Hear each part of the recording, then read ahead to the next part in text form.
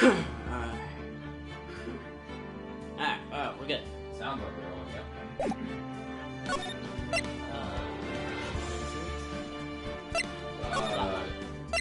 The trial, yeah. Okay, so we'll just need to go through the testimony again because it cut out all of her talking just here, but just keep going from here. Alright. Mystic Maya tried desperately to defend herself and stole the weapon. It was only in self-defense. You can't blame her for it. So it was in self-defense. Yes, Mystic Elise was the one who attacked first. That's why I tried my best to protect Mystic Maya. You moved the victim's body to the temple so that Maya wouldn't be suspected. Isn't that right? Not bad. You've got the instincts of a true criminal. Something's not quite right. I'm sure it was established yesterday. Iris never went to the inner temple that night. And that the person who did was that woman. Yes, I remember that woman. Good old that woman. I think you're thinking of that guy. The guy from, Guilty Gear. Am I really?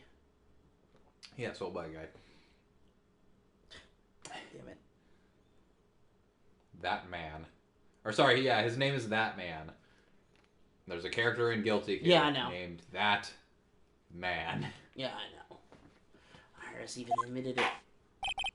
Now then, Mr. Wright, please proceed with your cross-examination.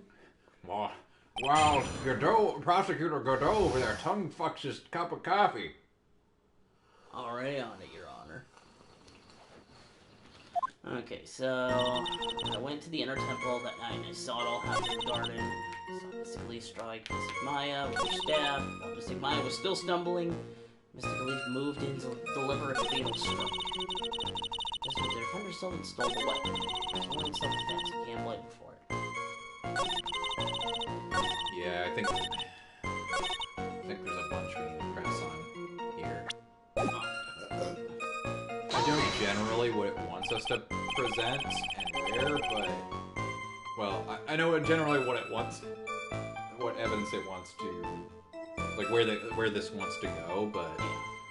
Your testimony has changed quite a bit since yesterday. You stated yesterday that on the night of the murder, you didn't go to the inner temple. Objection! Did she now? Too bad for you. What she said yesterday doesn't mean much today. By the way, where were you when she claimed that she didn't go? Temple's training hall. A private conversation between the two of you does not constitute testimony. That would be properly described as hearsay. What do you have to say, witness? I just didn't tell him the truth at the time. Mystic Maya, she's your girlfriend, isn't she? Yeah. I didn't want to be the one to break it to you before I saw her commit murder. There, I understand how difficult this is. Now then, let's continue with the testimony. What did you wish in that temple, guard? Well, Your Honor. Let's press on this one. You're saying that the victim attacked Maya? I mean, Miss Faye? Yes, it was a truly frightening scene. Mystic Maya was struck hard on the head and looked like she was going to collapse. She bombed her. She was too horny. Too hungry. Burgers. What are you doing? She had the taste of human flesh. She had human burgers. Yuck, you gotta try these burgers, man! Why didn't you stop them from fighting? Because I'm like 5'2". Have you seen me? I have done no actual physical workout all my life. I've been up in the mountains. If you hug me too hard, I'll break. Your bones? No, my heart. Oh, Anakin, you're breaking me hard. What? Just popped in my head. I'm terribly sorry, Mr. Wright. I was frightened. I actually want to talk about that for a second. So people are complaining about the new Batman starring Robert Pattinson. Yeah. Because they got a few more pictures coming out from that, and they're complaining about how Robert Pattinson is not like that athletic, like he doesn't have a six-pack of abs or whatever, which is a really stupid thing to complain about. But they're also comparing him to Ben Affleck's Batman, which is like, dude, don't suck Zack Snyder's dick. He doesn't need you sucking his dick. And they were specifically calling Robert Pattinson the soy Batman, and so Kaiser Neko made a video of the scene from Batman Begins where he's like, I'm Batman. But he just posted the clip from, I am assuming, the Spanish version where he just says, soy Batman. Nice. Alright, back to this. I couldn't even speak. I was in such shock. That's perfectly understandable, my dear. That didn't sound right. I can't believe this testimony for a minute. What happened after that? Then we all went and got friendship bracelets. I'm still stumbling. She moved in to deliver a fatal strike? Yes, I'm sure of it. She threw down her staff and reached into her robe for a weapon. Wait a minute. What was this weapon? It was some kind of dagger? A dagger, huh? And Elise Dunham tried to stab her with this weapon? To kill Miss Faye.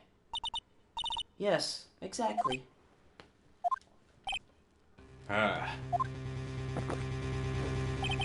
You look like I did after mistakenly... Oh god. You look like I did after I mistakenly took a swig of Worcestershire sauce. What? Yeah, I was at a Denny's, and I thought it was cream. I put a teaspoon of Worcestershire sauce in my coffee. No, I was talking about the other thing. Oh, anyway, do you have a problem with the testimony we're hearing from your client, lower boy? Problem with Iris' testimony? There is one thing. Your Honor? I have a small problem with the witness's testimony. You do? But this witness is your own client. Yes, well, nevertheless. That's fine. Witness, let's add your last statement to the testimony. Yes, sir. Hey, just a moment. I tried to say that. Listen, Gramps, I won't say it again. Final judgment will be rendered by me. I won't say it again. It remains silent. Say what again? I told you, I'm not gonna say it again. Oh. Well, fair enough. Yeah. Okay, now, let's continue. You know this isn't how our court case works, right? You don't get to be judged. Oh, fuck, wrong button. She threw her staff away. Which press? I did press instead of evidence. Mystic Elise was trying to kill Mystic Maya. I think that's why she wanted a more lethal weapon. It's true. It's not easy to reflect a deadly blow with a staff. Sister Iris, let me make sure I've got this straight. The victim herself chose to throw away your staff.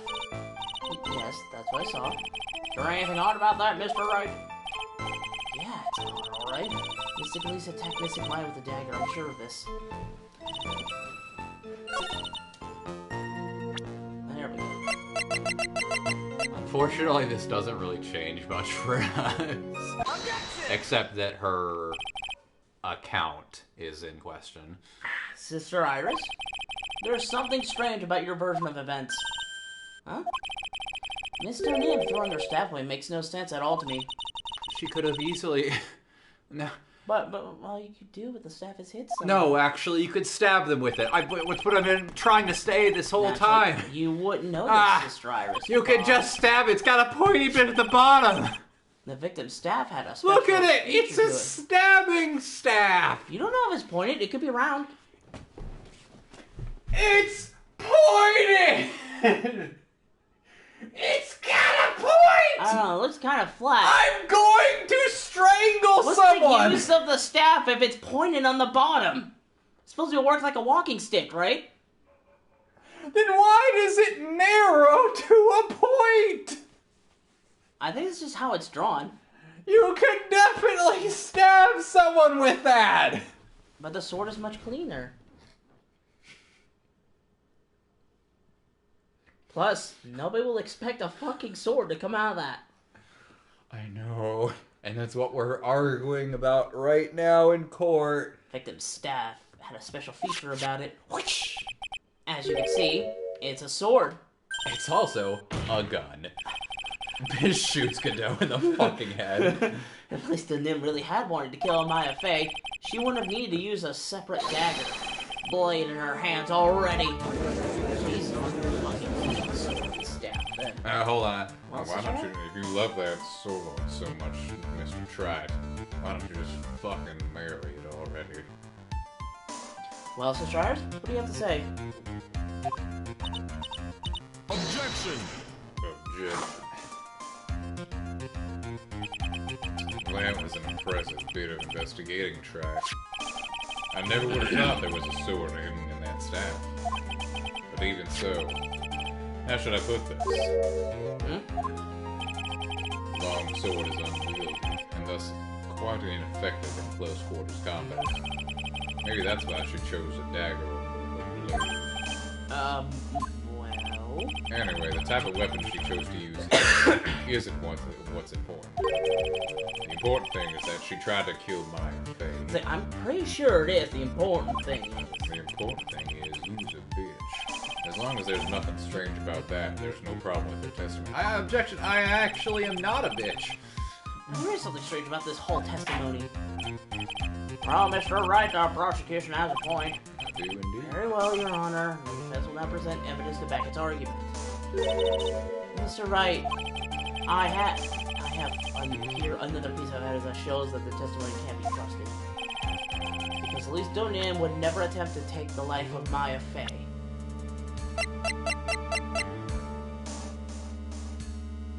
Take that!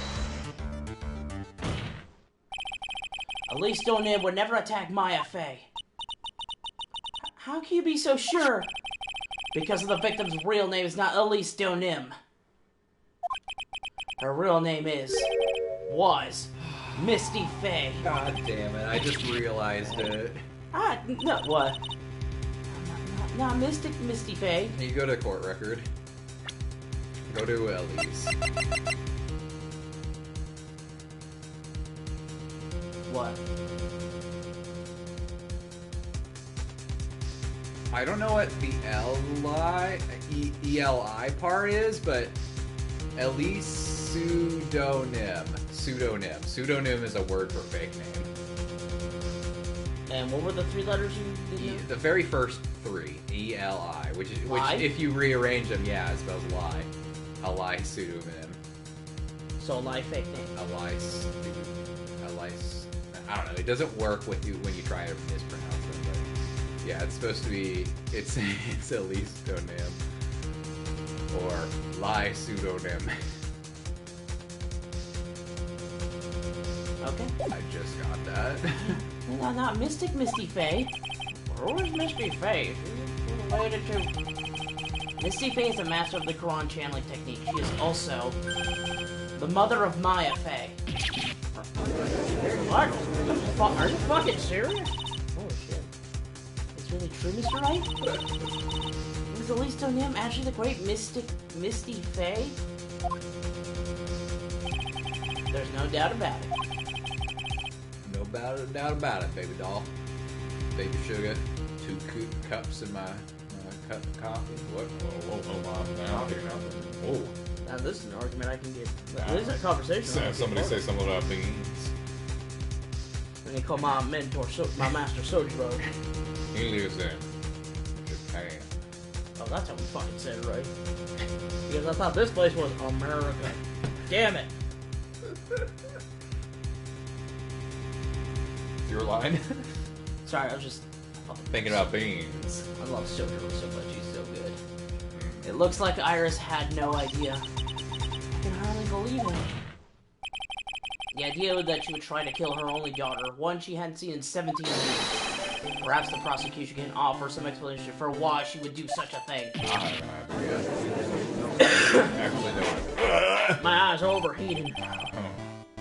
Order of the court. Upon first hearing the witness' testimony, it seems natural enough. However, in light of some facts I've just been presented... Actually, I got one. She didn't clean her room. That's why the mother would want to kill her own daughter. Because she was not a girl. One, that the victim supposedly threw away a sword during a fight. And two, that the people battling to the death were mother and daughter. Despite the facts being believable when taken on their own. When taken together, the entire story seems difficult to believe. Listen, there's nothing in this world that is impossible. Except for one little thing. Yeah, that's what this is a long, powerful thing. Yeah, you still don't get it. You think maybe my beans are under-roasted, but you have no idea, Gramps. Could you get to your point? I heard this witness's confession this morning. Just as I had taken the first sip of my 8th cup of coffee in the morning coffee. You're gonna ruin your health, my friend. I got the shits like you wouldn't believe. I have, like, 3 months left to live. You know, actually, knowing his backstory, you're probably not wrong. Anyway, after hearing this woman's confession, I had a detective who loves to investigate sent to the scene of the crime. And he discovered this little beauty. A knife? Is that the dagger the witness testified to seeing? Obviously, Your Honor. But you do not notice something else? Now that you mention it, it's a nice handle.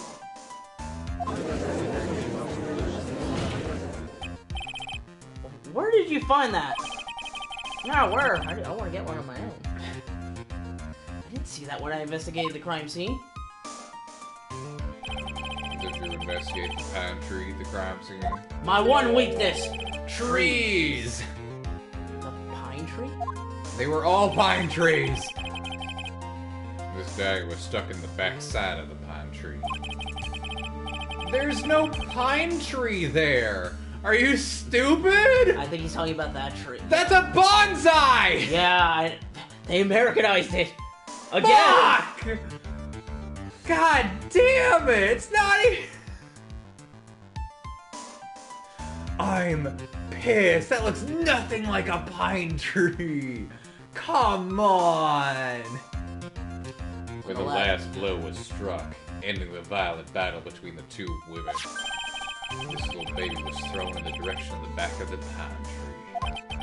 Which means the blood on the dagger belongs to the victim, correct? Oh, it belongs to the pine tree. Were you even listening, old man?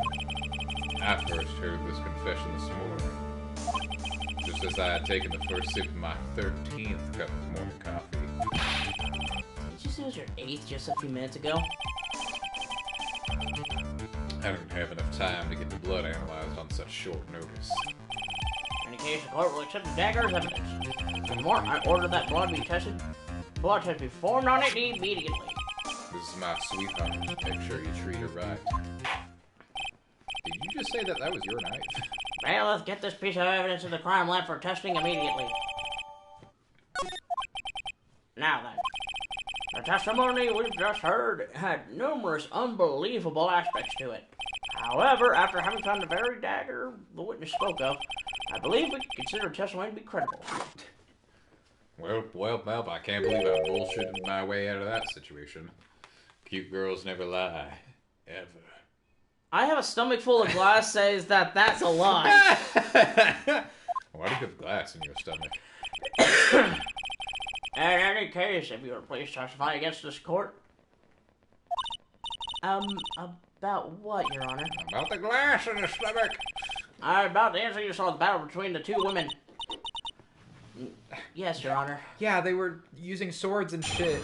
They started doing a beam struggle. Like in the animes? Like in the animes, Your Honor. Is Mystic Maya stumbled briefly after being hit over the head with a staff. Bonk. But then she dodged Mystic Elise's next attack and stole her weapon. Suddenly, Mystic Elise was the one on the defense with her back to the stone lantern. I'll never get over this pose for Maya. Just like, I'm gonna get you. She's like hunched up. Stab you. I'm gonna stab you. Steve stab you. Also, it's crazy to me how long Maya's hair is. Yeah. Because it does not look that long when seeing her from the front. That's when Mystic Maya stabbed Mystic Elise. Mystic Elise managed to fling the knife away, but then she collapsed. Haha! I stabbed you! That's a very heartbreaking story. I don't know if there was any bad feelings between them, but it had been 17 years since Mystic Misty disappearance. Perhaps they simply didn't recognize each other anymore. That seems reasonable. Now then, Mr. Wright, proceed with your cross-examination. I have... I don't know.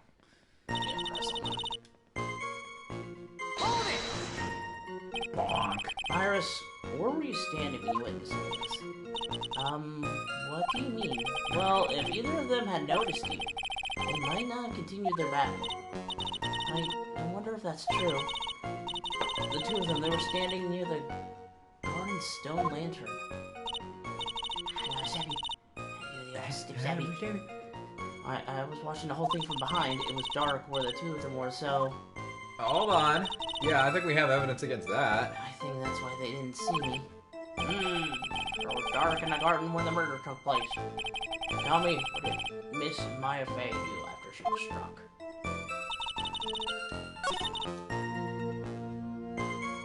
That didn't get added to the testimony. Yeah, and so- also, I don't think we actually do have evidence No, for they- the lanterns. Yeah, they didn't. It didn't. It said they don't really like them though because it affects the. No, but that they said that we immediately after that Gumshoe said that they found evidence that they were lit the night of the murder. Oh. But then she dodged. What happened to the victim's staff then? I'm not sure. The area was very dark, so I really couldn't see. It started tumbling away like a bowl of like a can of Chef Boyardee soup, and it somehow ended up in the courtyard in Joe's temple. But I love staff.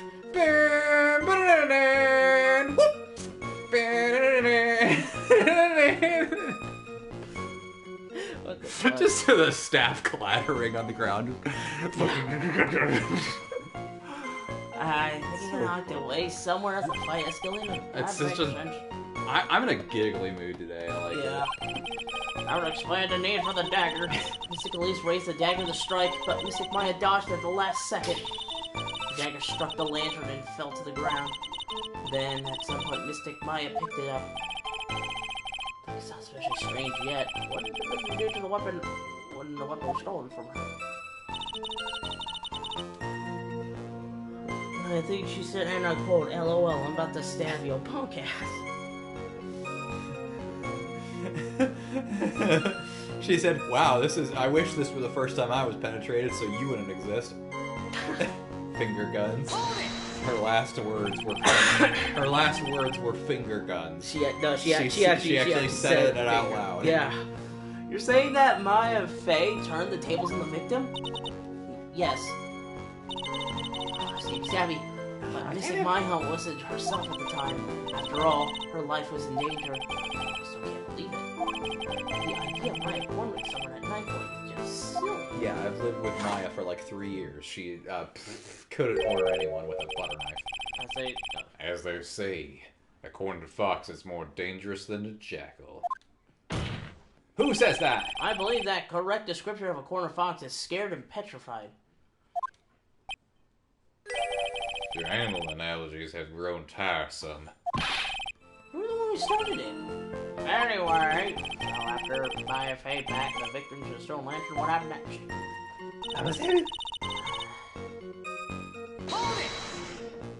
Nothing yet. Are you absolutely certain that's what you saw?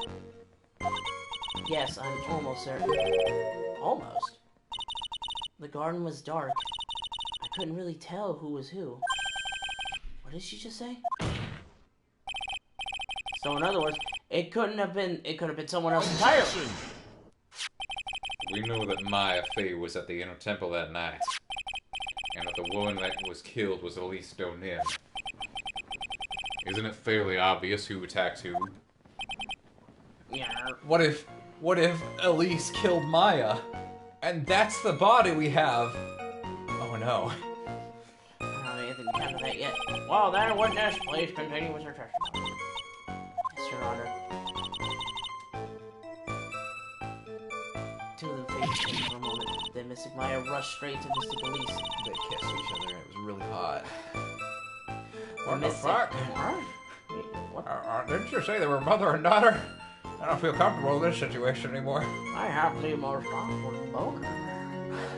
Then Mystic Elise doubled over to come to the ground. So she was stabbed in the stomach on Maya took that MILF part a little too seriously. Managed to fling the necklace, but then she collapsed. Where does that dagger go? I have no idea. Probably into the tree. It was dark and I couldn't see. According to the detective who found the dagger, I'm gonna do it. it was stuck into the pine tree in the garden. Much like it was flung towards the tree after the struggle. That's the most likely explanation, yes. After being stabbed in the stomach, did the victim collapse right away? Now that I think of it, she seemed to stare at Mystic Maya for a while, and Mystic Maya stood there, not moving an inch. I felt for a moment like time had just stopped. But then, suddenly, as if the spell had worn off, Mystic Elise fell over. Seems like a reasonable story at first, but there's one thing that's completely impossible. The very idea of Maya stabbing someone.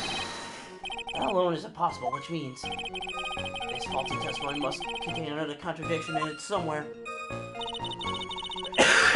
Okay. Can you look at the autopsy report?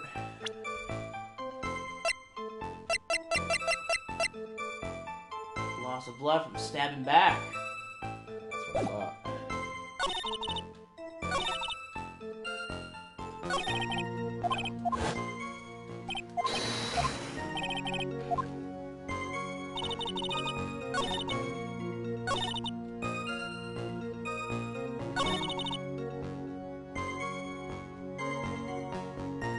I think it's either this one or the previous one. I'm gonna sit there and try it. Yeah, I think it's probably the second one because you got the picture there. Alright.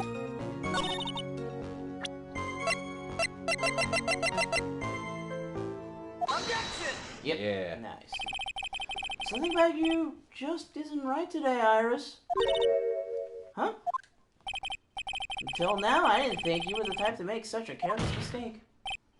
However, the testimony you just gave contains quite a few contradictions. Well, what do you mean? What's wrong about my testimony? According to you, Maya Fey stabbed the victim while she held her back to the stone lantern, correct? Yes, that's right. But in that case, the victim would have been stabbed in the stomach, right? Yes, that's how stabbing in the front goes. Dumbass. But, according to the autopsy report, the cause of death was due to blood loss from the stab wound in her back. The victim was stabbed in the back? I didn't know that because it's my first day in this courtroom. This proves that the victim was stabbed from behind, not from the front. Sister Iris, it appears that a seed of doubt has sprouted from your testimony. Oh no! Not the beans! The beans of doubt! What is the meaning of this, Mr. Wright? I think I can explain this. It's simple. People are like books. You've all got a front and a back. You get my drift? What? Is that all you had to say, right?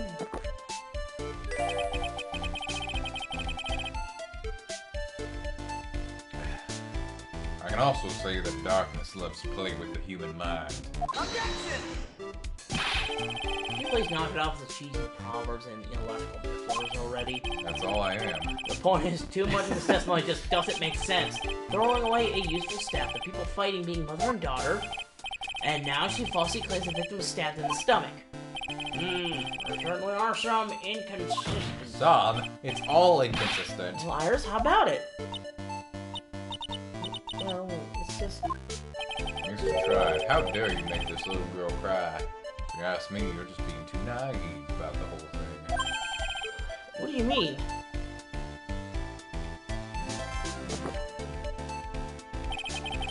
There are 253 distinct types of bitterness in coffee. There's 253? I thought there was only 26! The ABCs of beans! Oh my god. But to pick out each one requires total concentration and the use of all the senses. Were you really concentrating on what this witness actually said? Prosecutor, go to explain yourself! The witness was quite at her own ambiguity. God damn it. The witness was quite unambiguous about her own ambiguities when she said that the garden was dark and she couldn't see clearly. A human needs one thing to see clearly, and that is light. Light? I have none of that because I am a dark, dark man. By the way, did you know? Joe has a rule that on nights when an acolyte is in the Inner Temple training, the stone lantern in the garden must be kept lit. I did wonder what the stone lantern was there for. Well, if that's true, shouldn't the witness have been able to see the crime more clearly? Normally, yes, Your Honor. But according to the head nun, Sister Bikini, on the night of the crime, it was impossible to light that stone lantern. Impossible? It hadn't been used in a long time, and the wick was no good. In other words, it had to have been nearly pitch black in the garden that night. There could have been a faint light coming from the training hall, but that's all. What about the moon? Martian light. What are the phases of the moon, Mr. Godot? Yes, that illuminating fact has chased all the contradictions away. So, your solution to the contradiction is that, no, she actually didn't see jack shit. If the stab was dropped, it would be difficult to see. It also explains why they didn't recognize each other. We can't see the demons that lurk in the night. That's why humans are weak. Isn't that right, Trat? No! Order, order, order! Yes. Here, Your Honor. Let me present the stone lantern into evidence. Maybe it will rekindle the flame of truth into your mind. How the fuck do you get that in here? Why is it just sitting there with that look on his face? What's wrong, Your Honor? Was that flame too hot? This lantern, there's something written on it. No, there's not. What? It's written in blood. Oh boy. Hold on. Just didn't know about that yet. Okay, I can't do that. Written in blood. I thought he was gonna do a spit take. I was getting ready to attempt it. It says Maya upside down. What the? Yes. That's right. After being cornered and then stabbed by Mystic Maya, Mystic at least didn't fall down right away. She must have been writing on that stone lantern. The blood that was draining out. The blood that was draining out. Silly. This doesn't look like that, Hang on just a minute. What are you all talking about? right? What do you mean? What are we all talking about? We're talking about the message written in blood. Nonsense, there's no message in blood written there. This lantern, it's as clean as a whistle. Huh? Could it be? He can't see that he did say something to me yesterday. My eyesight is pretty messed up. Even with these huge goggles on my head, I still can't see everything. Remember in the 2 cases ago in the with the apron, he couldn't see the ketchup on it. Oh. So that's what you meant by that. You can't see red on white surfaces. In any case, this is obviously an important clue. We now know that the crime scene was dark, and that the victim scrawled this message on the stone lantern. Well, Mr. Godot, anything further? Mr. Godot? Okay then, let's move on. Godot's literally shaking. Somehow, I don't think it's from caffeine overdose.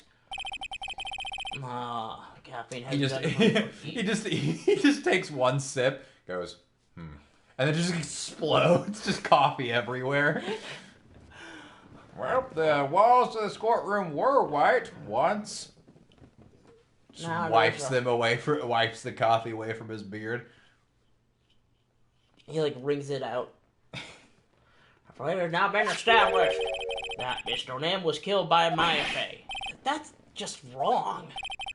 Now it's time to turn our attention to you. Yes, sir. After the victim died, you did something, didn't you? Let's hear it. We're all ears.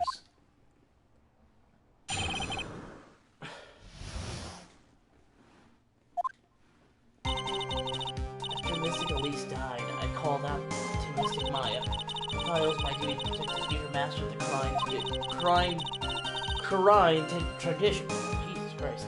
So I removed the body from the inner temple by myself. I dragged it behind me all the way across Dusky Bridge. Then I used the snowmobile to carry it back to Joe's temple abbey. I used the sword to alter the way the wound would look. So you moved the body? Yes, I was raised at Joe's temple. I owe a great deal thanks to the Fae clan. But even so, I never imagined that Elise Stonem was actually Misty Fae. I've committed a terrible sin. Terrible trick of fate. I believe you're looking for a twist of fate, Your Honor. I intend to return to the inner temple after taking care of the body, but... You were spotted by the head nun, correct? Yes, and that's why I couldn't go back.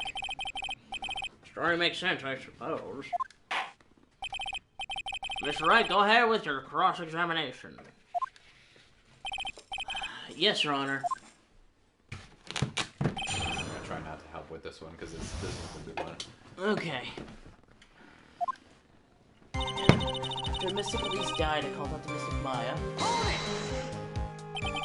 So you're waiting until everything was over before making a move? No, it's not like that. Objection! She saw someone murdered right in front of her eyes. It's not surprising that she was a little timid. As I suppose that's true. Sometimes when I'm watching lawyers argue back and forth with each other, I feel so helpless that I just sit quietly and wait for them to reach a conclusion. Isn't your job as a judge to mediate the argument? I like to watch people fight, what can I say? It brings me great joy and a bit of a kick in my pants. Huh? It wasn't until Mystic Maya saw me, it finally dawned on her what she had done. Mommy, wake up. So then you knew. You knew the significance of the name Maya Fey. Yes, of course I did. Odd. I mean, Sister King didn't recognize Maya's name, let alone her position. Anyway, she was a very special person indeed.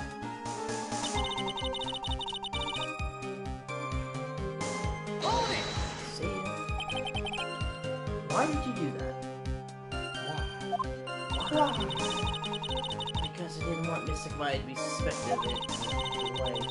I have a question. What? Why didn't you just clean the blood off this lantern then? I thought the best thing would be to remove the body from the crime scene. Moved your body all by yourself. Yes, I did. That bitch weighed a ton. That bitch was heavy. It would have been impossible if it wasn't for the snowmobile.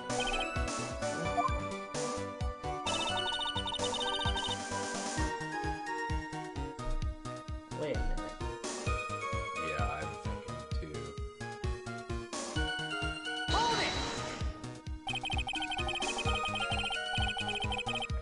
It's pretty amazing you can make it across. That's a rickety old bridge. It looks worse than it is. It's surprisingly sturdy despite its age. Like they say, idiots are too stupid to catch even a simple cold. But there's one other thing that bothers me. You can just throw the body into the evil river. It would have been much easier than dragging it all the way to Joe's temple. I thought that it would still cast too much suspicion on Mystic Maya. That's why I tried to take the body as far away as possible. Makes perfect sense to me, for the time being. Anyway, what did you do after you crossed the bridge? So we'll be able to go back to Joe's temple. Back up. Hold on. Wasn't the snowmobile at Joe's temple, though?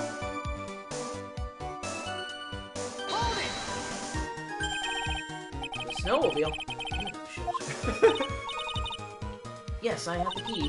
I used the snowmobile to travel from Joe's temple to Dusky Bridge. This part was in question the other day, so I asked for more details. Yeah.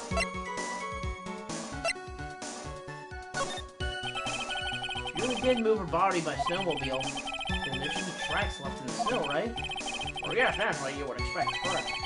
The picture was presented at yesterday's trial. Are these the tracks from that ride?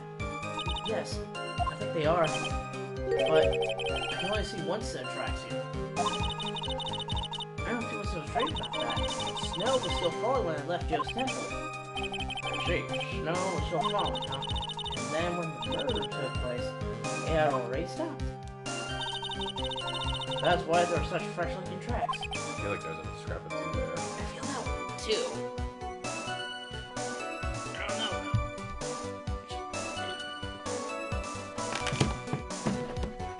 I'm just too lazy to take it to the trash can right now. Yeah, that's fine. How about it, Mr. Wright? Oh, what do you think about this suggestion? This shit is tight, yo. Have already stopped. That doesn't make sense if you stack it up against the other evidence. Your Honor, I like the statement Iris just made added to the testimony. But does that have something to do with the case? It has Oh, everything. I'll make clear if you allow her statement to be added to the record. This should be fun. Time for cup number 27. Let's get this snow business cleared up, shall we? Yes, sir.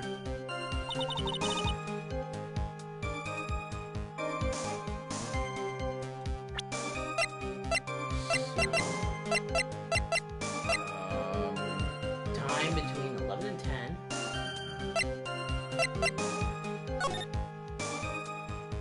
Snow approximately.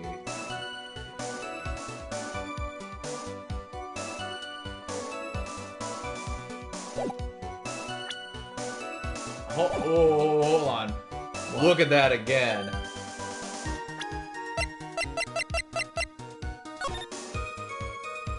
Okay, so snow with occasional lightning strikes still. 7 to approximately 10:50 p.m. So that's when the snow stopped. The snow stopped at 10:50. The murder took place at 10. No, you're looking at the wrong thing. Oh.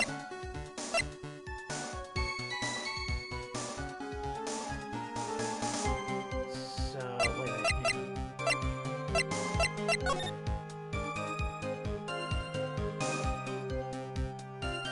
Okay, so the snow stopped at 10:50. She claims that basically she got there, the snow stopped, and then she came back. So the time that she took the return trip would have been at 10:50.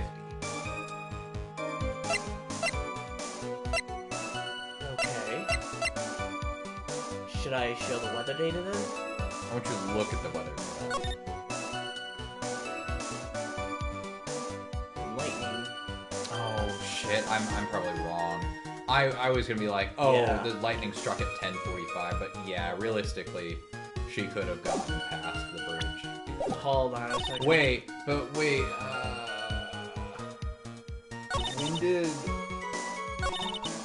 when did Larry come up to look at the bridge? Because they would have passed each other, I think. Do you have anything, that evidence that says that? What about the footprints? What are the footprints in the snow? From the tracks photo, you know? Yeah, it says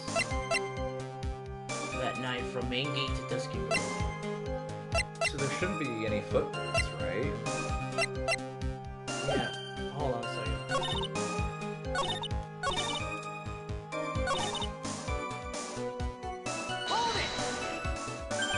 Yeah. Oh, we already got this line. There was a second option though. Oh, yeah.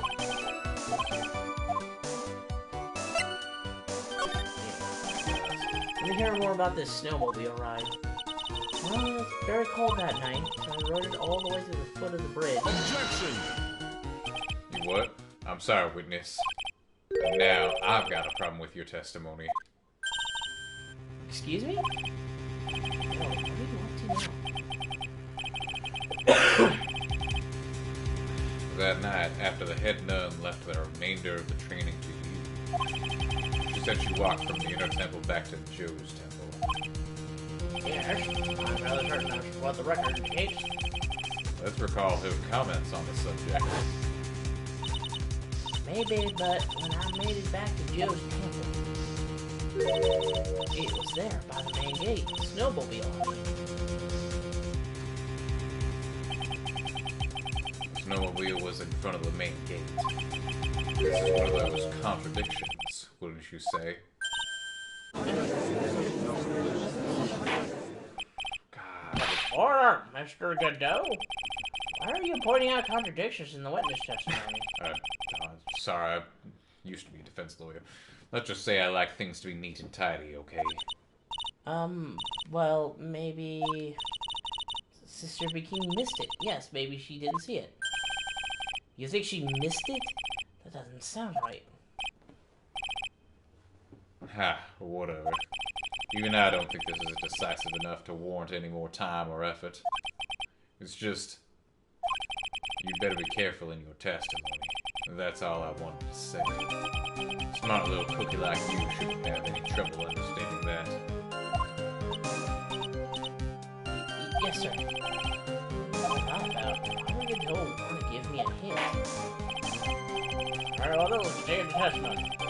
Transport by a snowmobile all the way to the Hakazura Temple courtyard. Yes, I thought that way, Mystic Maya. What temple courtyard? Joe's temple. Mystic Maya would never be suspected. That's what I thought anyway, and then I used the shield. The sword to alter the way they moved. The place of snow had already stopped. There were not a lot of contradictions in your testimony so far. This time, are you sure it's all true? Yes, I am. When the murder happened, the snow had already stopped. According to you, that's why snowmobile tracks are so clear. That's right, I am certain of it. I got trapped her this time. I see how you think. Snow, huh? What's going on here? Snow really had to stop by the time of the murder. That means there'd be a bigger hole in her story than that. Than that movie, The Grid Revelations. What? Matrix? I think that's what they're trying to do. Yes? That's gotta be it. Matrix Revelations. Ah, Somebody on the fucking localization team must have hated that movie. well, big Mr. Tribe, perhaps you'd like to share your theory with us. Let's see what's up your sleeve, or rather, at the end of your index finger. my index finger is a cup of coffee. I don't think my logic is failing me. Iris is trying to pin the murder on Maya. But why would she want to do that? There's only one reason I can think of.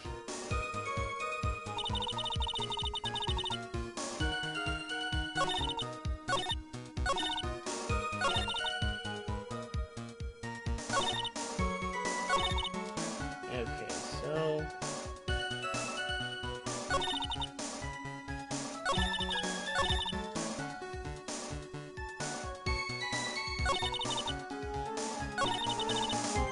Back up.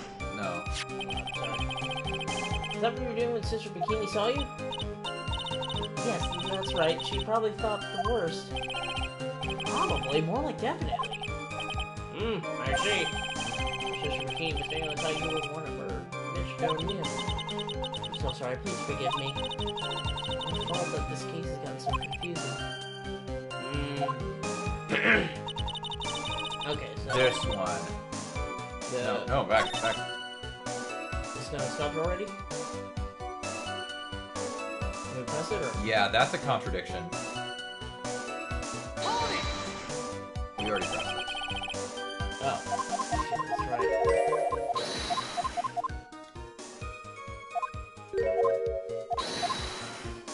Let me put it this way, because this isn't the answer. So when she took the snowmobile out, it was supposed to, she says it was still snowing, and that's why there's only one set of tracks back. But now she's saying, by the time the murder took place, the snow had already stopped. Okay. So there's two things it can be now. It can either be the tracks photo, or something else. Weather data? Probably. Objection! Not the weather data.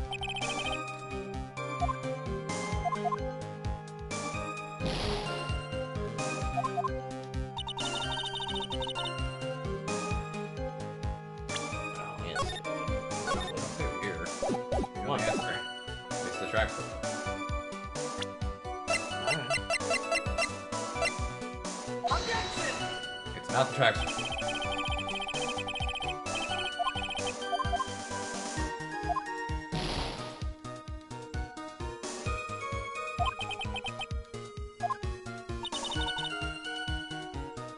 But that's clearly wrong.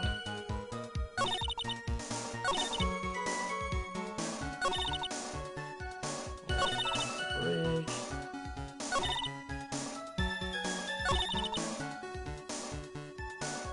I don't think it's any of these first three. These first three don't really. Okay.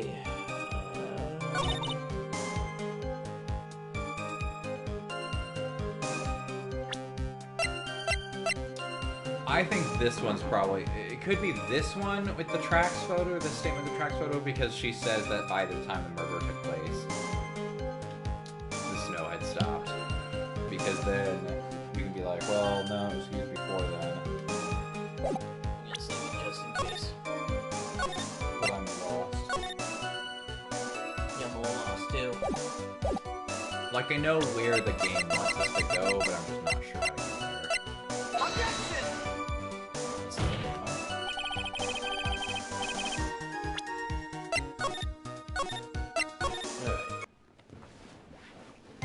I swear, it has something to do with this, this snowmobile. I just can't figure it out, because the snowmobile is really confusing. Like this, I remember this being a hard part. Yeah. So, the thing is that she contradicts herself in this very testimony. She says she uses the snowmobile, and then she says by the time the murder took place, but we know that couldn't happen, because the snow stopped at 10:50, and if the murder took place when she was on the other side, the bridge would have caught fire, and she wouldn't have been able to cross it.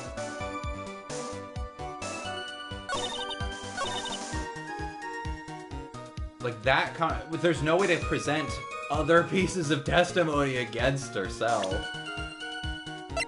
With a... Do you think the sketch? No, because that doesn't contradict anything in that statement. Alright.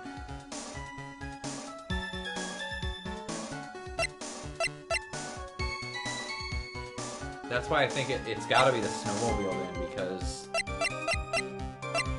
we can't disprove this statement. We don't have any evidence that disproves that statement. And for this one, I use this one to carry back to Joe's temple. Use the snowmobile to carry it back.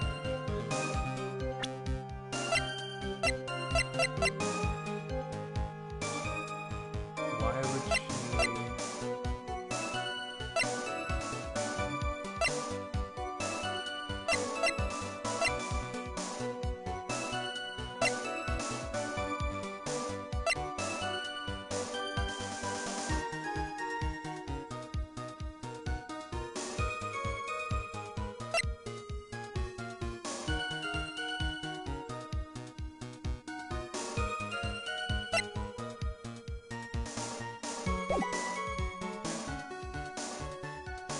They're pressing it again. Maybe I'll reread that. The key I use this over to travel from Joe's temple to this bridge.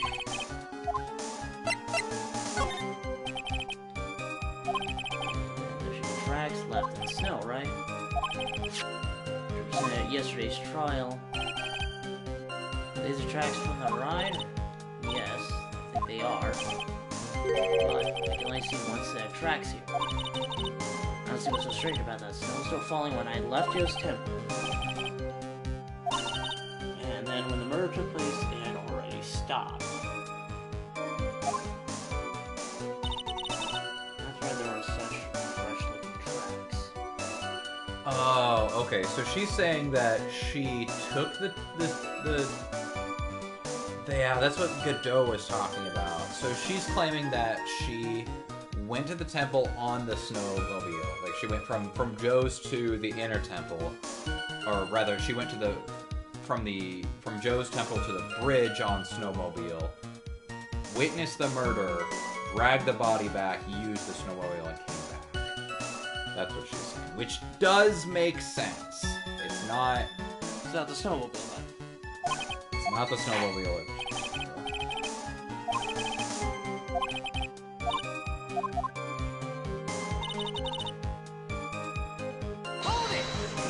Can you check the court record for me? I don't know if it's this, but can you go to the courtyard photo?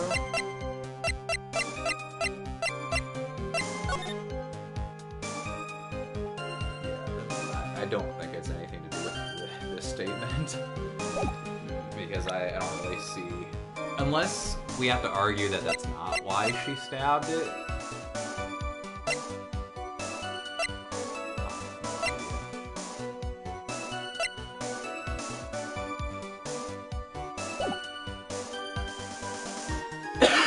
When she saw you, yeah. I'm gonna be Worst. trying to think it over. I definitely thought you were the one that murdered him.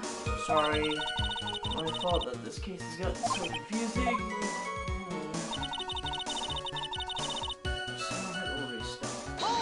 Press on this one more time. This time, make sure it's all true. The murder of this guy had already stopped. According to you, that's what snowmobile was. We're so clear.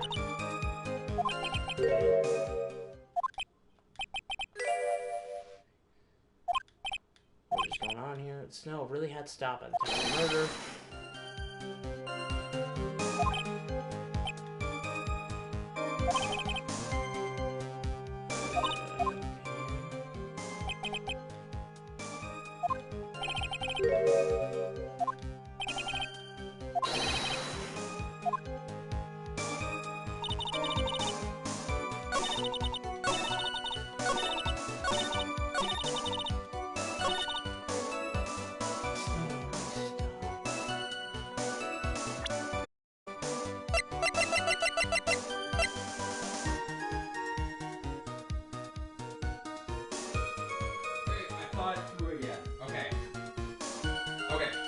Got it.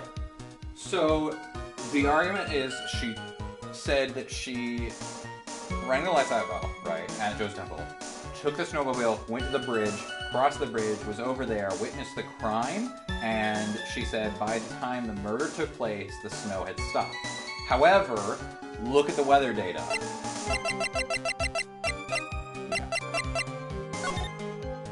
The snow stopped at 10:50. The bridge was on fire at 10:45. She wouldn't have been able to cross it. Oh, so the weather report on this.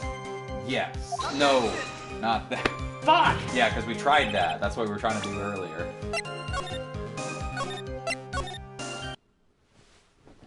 Because with that statement... No.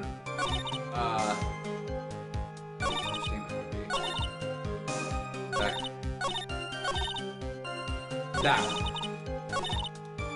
That one, the weather data.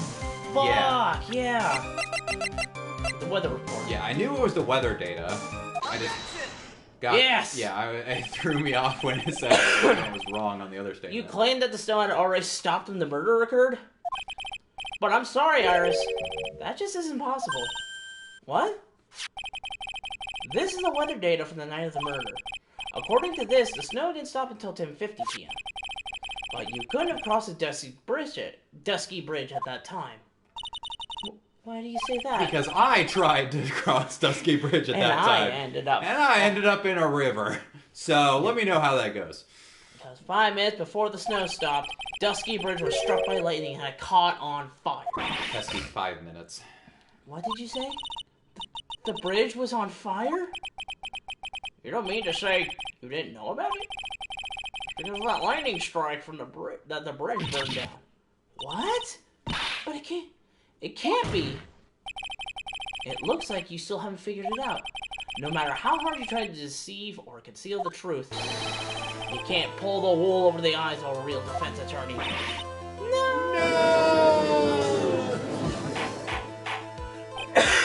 Order! Order! Bridge was already on fire when the incident took place. That's right, the inner temple was already totally cut off from the outside world. There's no way you could have crossed that bridge. Body or no body. Witness, even my patience has its limits. Any further lying and I will find you in contempt of court. Do you have anything to say for yourself? Objection! The only person here that is truly contemptible is you. Your Honor. Old man. Oh, I thought he was gonna... Me? How dare you? How dare I? How dare you? Anyway, whether this witness lied or not doesn't mean squat right now. I'm pretty sure it does. I said squat! Squat, I say. The important thing now is to find out the truth. Isn't that right? Yes, of course. Whether it was snowing or not snowing, or whether the bridge was burning or not, there are two facts that can't be disputed. First, the body of Elise O'Neill was discovered in the Joe's Temple. And second, the head nun, Sister Bikini, witnessed Iris desecrating Elise O'Neill's body. That's a good point. On both accounts. That's right, I'm not lying. What are you claiming this time? I wasn't myself at all that night, so my memory stole someone crazy. That's bullshit. You have stood at that witness stand and testified this entire time. Are you telling us now that your memory of that night is hazy? It's only human error. If you're so perfect, Try, maybe you can explain this for the court. What is If it? you're so perfect, Try, maybe you want to get up on the witness stand and testify. When the murder happened, the bridge had already burned down. Somehow the body traveled across the bridge and was found in the temple courtyard. Perhaps you have some kind of perfect explanation for this little magic trick? Ugh. Well, not exactly, no. There must be some other way she gets across that burned out bridge. But unless I can somehow demonstrate it, we'll never know the truth. Most Sacred Defense is not prepared to offer us suitable information. You see what I mean? In other words, you're in no position to suggest that this lady's testimony isn't the truth. Ah! Alright, then, witness, let's hear your testimony once more. About what, Your Honor? You admit that you moved the victim's body. Nevertheless, your prior testimony contained a rather large inconsistency. Please add an explanation to your testimony. Yes, Your Honor. Will this be your final testimony? I'm genuinely curious as to what she has to say because I don't remember. How did you manage to do that? Other than walking over the bridge, there's no way to move the body. So I must have just gotten confused, I guess? Is the snow still falling or had it stopped? Does it really matter that much? Are you saying that there is a way to cross a burning bridge? No, trust me, there isn't. Okay, I think I know which one it is. I'm not gonna help you. It's probably this bridge after it burned down from the lightning blast. Taken on there was me the whole time. It was me. That was a really good impression of you, wasn't it? It was taken on the morning after the incident. That's what you sound like, by the way. You sound like a bitch. Certainly was burnt to a crisp, and one of the suspension wires even snapped. It's amazing the whole bridge didn't fall.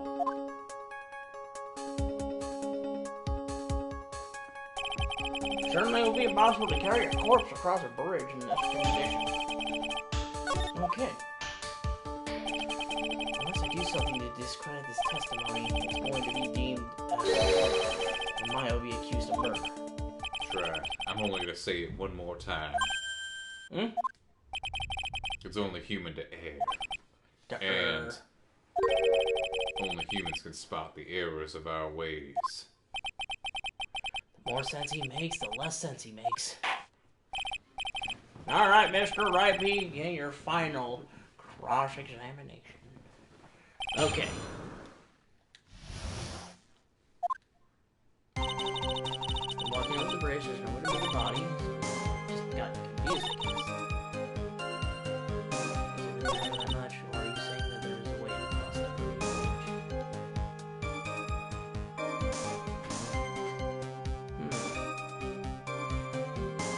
I'm gonna press on all of them Yes, but if the snow had already stopped when the incident took place, I couldn't cross the bridge, naturally.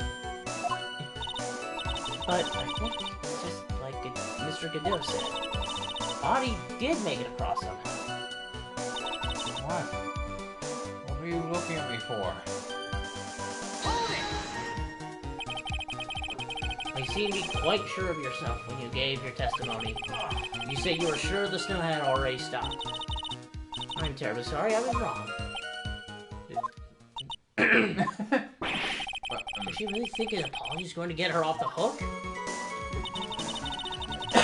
Alright, stop. Does it really matter? Okay, I think it's well, I don't see why there couldn't be a way across. Mr. Wright? I think it sounds a bit silly. A dead body crossing a burning bridge. Did anyone actually witness such a thing? Oh. If there was, I don't think you'd call someone like that a witness. After all, a dream isn't the same as actually seeing something.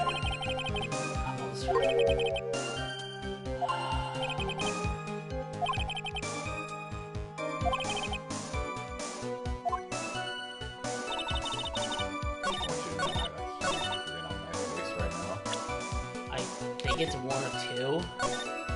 Go ahead, just pick them. I will neither confirm nor deny until you get it right. Objection! You got it right. A dead body flying over a burning bridge? Don't exactly rule out the possibility. What? The fuck?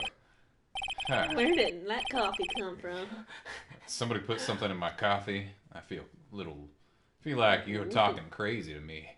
Saying it's possible, don't make me laugh. The only thing that's possible about your claim is it being pulled out of thin air. I don't know about that. In any case, we have a witness who did see it happen. What phosphorus? Who is this witness? Can't check it out here. Gotta keep it on the attack and go, go, go. Miss Elise is a brilliant, highly gifted apprentice Lori's Stonim. Brilliant. Francis? Remember that he said in his testimony? That night he was at the mountain shack at Heavenly Hall. And that's when he witnessed the event. I think you've all seen this sketch before. It's an exact drawing of what he witnessed that night. Are you high? Today's not April Fool's Day, is it? Mr. Wright. Is this an out-of-season April Fool's joke? You're banned from my court permanently. Yeah, Mr. Wright, are you seriously claiming that the victim flew through the air? And you're using this pathetic scribble to support your argument? Oh, come on! Uh-oh. The judge looks like he's about to blow a gasket. Well, tried, there's nowhere for you to hide now. Other than looking like it was drawn by a 6-year-old, does this sketch prove anything? Yes, I'm pretty sure it does, and I'm going to prove it. Listen, I know your tricks. You're trying to turn this whole thing upside down.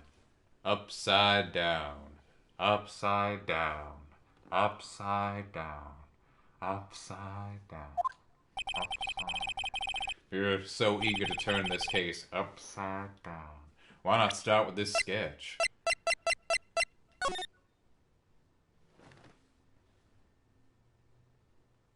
Oh. Was I right earlier? Upside down. Keep going with the game. Keep going with the game. Get to a decision, and then you can make all the fucking pauses you want. Why did Godot say upside down so suspiciously like that? Alright, now let's hear the defensive theory. What exactly is the sketch trying to show? I don't think old Whiskered Face is going to forgive any more mistakes. I'm gonna save it. Yeah, probably a good idea.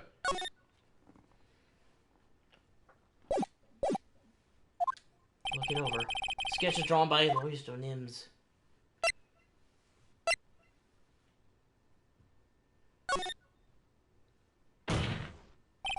Of course the victim was flying through the air. You can see it right there in the sketch. Whoosh! Now, trying to remind me of yesterday. What? That's the last thing I wanted to hear. Give air evidence the victim through the air. Just so you know, we haven't discovered a giant human catapult at the inner temple yet. Ugh, I wish they had. Even if you're a lousy lawyer, at least you're 1 cup's worth of entertainment. I think we should skip the penalty this time. Yeah. Must be some way I just know it. Must be a way to use Louis' sketch to show the truth of what happened. Alright then, the witness will now return to her testimony. Wow, you fucked up so hard they didn't even give you a penalty. Okay, I'm gonna load it. Yeah.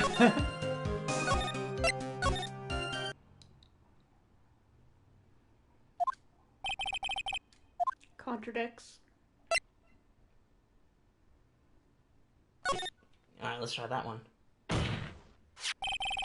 Something's obviously funny about this sketch. You're telling me. No shit. No, that's not what I mean. Louis Donims stated it over and over. And this sketch was exactly as he saw it. However, if we were to believe his testimony, then this sketch contradicts reality as we know it. It bends the fabric of time and space. It contradicts reality. This is getting interesting. Looks like you're back to that finger-pointing thing again. Objection! Okay, right. Oh. Okay, try. Is that your impression of me? How do I... I didn't get to read what he said, so I don't know what you're trying to present here. What's the contradiction? I'm guessing.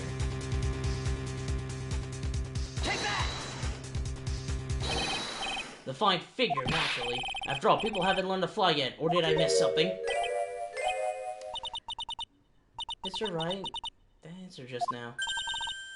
It was lethal. Oh, fuck. She liked it. I think it's the...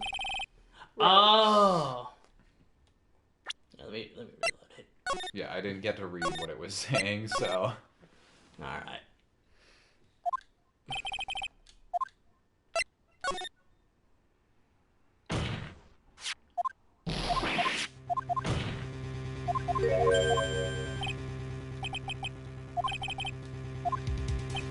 Okay, Strat. So what exactly contradicts reality as we know it? Take that! It says wire connected to the bridge. The wire? Ah. Is that the thing that contradicts reality? It is indeed. And show us the reality it supposedly conflicts with.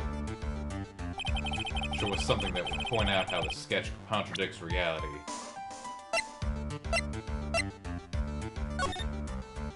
I fucking thought so, baby. No, you didn't. Take that! This is for a Disky Bridge, correct? Yes, now compare the sketch to the photo for a minute. In the sketch, the wires appear to be above the guard wires. But the actual Dusky Bridge, shop in Jehoshaphat, the wires are... Away from your face, please. You're muffling your voice. Oh, sorry. The wires are below the guard wires. What? So she swung. She pulled the Tar's hand. Order.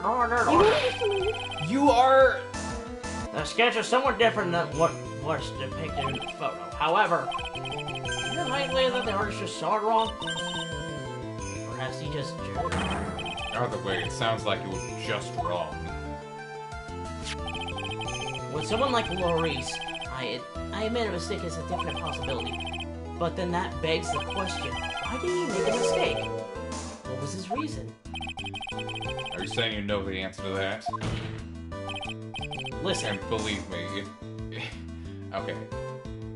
What? God, I think I said it. I said it earlier. I was like, this is stupid if this is the case, but this is blah blah blah. And I think I was right when I said that. Listen, think back, alright? Remember what Maurice was doing when he witnessed the event? He was sleepy. At Heavenly Hall, waiting for her lover that was never going to come. He waited and waited, and finally he lay down. But then, lightning shoots from the sky and sets the bridge aflame. Now, ponder what sort of position Maurice must have been at the time. He was lying on his back, which is why he remembered the scene the way he did. He was lying on his back? Let's see how that plays. That, or we've just been looking at the picture upside down, guys. But it does, Your Honor. That's the reason why the wires on the sketch go up instead of down. Ah! No way. Maurice Donet witnessed the event while he was lying on his back, face up. In other words, the scene that he saw was actually upside down. So then, the sketch should actually... I think you finally get it, Your Honor.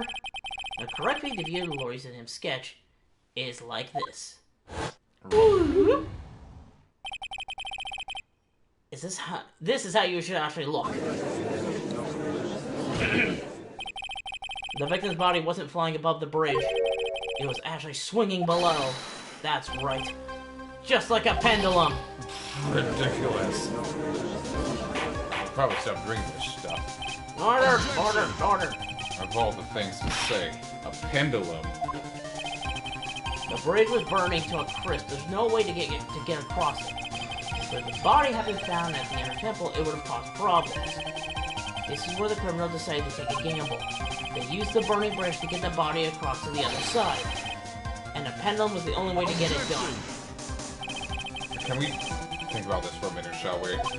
This is fucking stupid. Dusky Bridge is about 20 yards long, which means it's about that far from the inner temple of the opposite cliff. Yes, that sounds right. In order to cover that distance with a pendulum, you need a rope at least 10 yards long. To get a rope that long, you'd have to plan ahead. Objection!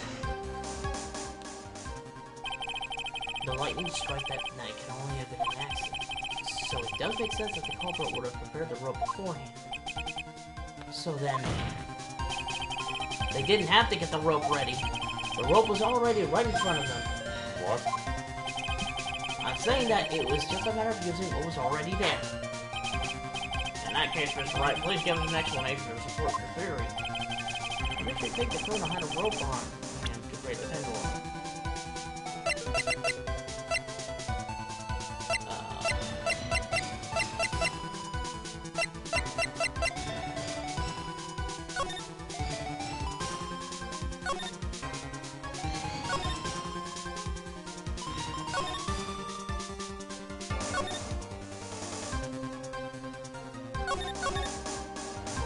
It's not asking why they thought they were going to need rope, it's asking what you think was used in the rope, basically. The supporting cables, Probably. so in this one. Take that! And the meaning of this is, if you want to know where the rope came from, it's hanging right there in front of your gorgeous beard. Sucking my dick's not going to help you. Might. Not that much. It'll help a little. It'll help me definitely. Ah! This is one of the wires from the bridge. When the lightning struck the bridge and set it on fire, they were throwing lighthouses at bridges. One of the suspension wires came loose from its anchor. The criminal didn't have any time to waste, so they tied the wire around the loose man's body. Yeet!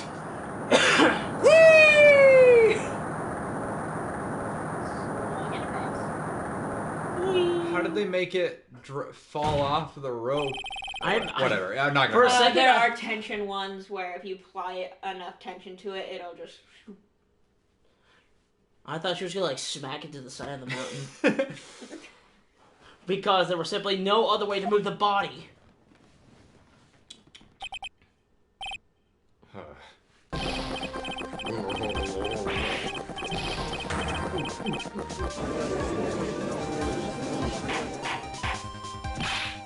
Mr. Godot! I told you, I got nothing to say. It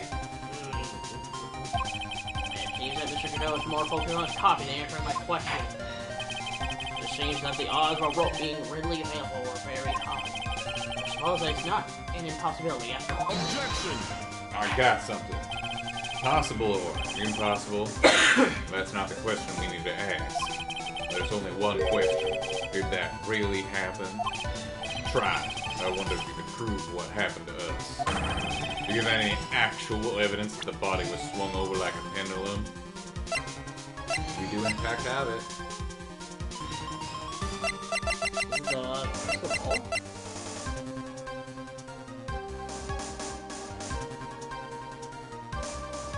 Maybe? I was thinking it was the autopsy report. Ah. That might come in. The crystal ball or the autopsy? I don't know which one it is, actually. I'm just gonna go with this one. Okay. Take that! Before I present my evidence, let me review what we know so far. According to this photo, one of the wires snapped. Looking at the map, we can see it. We can see it on. It was the one on the front of the inner temple. So then, that was the spot for the criminal. Yes, precisely.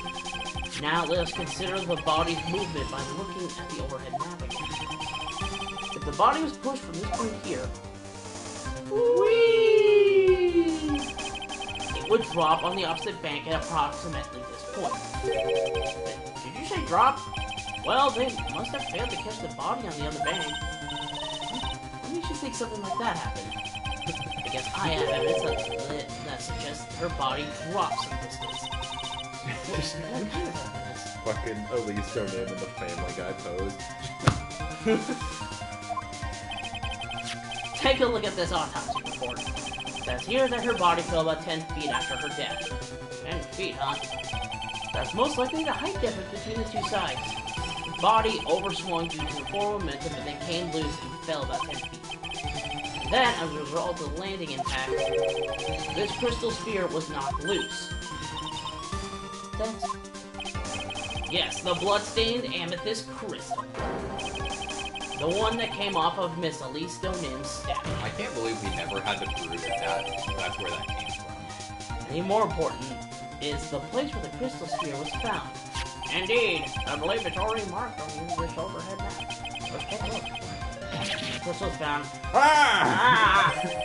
Precisely, Your Honor. Wait, so her dead body was holding onto the staff? It was probably also... Yeah. Yes. In the very spot where the pendulum would arrive if given the right amount of speed. That explains your theory quite well, Mr. Wright. You have provided us with the way the body could have been moved that night. An impressive deduction, Mr. Wright. Most impressive. If you want to make something, I'll stop you. Mr. Wright? Did he throw his cup? Yes. I thought this cold coffee might help you cool you down. What does the meaning of this, Mr. Cadet? Ran out of coffee.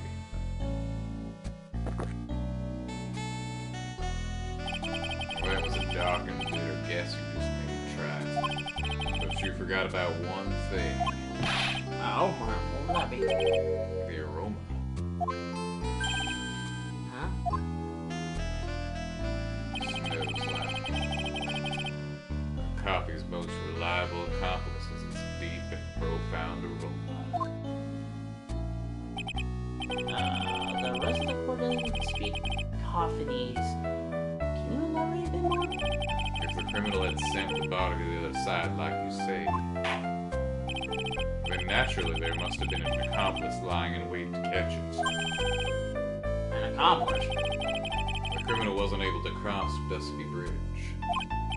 So who collected the body?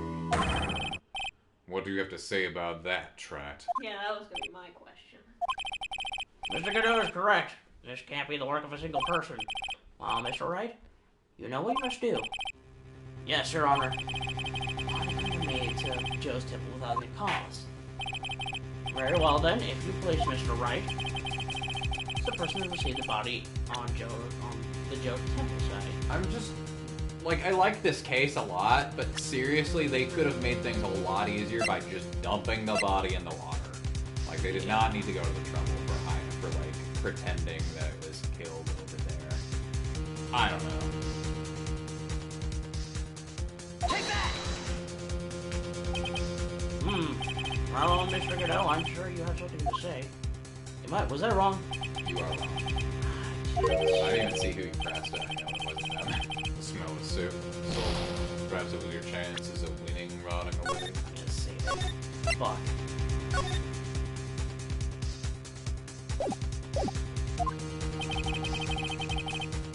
Like this, after the accomplice received the body, they carried it to the hospital. Also, there's only one person that can be. Oh. Yeah, who altered the body using the Shinshishito? Just don't stare at me like that, it's creepy. Well then, if you play this right. Sure. It was Mia. Take that! I'm dead. I'm dead. She did. I'm dead. I've been dead like the whole series. It can only be you, Sister Iris. Huh? Oh yeah! I I forgot I was... surprised. The only way to transport the body from Dusky Bridge is by snowmobile. Fuck, I forgot about that, but with her bad back, Sister Bikini could never pick up a body like that. Also, the fact that Bikini witnessed her do it. You've been listening to the witness's testimony?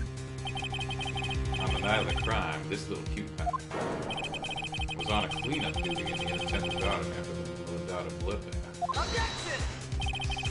I haven't forgotten, but have you, Mr. Godot? The witness was also seen at Joe's temple, desecrating the corpse of the victim. Indeed, on that night, the defendant was in two different places at the same time. That is weird. Sister Iris, let me ask you something. Why didn't you mention him when you first gave your testimony? Mention what? The pendulum, of course. Using the sketch drawn as by an eyewitness, I've established how the body was moved using the burnout bridge, which means it's now a fact that this occurred, something you should have already known. No, I had no idea. I didn't know anything about a pendulum. But the body couldn't have been passed along to the other side without your help. So you should have known about it. Like, just imagine just Iris, just like, I know that I need to move the body back to the temple, but I don't know how it'll appear. So you're just waiting that spot, just do. Whoa, what the fuck? In fact, it'd be impossible for you to be clueless about the whole thing. Unless you're not really Iris to begin with. What? How can you say that, Mr. Wright? What? What kind of nonsense is this? You're saying this witness isn't Iris of Joe's... Objection! Are you serious, Trax? I'm gonna say it again.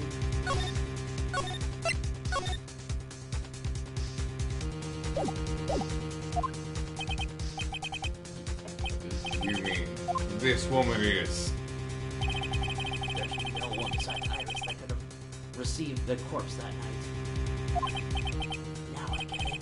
Now I know why I've been sick to my stomach this whole trial. Why her whole demeanor changed so suddenly from yesterday. Why she's trying to pin this murder on mine. The woman that's standing there at the witness. Oh. She's been a little off since the earthquake. Haven't you noticed? Nope. No, but it suddenly occurred to me as to why Pearl couldn't channel her. Yeah, remember Pearl said that she kept trying, even after that night? That's weird. Take that! I never thought I had to utter your name again, you glass-feeding bitch. Let alone see you. It's been a long time. Dahlia Hawthorne. Hawthorne? Sister Iris had a twin sister. And you're looking at her. Miss Dahlia Hawthorne. Distant bells, but bells nonetheless. It's just your imagination, Gramps. This file contains all the relevant data about Dahlia Hawthorne. Well, I sped read that. Oh yes, I remember now. The case 5 years ago. And then, no, that's you. Yeah, okay, thank you. My name is Dahlia Hawthorne. I just want to say it's an honor for me to be here in your noble presence. The honor is all mine. I didn't expect me doing Payne's voice today. Boing. As I play with myself. As I play. No, the honor's all mine. It has not changed in 5 years. I have not aged in like 5 years. What the fuck? But according to this, Dahlia Hawthorne is already dead. I say her execution was... it says her execution carried out last month.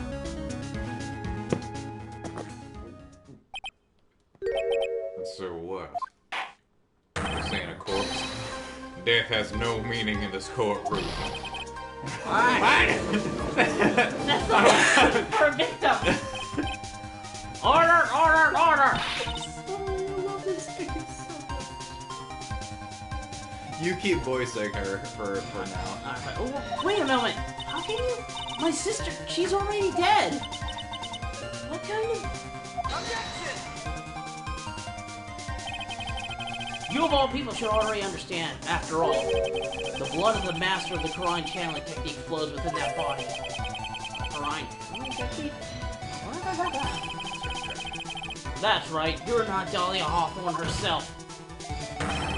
You're the spirit of Dahlia. It's currently inhabiting the body of a spirit medium. This case is so fun. What an exciting story. Exciting, but quite impossible.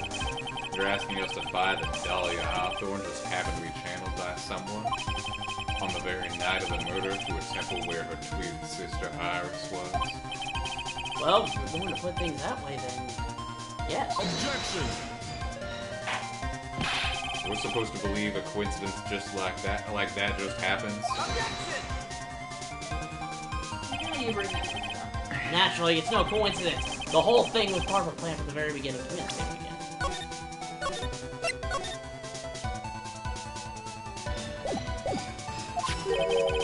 It's all written right here in these instructions. What's that? These instructions were written by your mother, Morgan Fay. And part of the plan called for Dahlia Hawthorne to be channeled. That night, there were 2 irises at Joe's temple. So, 2 of them. This is getting out of hand. Even the time of the channeling was planned out. As soon as you hear the lights out bell, in other words, 10 p.m. However, Iris was seen before dinner. That means that the Iris I was at dinner was the real Iris. And the Iris who gave you this hood in the main hall was also the real Iris. Meaning that the Iris Sister Bikini saw at the inner temple was someone else dressed as her, namely one Dahlia Hawthorne. Objection! Do you even know what you're saying, Tribe? This whole channeling the spirit of Dahlia Hawthorne business. Yes, it's true that you found plans that talk about it. However, there's one thing that's perfectly clear. The witness currently standing in the witness stand is the real Iris. What? Look, her hair's the wrong color. Calm down and remember what you know about the night of the crime. After meeting Sister Bikini, that Dahlia Hawthorne that had been channeled would have been stranded at the inner temple due to the lightning strike.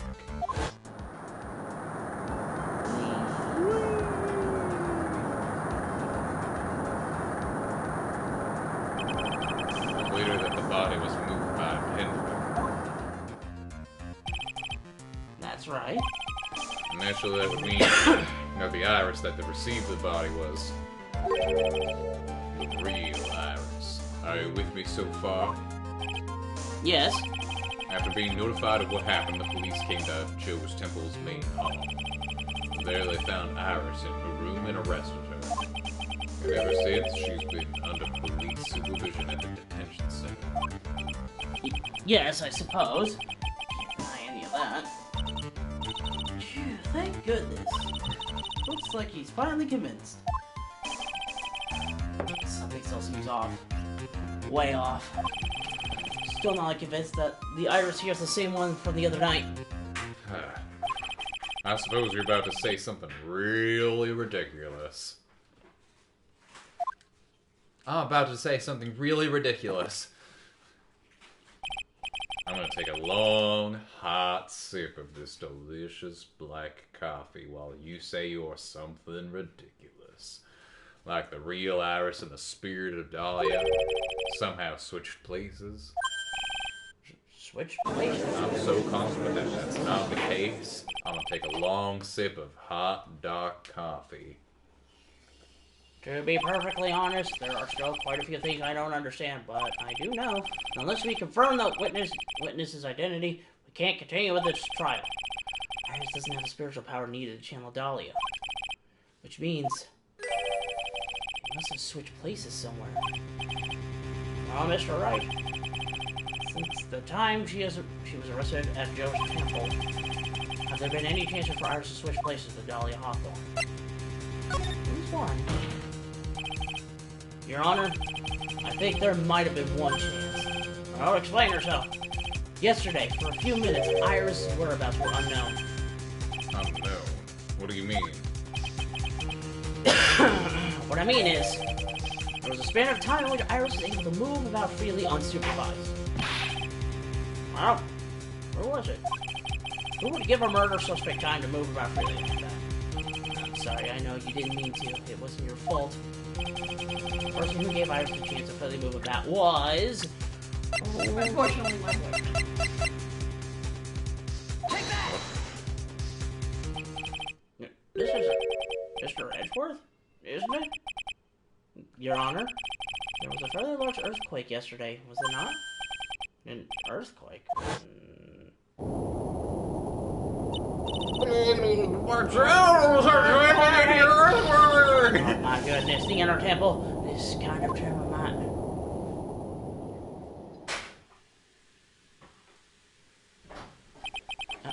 How could I have? She fled. She escaped. What is that sound? What is that sound? Beep. Hold on. I thought you were making...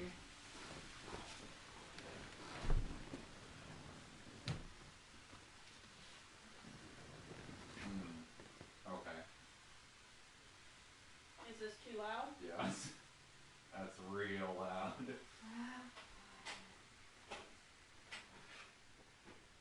Finish when you're done. You can just turn it down. It's okay. Just turn it down. You had it on high.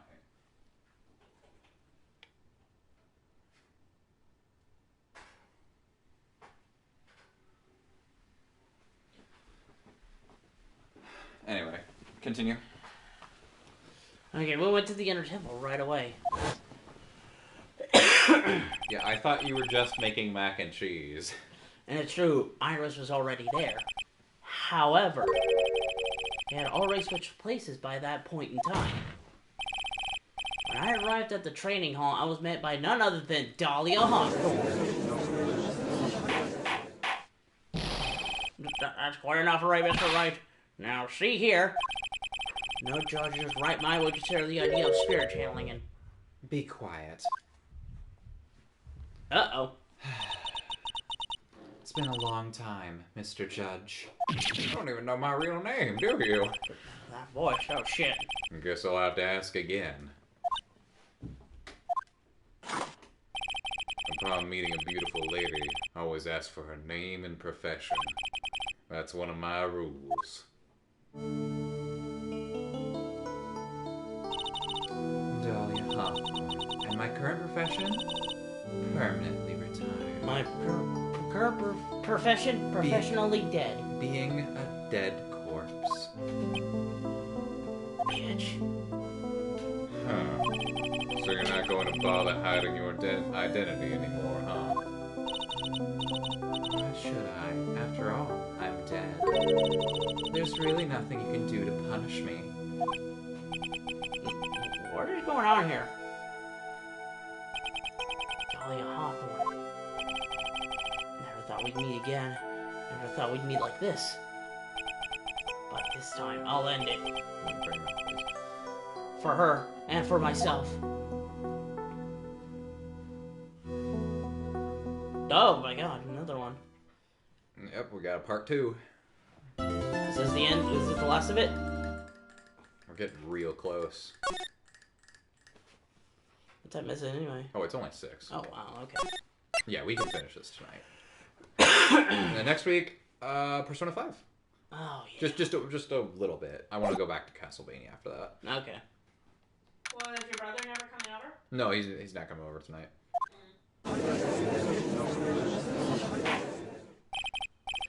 We're gonna have to send this to Ghost Court. Everybody fucking die. Everybody, quick! Bring out your emergency Ghost Court pistols. Just to We reconvene, need to but call the Ghostbusters. they just all reconvene, but they've got ghost tails instead of legs. Yeah, in the afterlife. It's okay. We didn't have legs anyway. Nobody was ever seen from the torso down. Except for Dahlia. She's got some fine legs, my dude. I don't know. Anyway. Recall. Let's continue where we left off, shall we? Well, witness. Yes, how can I help you, Mr. Judge? Well, if you were to tell the Speak truth, up. we need to hear your testimony. I have no problem with that. But when you've seen what I have, sometimes the truth is better left unknown. In any case, let's hear your testimony. Tell us about the plan that was carried out that night. What are you gonna do? God. Put on some ghost cuffs on Hey, me. plot twist. She's not the killer. I'll let you tell it. I'll let that slip right now. I'm sorry, what? She's gonna explain it right here. The whole plan began with my death. A stupid plan hatched by Morgan Fay to install her own daughter as the next master. But for it to work, Maya Fay would first have to die. The idea was for me to kill Maya and then have the blame pinned on Iris. The plan went wrong, but it seems to have succeeded anyway. So that means you really are. Wait a minute! Did you just say the plan was to kill Maya Fey? Yes, you have a problem with that? Don't give us that nonsense. There's no way that... Watch yourself, try it. If you got a problem, solve it during cross-examination. That's one of my rules. Mr. Godot is correct, and by the way, that's one of my rules as well. To kill Maya? Could it be true? The plan. I think there's only one character in the whole series that commits more than one murder. Which is really neat.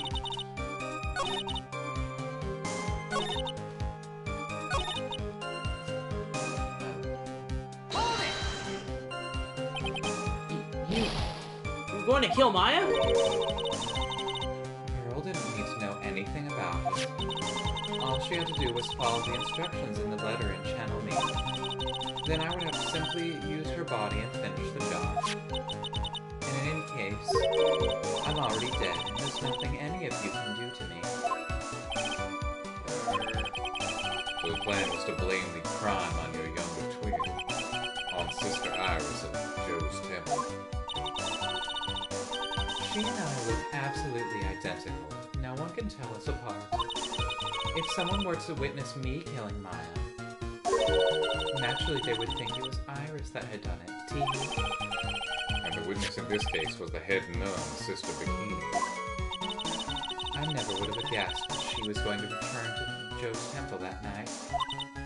But she wound up seeing Iris's crime anyway. Why did you want to pin the murder on Iris in the first place? She's your twin sister, isn't she? Twin sister? Don't make me laugh. She's nothing but a backstabber. I couldn't care less about her. As in, she literally stabbed her back. You just don't understand. You never will. Anyway. Silly boy.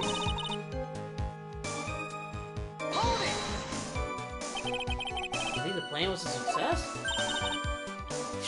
You heard me. Just as that woman had hoped. Maya Fey is dead. I don't believe you. Now the title of Master will pass on to Pearl Fey. Objection! That's absurd! Maya Fey is just... She's just trapped inside the sacred cavern. Really? You're as foolishly optimistic as ever, aren't you, my darling Feeny? Do you want to know the truth? Ever since we met, I've despised you. Your sniveling naivety, and your pathetic faith in other people. I can't believe it. You think they killed Maya? Gotta keep a cool head. And I need to get more information out of her. It's the only way to understand this plan and what she was after as well.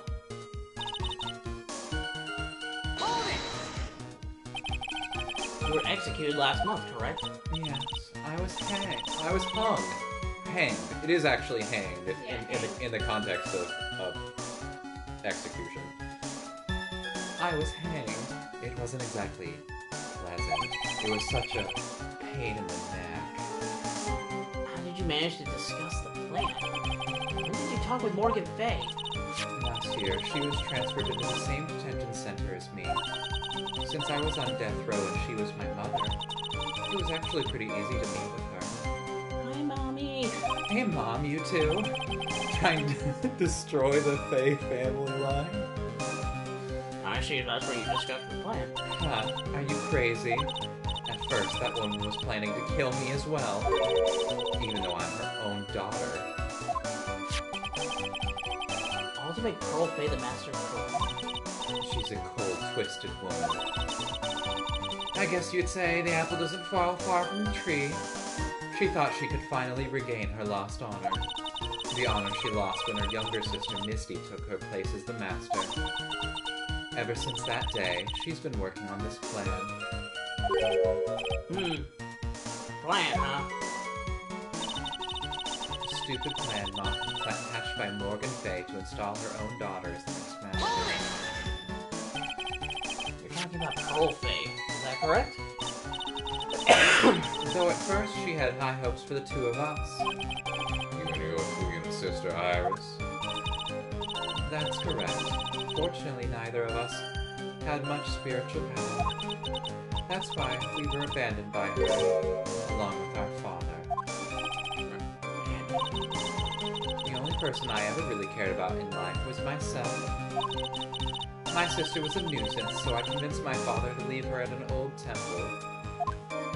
You just fucking went along with that? You mean Iris? Yes, my father remarried a woman who also had a daughter. And I killed her too. Oops, did that just slip out? Crazy things that just slip out when you're dead. The less children you have, the more money there is to go around, right?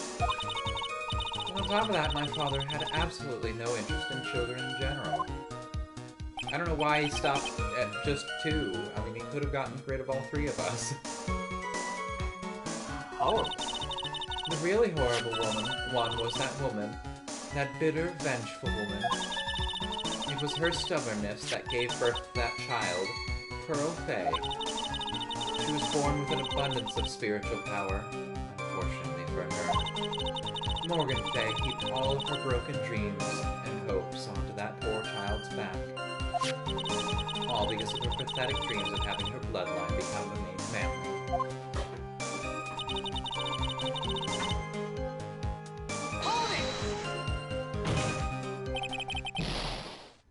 Might have to die, but why? For our bloodline to succeed as the main family, thus making Pearl the new master, the remaining descendants of the current master had to be taken care of. Objection! But Pearl would never agree to a plan like that. She adores Maya. How sad. You still don't get it, do you? What Pearl wanted had nothing to do with it. Morgan didn't care one bit about Pearl. The only thing she cared about was the position of the master. That's all. That's ridiculous. She was willing to sacrifice anything and anyone to achieve her goal. The life of her daughter, and naturally the life of Maya Fey as well. How could anyone do that? I just want to know one thing. What did you probably think of Morgan Fey's plans? I told you already, didn't I? It was a stupid plan. It had no point, no value other than fulfilling her own greedy desires. Yes, it was certainly nothing to be proud of. If that's how you feel, why did you help her carry it out? Why would you do it? Why would you kill Maya? I didn't. You may not understand it, but the kind and gentle soul, being the kind and gentle soul that you are, you may not be able to appreciate why someone like me would help a woman like that. So tell me, why? Spite, mostly. Isn't it obvious? I'm not like that woman. I only act in my own self-interest. The reason I helped her was for myself. For my own personal satisfaction. What did you say? So this woman, Dahlia Hawthorne, she had her own reasons for wanting Maya dead? Do you understand why I would kill Maya Fey now? What my goal was? No. Say it again. Obviously, it's because you were helping Morgan Fey. Helping? Don't make me laugh. From the day I was born to the day I died, I never helped anyone. I lived for myself, and in the end, I died for myself. I thought that was obvious. So she wasn't exactly cooperating with Morgan? She was just using Morgan and her plan so she could accomplish her own goal? All I wanted to do was kill Maya Fey. That was the only way I could think of to get revenge. Revenge? Looks like I have no choice but to present that piece of evidence. Can't believe it. She meant to kill Maya? You're at the end of the dialogue. Should I? You can, yeah. Because we're gonna need to probably start presenting evidence now.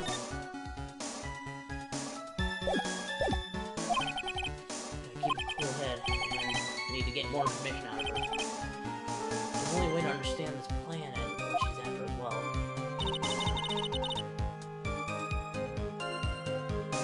Jesus, that's fucking rough. Yeah? What specifically? The fact that Mia had to sentence her own cousin to prison.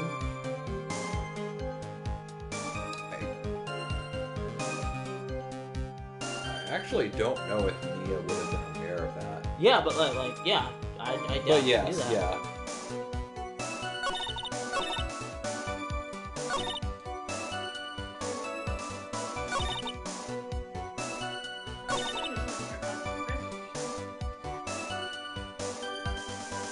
Yeah, death eventually. She never got to see it.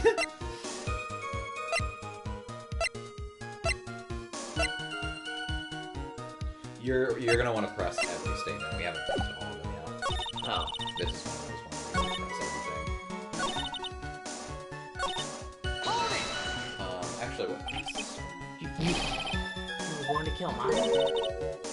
Oh, alright. Oh, actually, no. Sorry, you have all of them. The new one.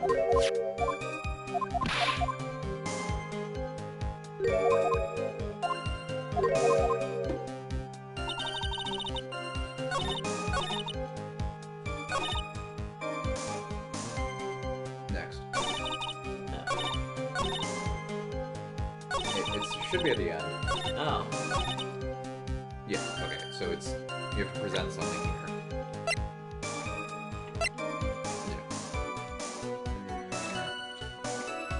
I think I have an idea. Why would she want to kill Maya? Woo! Objection! Okay, there we go. Could it be that your actual goal had nothing to do with Maya Fey herself? As I said, none of you have the power to punish me anymore. Because I'm already dead. No, but I'm pretty sure Mia can kick your ass in the afterlife. Ghost fight! Ghost fight! Ghost fight! Well, I had the same problem, you see. You can't punish the dead, and you can't take revenge against them either. You want to take revenge on someone? I was sentenced to die because of that woman. Mia Fey. Somehow I knew this was it. Do you think she was really happy when she found out that Mia didn't outlive her? Do you think it's ironic the fact that Dahlia outlived Mia despite the fact that she was convicted 5 years ago? Oh my god. God damn it. Mia actually dead? Yes, Mia's actually dead. She's been dead the whole series. Yeah, she died in like the second case. Second case of the whole series. Mia. I think Maya. No. I don't Yeah, really... we have neither confirmed nor denied that yet. Yeah. I wanted to send her a message. It was at her hands that I suffered my first humiliation. I wanted her to feel the same pain she made me feel. Sadly, when I realized revenge was impossible, I gave up. And the reason it was impossible was perhaps because Mia Fey had already died. Yes, and I realized there's only one way to take revenge against the dead. And how do you do that? Kill everyone they ever loved. Even when the body dies, the spirit, the ego, lives on forever. No question. What? The I ego... want- The ego lives on. How about her? Yeah, What never. you talking about? Never. The fact that she's still alive. That she's still talking to us. Or, the fact that, despite the fact that Mia's been dead, she keeps coming back. I wanted to take away the person that Mia Fey loved most. I wanted to kill her with my own hands. That would be my one and only way I could take my revenge against Mia Fey. And then master me with the blood. Okay, what the fuck? You know what? Get guilty. he like it. I'm out. I'm out, actually. This is above my pay grade. Okay. I said This it. is above everyone's pay grade. You're talking to a dead woman. That was the reason I helped out with that woman's plans. Just for that, so that you could kill Maya? Your goal was no different than that of Morgan Fay. Convenient, wasn't it? Like mother, like daughter.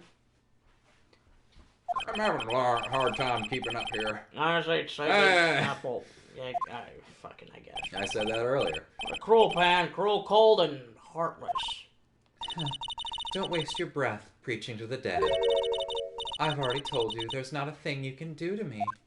So we got a cross or something we can throw at her? The power of Christ compels you. That night, at about 9:30 p.m., I materialized into this world. I quickly pinned my hair up and put on a demon warding hood. Apparently that didn't work. And just trapped it inside of the hood. Then I picked up the staff that was up by my side and left Joe's temple. So, it was always doing him and Chandler after all. That ridiculous head nun never noticed a thing. She left Maya Fey at the inner temple and wobbled back, clutching her poor old back. What did you do then? I pushed her into the snow, of course. That kid was easier to handle than I had hoped. I caught up with her in front of the stone lantern. Then I took out the dagger I got from the storeroom and...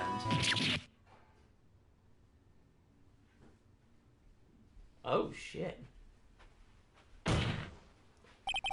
So then you're saying you stabbed Maya? She comes in, it's okay, luckily I had a bunch of burgers under my coat that blocked it. She had a burger-proof vest. She had a burger-proof vest. Fuck. That's why she's so mad. Destroyed all of her burgers. Her pocket burgers. My emergency rations. No. It's strange, but I don't have a clear memory of what happened after that. What the fuck does that mean, no clear memory? I don't know. I guess that's for you to find out. I think I was stabbed. You were stabbed? I was stabbed. At the last minute, Maya Fey must have stabbed me, I'm sure of it. Objection! That's not like her at all. Maya wouldn't stab a french fry with a plastic fork. She literally can't. She doesn't understand how it works. She's like doing like the sideways of the fork. How? She's like holding She's like the type of person who would try to eat soup with a fork. Anyway, I suddenly lost consciousness. But before I did, I scrawled her name on the lantern.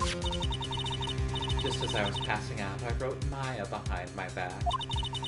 I had hoped it would cast suspicion on her. I can't believe she was thinking of that until the bitter end. That's where my memory temporarily stops. It stops? I don't have any memory of actually killing Maya Fey with my own two hands. My very last memory was... Maya's terror-filled eyes. When I woke up after that, I was in the sacred cavern surrounded by darkness. We're in the sacred cavern? The entrance was sealed with one of those stupid trick lock things. Somehow I've been trapped in there. But how did you wind up there? I'd like to know that myself. Anyway, I was worried. I didn't know whether or not Maya Fey was dead. And I swore I wouldn't return to the underworld until I knew I had killed her myself. For a ghost, you're one tough cookie. I wanted to get out of there and make sure she was dead. But I couldn't do it. I couldn't get out. The trick lock stopped you. I didn't know how to remove it.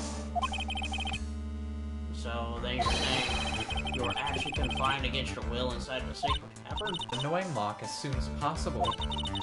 But it wasn't easy. I kept getting interrupted while I was working on it. Interrupted?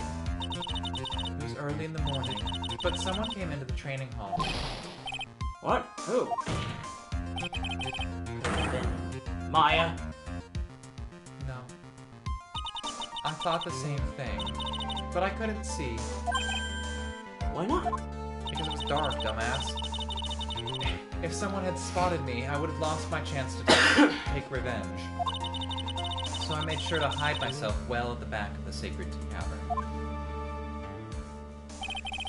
That morning, only 2 people could have gone into the training hall. Maya and Pearl. Pearls were there to cover the hanging scroll and gravy. I heard a suspicious splatting noise. Still, I finally managed to remove the lock. But I was too late. What do you mean by that? The flies had already started to gather. The bridge had been fixed and the police had started their investigation, correct? Naturally, I couldn't go out. So instead, I returned to the cavern and put the lock back on myself. I realized I wouldn't get a chance to see Maya's corpse as I had hoped. But just then, Lady Luck showed up. Lady Luck? After that big earthquake, she showed up all by herself. The real evidence. She said she'd come to make sure the sacred cavern was alright. Stupid girl. I came out from the sacred cavern and got a feel for the situation.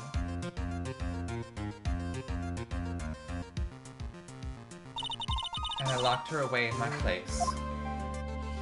Ooh. Hello? Help!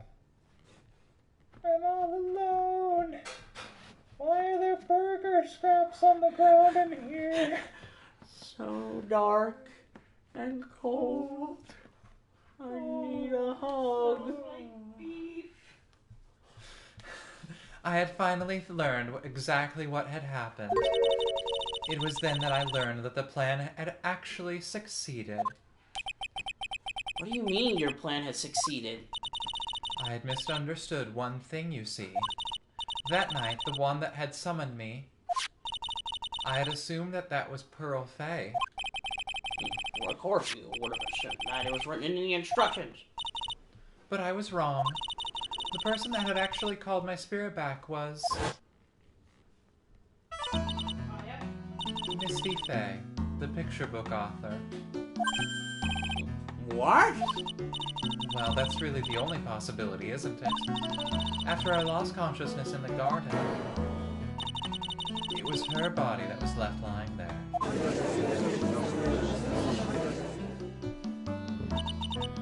Maya Fay. I wasn't able to kill her with my own hands after all.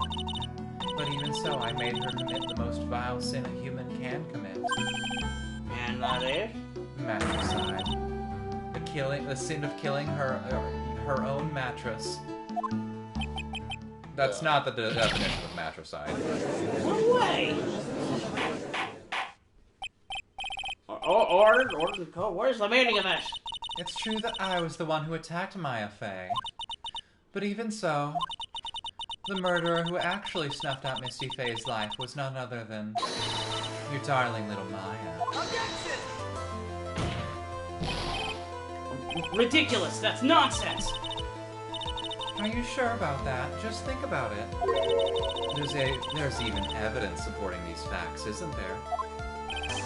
What? What do you mean? Here, I'll present evidence. It looks so much like fun when Mia did it. This is so-called evidence. The fact that Maya Fay has disappeared is evidence enough, isn't it? Huh?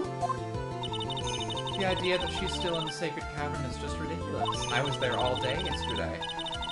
She wasn't able to escape from the inner temple, that much is obvious. In that case, there's only one place she could be. Where? At the bottom of a river. Oh. I'm good, aren't I?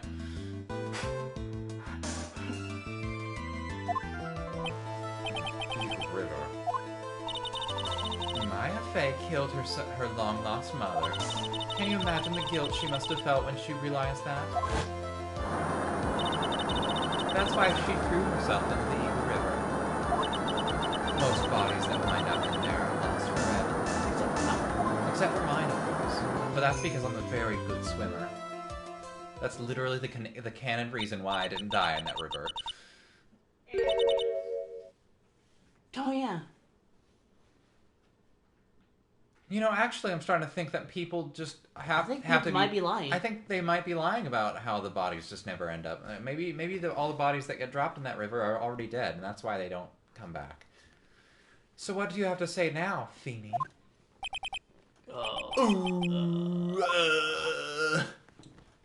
It's quiet.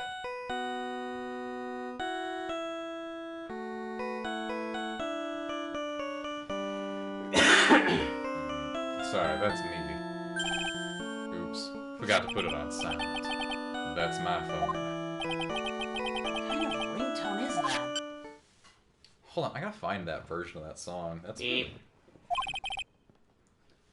Godot here. Okay. Thanks. Beep. Was there something important? They just finished removing the locks from the sacred cavern. That's great. What about Maya? There was a woman in the cave.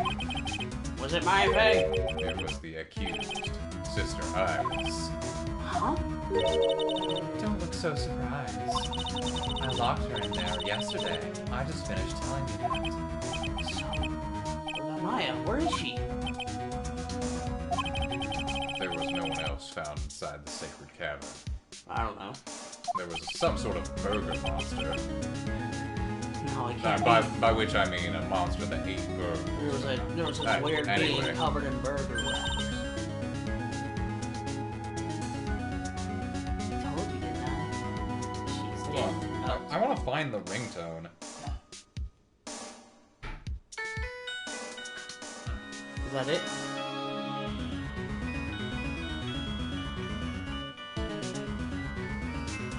Because I'm pretty sure that's the only moment that song comes up, and I forgot that it was even in the game. It's such a good MIDI version of that song. I'm gonna save it to Awesome Video Games. There we go. Alright. There we go. What Alright. part of that bitch is dead did you not understand?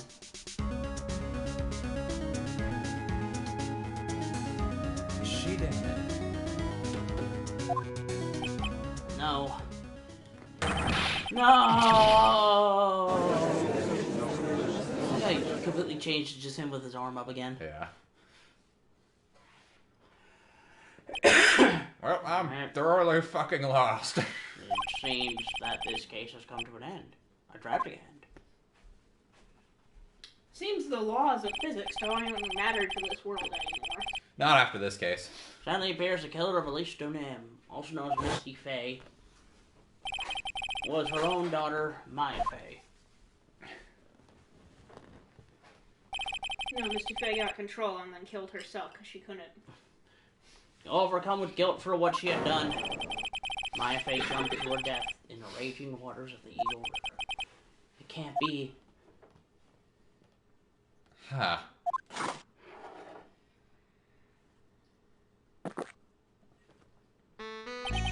Try. Have you ever heard this one? Once you eliminate the impossible, what remains must be the truth. No matter how improbable it may seem. Where is this supposed to mean? Prosecutor Godot? A good friend of mine once said that. And according to this witness, Maya Fey threw herself into the Eagle River. However, is that really the truth? Remember, this woman testified earlier that the bridge was already on fire when the murder was taking place in the garden. Which means if Maya had thrown herself into the river, she would have splattered against those rocks. You must have been from the inner temple side near the bridge. That's right. Oh, That's me. That's right. That's where she jumped from. no, shut the fuck up, sister. Get the fuck out of here. Go back to the cave. Go back to your cave. You gremlin. But that's impossible. It's impossible to jump into the river from there. What? And don't get your panties all twisted up, Trite. Yeah, didn't you prove this? Yeah, we did. Yeah. No, actually, Mia did it in the case like fucking 5 years ago. Yeah. And just relax and think through the whole thing again.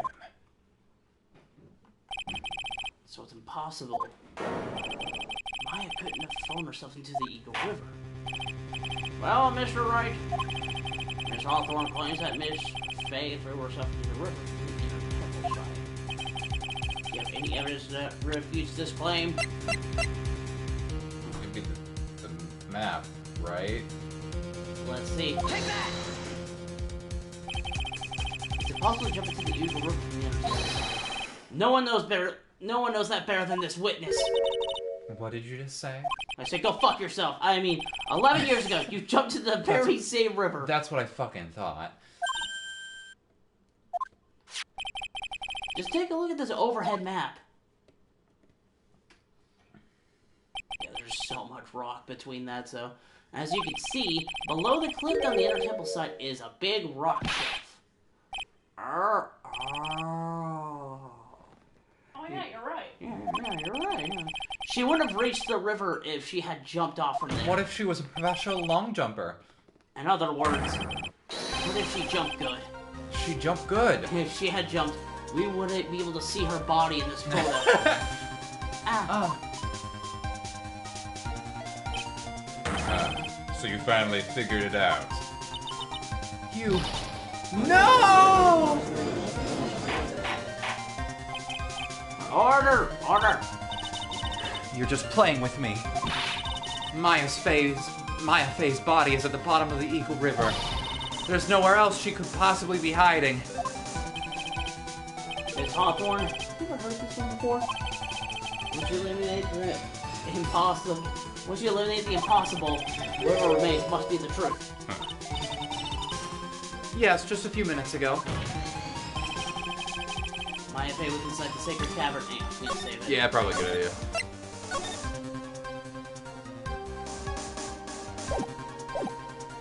Maya Faye wasn't inside the sacred cavern. We now know that she didn't throw herself into the Eagle River. Correct. Well, that eliminates all the most likely possibilities. Now, although it seems improbable, there's still one other place she could be. What? What is that one possibility you're talking about? That's obviously a bluff. So where is her dead body then? I think the pieces are falling into place. Normally, the living have no way to punish the dead. But I think there's a way to give Dahlia Hawthorne the ultimate punishment. I shall tell you, Miss Hawthorne. No, read it again. I shall tell you. No, read it again. Shall I tell you where Maya Faye is this very instant? Maya Faye is... This very corner. Exactly.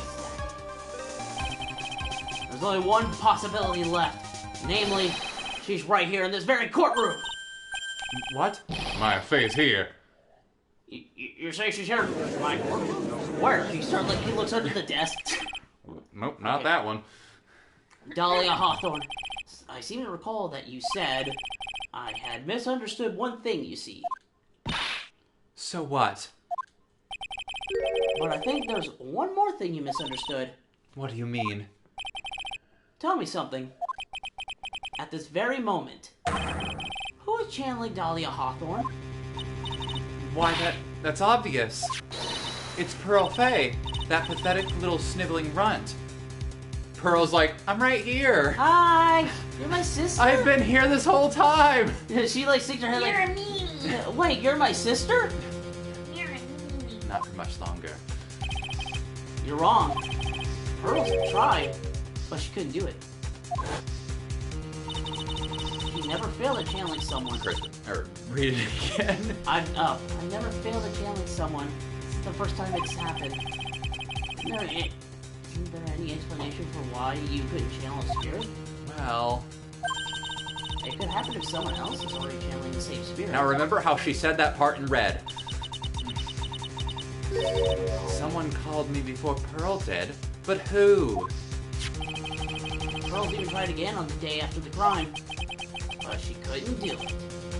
What could that mean? I think the truth is becoming clearer to you right about now. Am I correct? You can't be serious. It wasn't Pearls that channeled you.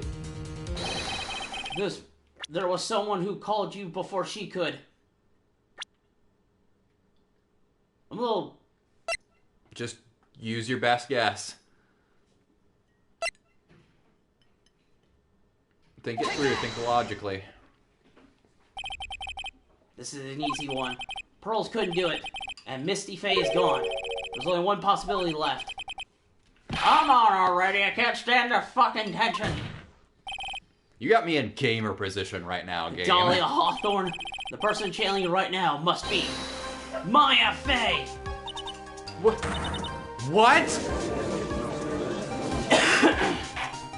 No wonder I was craving burgers all morning. How could this be? Remember what did Dahlia Hawthorne said about her goal? She said her goal was to kill Maya Faye. Yes, that's right. But Maya channeled the spirit of someone that was trying to kill her. Well, Gramps, what would happen? Could it be? Looks like you finally understand, Your Honor. Well, I don't. What are you going on about? What I'm going on about is the reason Maya channeled you. And there's only one reason. To protect herself from you. To protect herself? From me? Yes. On the night of the crime, you were only interested in one thing. Killing Maya Faye. The path back to Joe's temple was closed off, and there was nowhere for her to run. So then the problem became, where would be the safest place to hide? You mean that's when she channeled me? Al, all this time you thought you'd been channeled by Pearls. That's why it never occurred to you that Maya's hiding place was you! No. So all No. I need to do is just kill myself? Don't say that. Pulls out a knife. Kristen, just calm down, okay? You're saying that I, Dahlia Hawthorne, was played for a fool by that little whelp? Kristen, you just quiet for just a second. Just don't eat for a second of the clinking of your bowl. Just wait. Trust me. Maya Faye killed herself. Isn't it the obvious? Objection! Sorry, but no. It would have been impossible for her to jump into the Eagle River. This is the only avenue of escape open to Maya. The only way that Maya could disappear from the Inner Temple. I don't believe you. A stupid little girl like that who has never been out in the real world. She could never have come up with a plan like that. Who could have ever given her such a brilliant idea? Well... that's you. Me, of course. Mia? Mia Faye.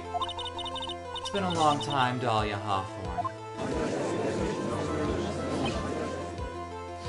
That little kid rolled. Holy shit. Just continue. So it's true. It was. Yes. You're something else. But what are you doing here? That hair. It's Pearls, right? Tell me something, Dahlia. I want you to think back to that night one more time. You had just cornered Maya in the Inner Temple's garden. And then, in the final moments of the fight, you lost consciousness.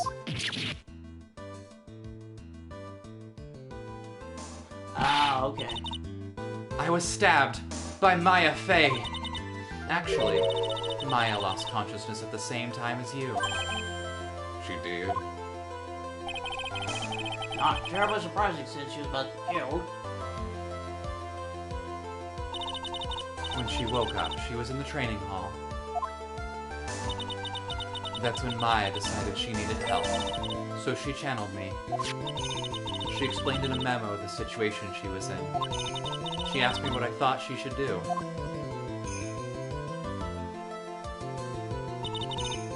She did that? I can't believe it. Of course I didn't have all the details, but one thing was perfectly clear. And that was? I knew that you couldn't be allowed to wander free. Free? What do you mean? It was a race against time, so I wrote down 2 things that Maya had to do. Channel Dahlia Hawthorne as soon as possible. And die. And die. And lock herself in the sacred cavern until help arrived. So it was Maya who put the lock on there. Yes, but why did you order her to do those 2 things? If she hadn't done it, Dahlia Hawthorne would have been channeled by someone else. By one Pearl Fay. Pearls? Yes, Pearl didn't properly understand the plan, so all she was trying to do was follow her mother, Morgan Fay's instructions. If she had succeeded in channeling Dahlia Hawthorne's spirit, things would have turned out very badly, to put it mildly. So that's how it was. Dahlia Hawthorne would have used the body of Pearl Fay to kill Maya at all costs. Yes, it really sounds like that was the intent all along. How dare you! I won't forget this! Why not just admit it, Dahlia Hawthorne? Your little plan was nothing but a big failure. Yes. Another failure to add to the pile of shame, wouldn't you say? What do you mean by another? Think about it, Dahlia. Remember all your past crimes? Not a single one of them was a success. They all ended in failure. What? How dare you? 11 years ago. Oh, we're bringing out the list now. We're bringing out the receipts. The fake kidnapping, your very first crime.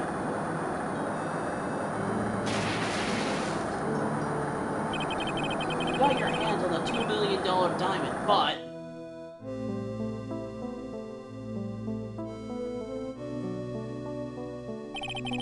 after Terry Falls escaped and went to meet with Valerie Hawthorne, the truth was exposed. Shut your mouth. That wasn't my fault. It was because of that stupid oaf of a prisoner, that weakling of a policewoman.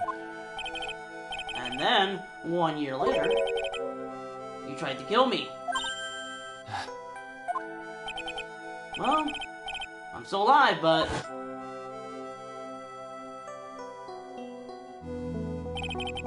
you wound up killing someone else.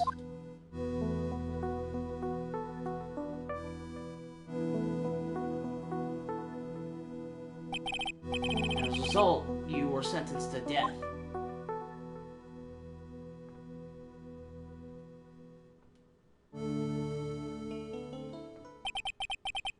It's one stupid move after another for you, but it's no longer funny.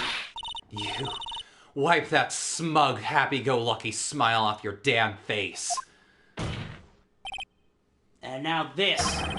You messed up again. You let Maya Fey escape, even though she was right there in front of you.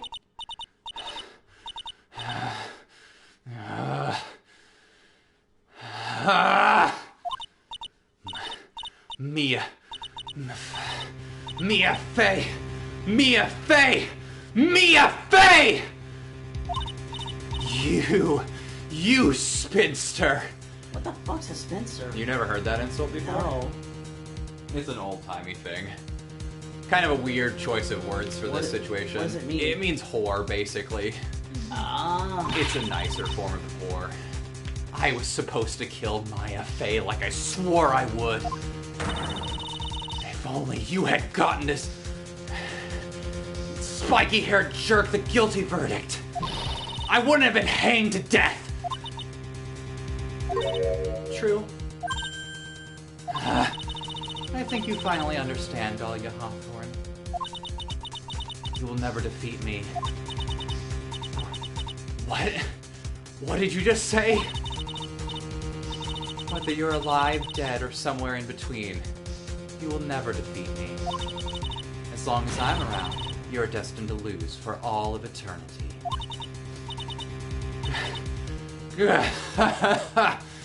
What? I remember what you said earlier in the trial. You said there was no way we could punish you because you were already dead. What about it? Then you said, even when the body dies, the spirit, the ego, it lives on forever. That's very true, Dahlia. And that's exactly the punishment you'll never be able to escape from. For all of eternity, you'll have to remain as Dahlia Hawthorne, a miserable, pathetic, weak creature who can never win anything. And for you, there is no escape from that, no hope of freedom. Since the day you were executed, the narrow bridge that once stretched out in front of you has burnt to a crisp. You are wrong! It can't be. How could I lose to the likes of you? It no longer matters. I don't care whether you win or lose anymore. The only thing I want is for you to come out of Maya's body right now. No! She explodes. Oh. Honey, I think you're scaring me. Don't worry about it. I'm not ready. Not ready to go. Sent to hell.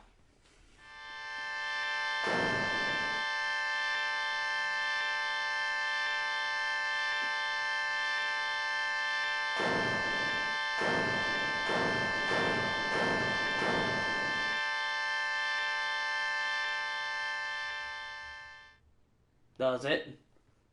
Yeah, she died. Again. Nyek. Sis. Burger.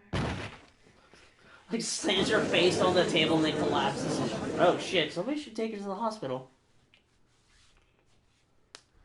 I'm just gonna take a moment. Now then.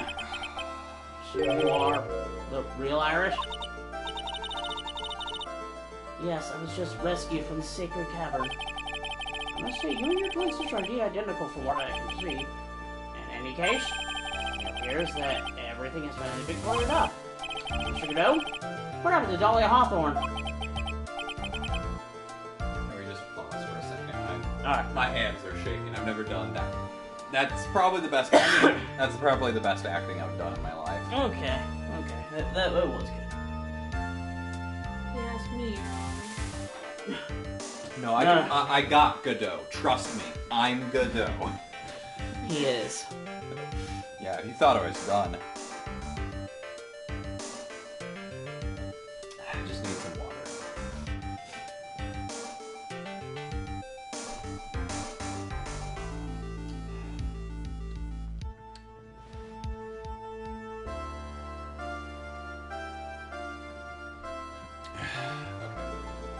You good? No, I want to be ready. Okay.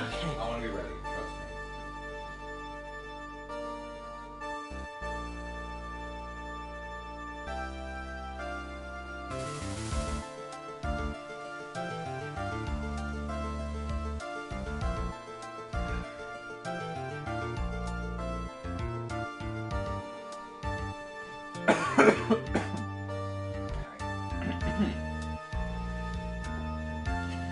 You asked me, Your Honor.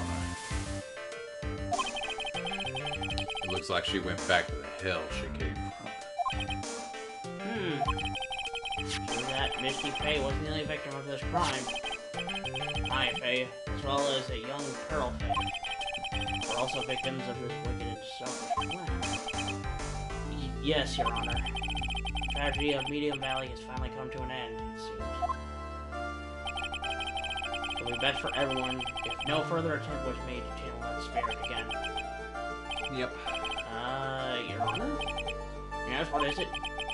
About this whole spirit medium thing. It's almost weird how comfortable you seem to be with the concept now. Kinda have to be. Well, to be frank, my younger brother is quite judgmental. He often criticized me for not studying hard enough. That's why I made a concerted effort to study up on the crime channeling technique. Hey, isn't that the New Year's issue of Cult? Did quite a few things in my many years on this bench. And in all that time, I've finally learned this one thing. Each case is different, takes place in its own world. In order to fully understand that world, first we have to immerse ourselves in it completely. That's where my brother and I never thought of it that way. At any rate, it's time to pass judgment on the case of Iris of Geo's Temple. Objection! Objection. I got one more thing to say.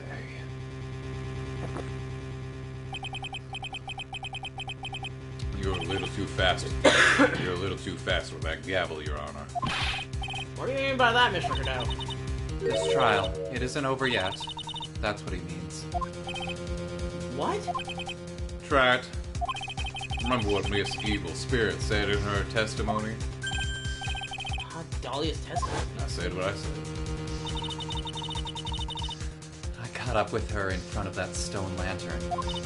Then I took out the dagger I got from the storeroom and...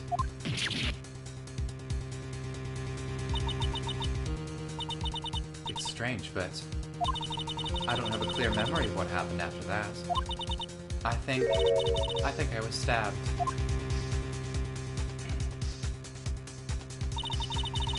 Just as Dahlia Hawthorne was about to attack Maya, she was stabbed and killed by someone.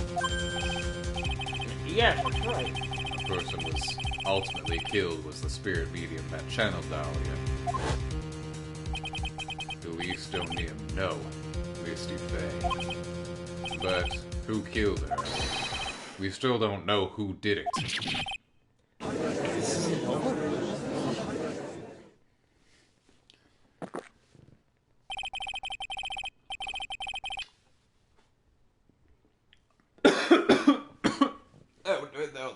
The wrong bite. You okay? I If can't... we can just channel Ghost, why can't we just channel her Ghost? Oh, because we're gonna figure it out on our own. Because one goes at a time. Stop dying. Sorry, you can't sip water. Or at least I can't sip water. Not Yeah. from a mug.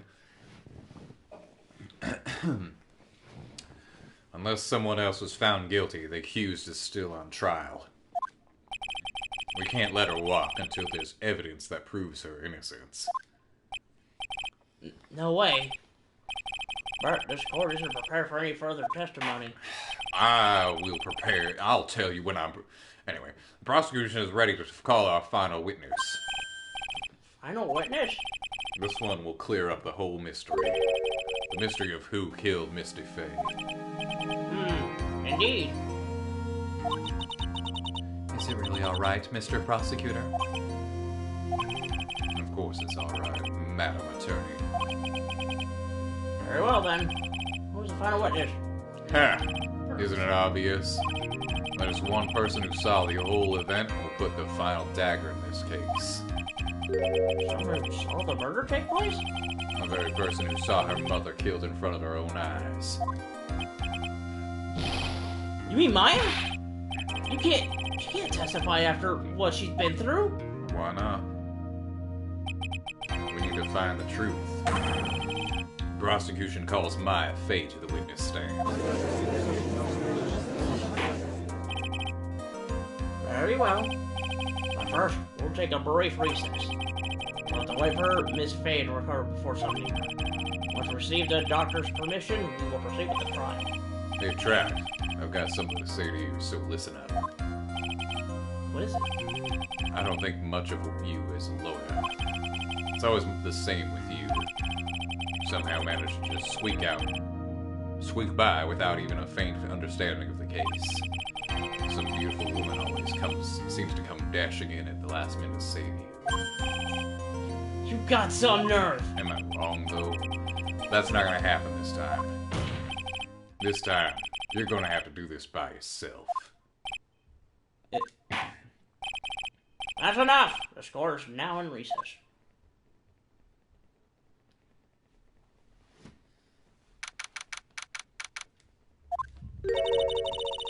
I'm truly sorry about everything. You were working so hard to defend me, but I was missing all day and we didn't even have a chance to talk. She's right. When I met Iris at the training hall yesterday, they had already switched places, and Iris was inside the sacred cavern. I wanted to at least be in the defendant's box today to root you on. Well, it wasn't your fault. You were locked up this whole time. There's something more important than that, though. I have to ask you. Why did you help your sister out as much as you did? Huh? If you had tried to get help at the sacred cavern yesterday, you wouldn't have spent an entire day locked up in there. My sister? I felt sorry for her. She was abandoned by her mother and never got any love from her father either. Yes, but it was the same for you too, wasn't it? Yes, but at least I had Sister Bikini, who was like a mother to me. Only Dahlia had come with me to Joe's temple. I always loved her. You. Dahlia was always so smart, so strong. She never complained about a thing. That's why I promised her that would help her. Are you talking about the fake kidnapping case 11 years ago? Yes. I wanted to be useful to her in some way.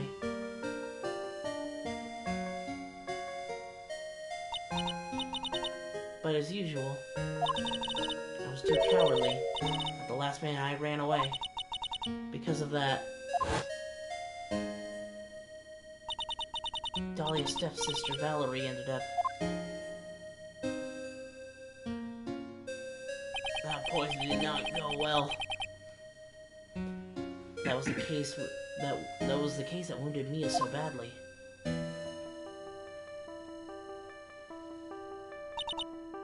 But things don't end there, of course. Some people suspected that my sister was involved in the murder. Some people? You must mean, yes, 2 defense attorneys. Mia Fey and Diego Armando. After poisoning Mr. Armando, who was getting too close to learning the truth, Dahlia even tried to kill the person who had unknowingly hid the poison for her. You. That's right. Iris, there's one more thing I have to ask you. Yes, what is it? On the night of the murder, the person that cleaned up the corpse of the victim, Elise Stonem, was it really you? Yes, it was me. That night, after I rang the lights out bell, I went back to my room. Around 10:30, I received a call on my cell phone. Beep. There's a problem. Come to the inner temple right away. I got on the snowmobile and headed for the inner temple. But the path to the inner temple was cut off, right? Exactly. Beep. You can't just leave the body here. So you've got to do this exactly as I say, got it?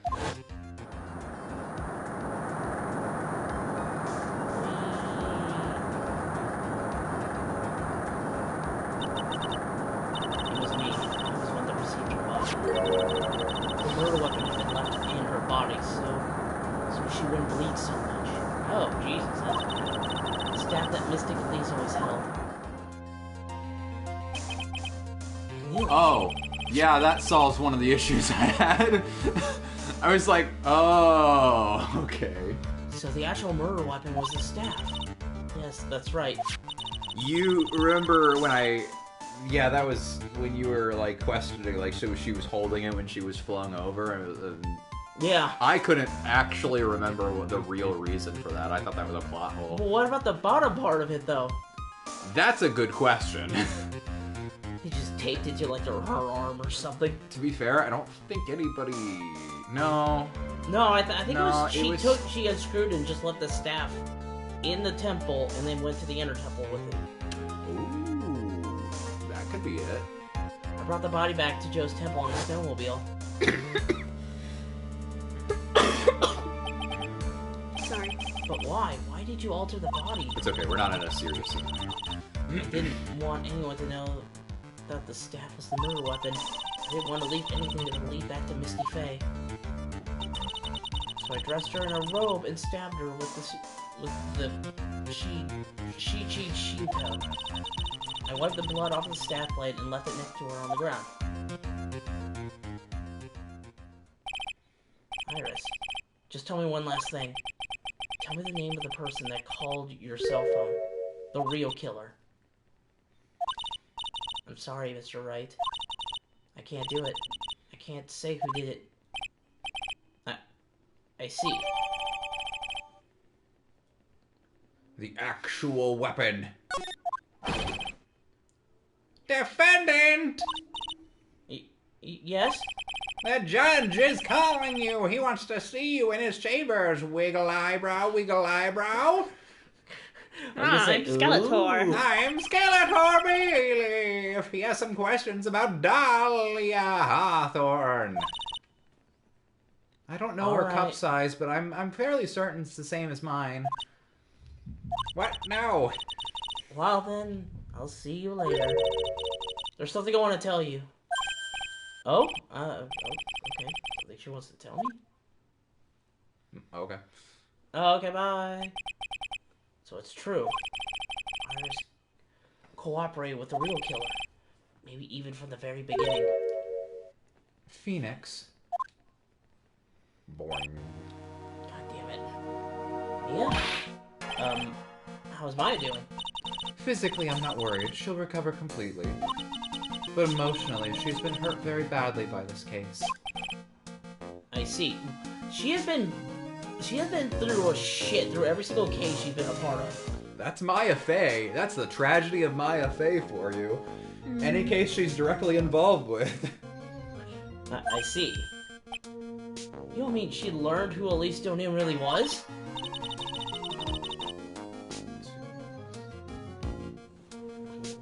We have 4 cross-examinations left before the end of the game. Oh, Jesus. But only 4. Yes, I went to the medical office and talked with her. I told her everything I knew. But why? Maya's stronger than you think. I knew she could take it. All of it. Why'd you say that so subjectively? What do you mean by that? I want you to figure that answer out by yourself. Fuck my sister, Phoenix. Keep the Fae bloodline strong.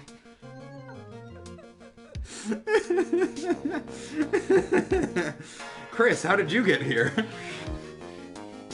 The trial's about to restart. The real killer. Do you know who it is yet? Iris wouldn't tell me who called her, but still, I think that just maybe I know who it was. That night, the victim was killed in the gardens of the inner temple. And the criminal wasn't just there by accident.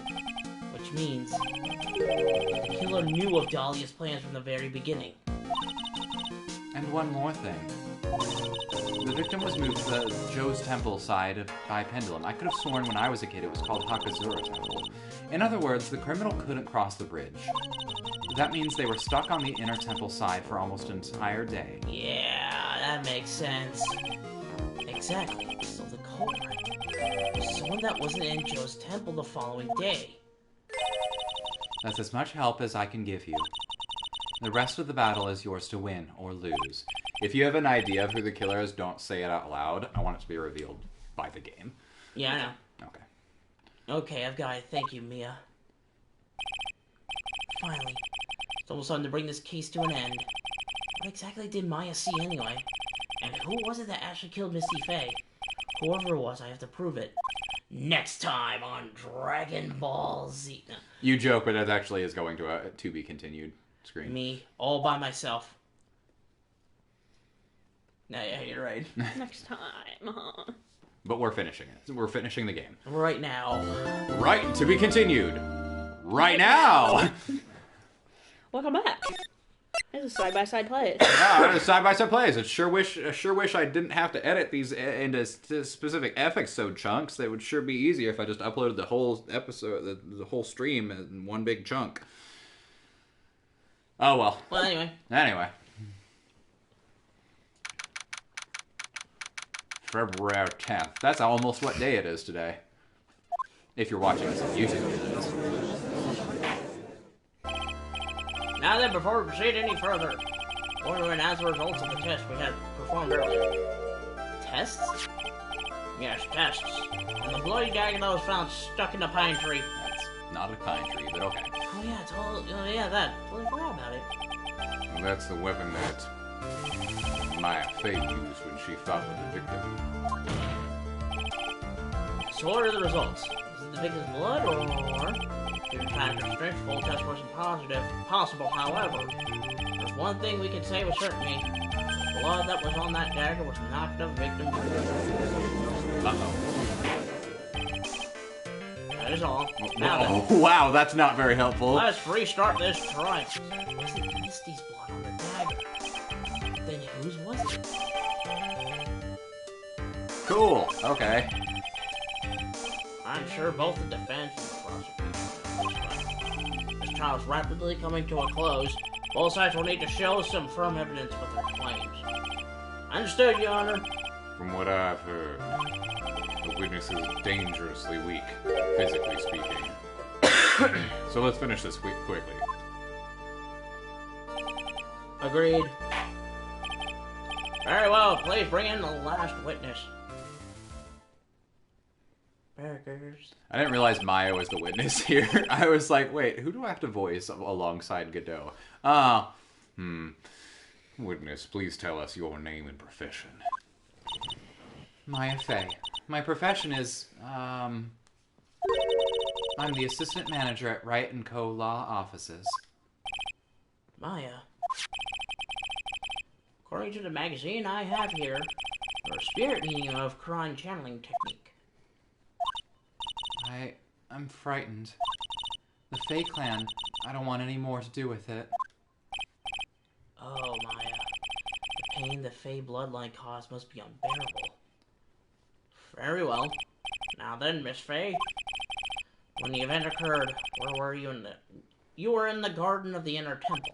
Can I just say something real quick? What? So this case captured me so much the first time I played through this that you remember the beginning of the day from when Edgeworth was prosecutor or defense attorney? Yeah? I played from that point to the end of the game in one sitting for like 7 hours. Oh my god. I had to know what happened next for every turn and twist.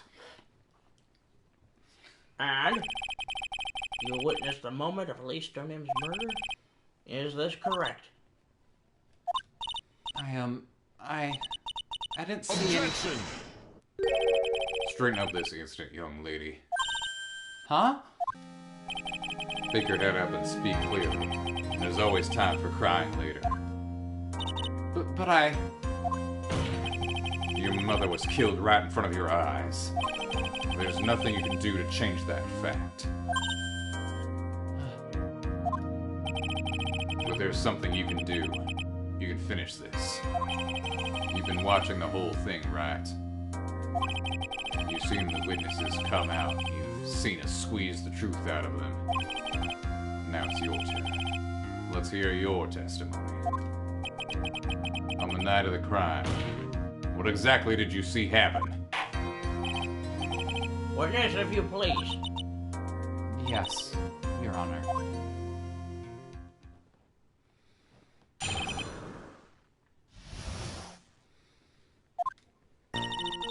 I was passing through the garden on my way to a spare prep room when it happened. Suddenly, someone struck me over the head. I stumbled, ended up against the stone lantern. I think I screamed, "Help me!" Then something warm splashed over me. That's when I lost consciousness. So you were struck on the head. Because you are too horny. So it must have been the staff? Bonk. Maya, the person who hit you. It was Dahlia Hawthorne, wasn't it? I'm sorry, Nick.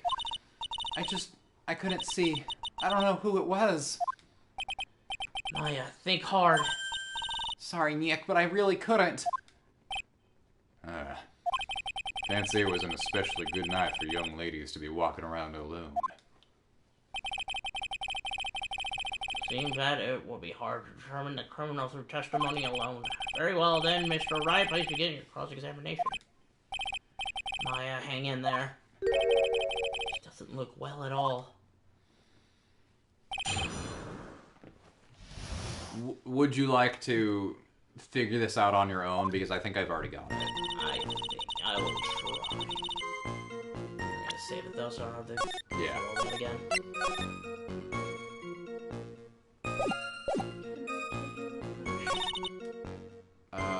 Your hair. Did you take a shower today? Who did it? Who hit you? You did? Okay. I'd be more comfortable if I just did this. Well, I didn't see who it was. I was hit from behind. You didn't see the person? But after that, your attacker was in front of you. How could you not see who it was? Oh, let me think for a sec. I'm sorry, I just can't remember. I'm really having a hard time. What should I do? Brass! Come on, Maya. This isn't making sense. Why didn't you see this person? Well, let me think. It was, Oh, yeah! That's right. It was dark. That's it. It was dark. It's not good to have too much light around when someone is undergoing spiritual training. Come to think of it, there was really a testimony with that effect as well. It was dark in the garden on the night of the crime. Which is why she didn't see her attacker. I thought maybe she was trying to hide something, but I guess not. Judging by the testimony, thus far the identity of the attacker was most likely the spirit that was channeling at least through him. Dahlia Hawthorne. Very well, please continue with your testimony. What happened after you were struck on the head? I read this already. Yeah, no.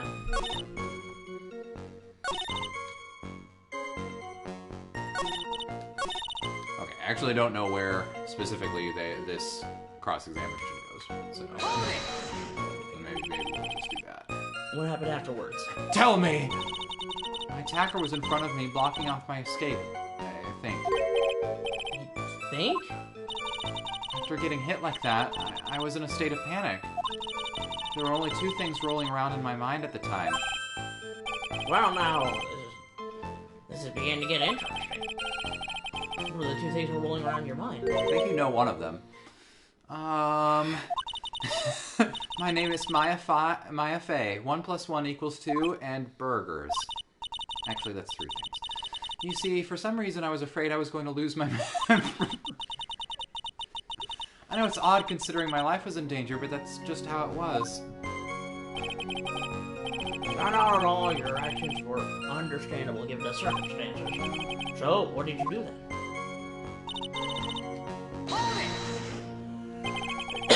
You think you screamed, but you're not sure. It's like when you're in a dream and you think you're underwater and you try to scream and I do this all the time, Nick. You ever had a nightmare where you're trying to, you can't, you're in your dream, you can't move, and you're struggling, but your body isn't moving, and then you wake up, your arm just hurts, like you've been struggling and straining to move it.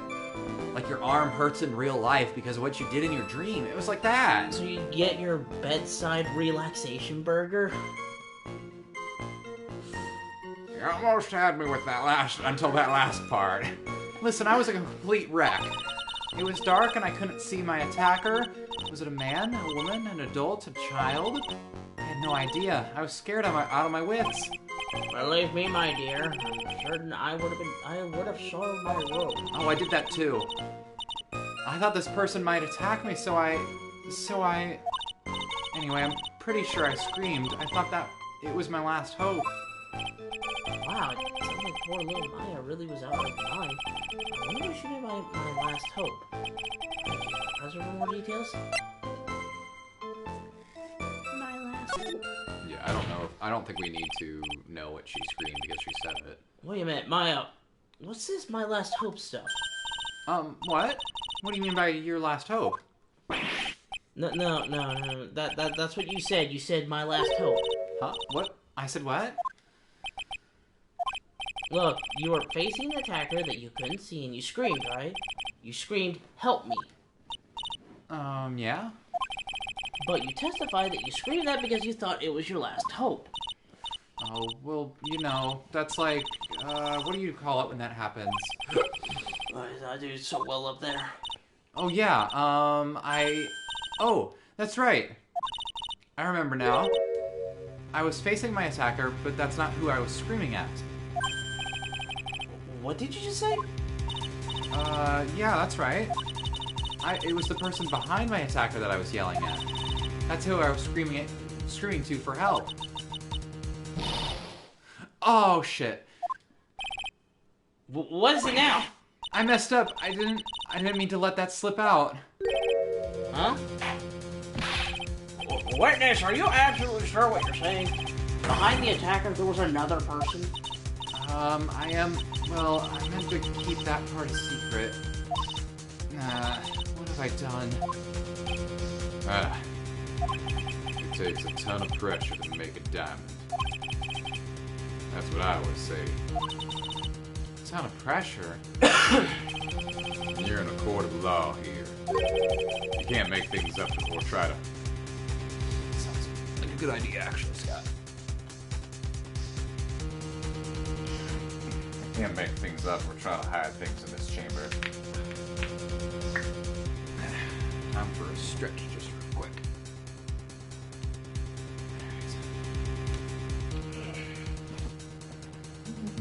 Okay. Witness, the information you just presented is vital to the case. I want you to add it to your testimony. I can see a man behind my attacker by the light of the stone lantern. A man? Who was this man? Well, you see... I couldn't see. You couldn't see. She used his excuse twice now. Well, you know, lantern light isn't very bright. Lantern line, did you say? There's a great big stone lantern in the garden. They always light it when an acolyte is there for training. Hey, you know what they say, under the lantern, darkness reigns. So I could see the person that was further away, but not my attacker who was close. Huh?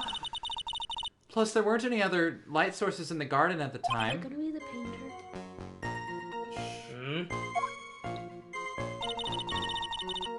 And something warm splashed over me.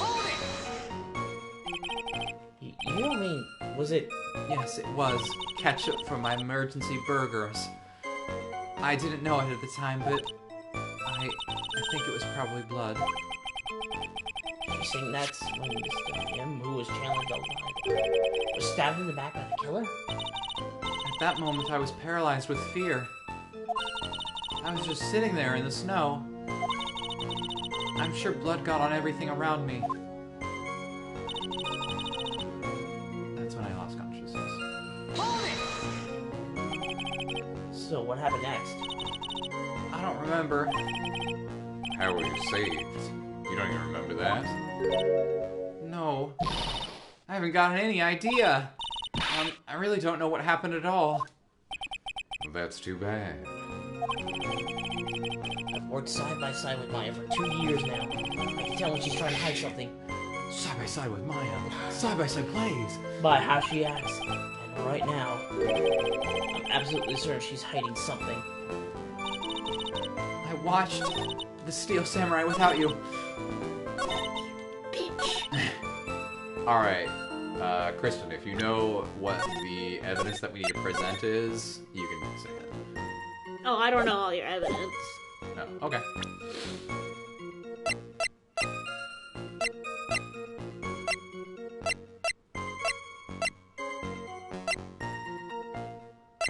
What's Man. the tracks photo?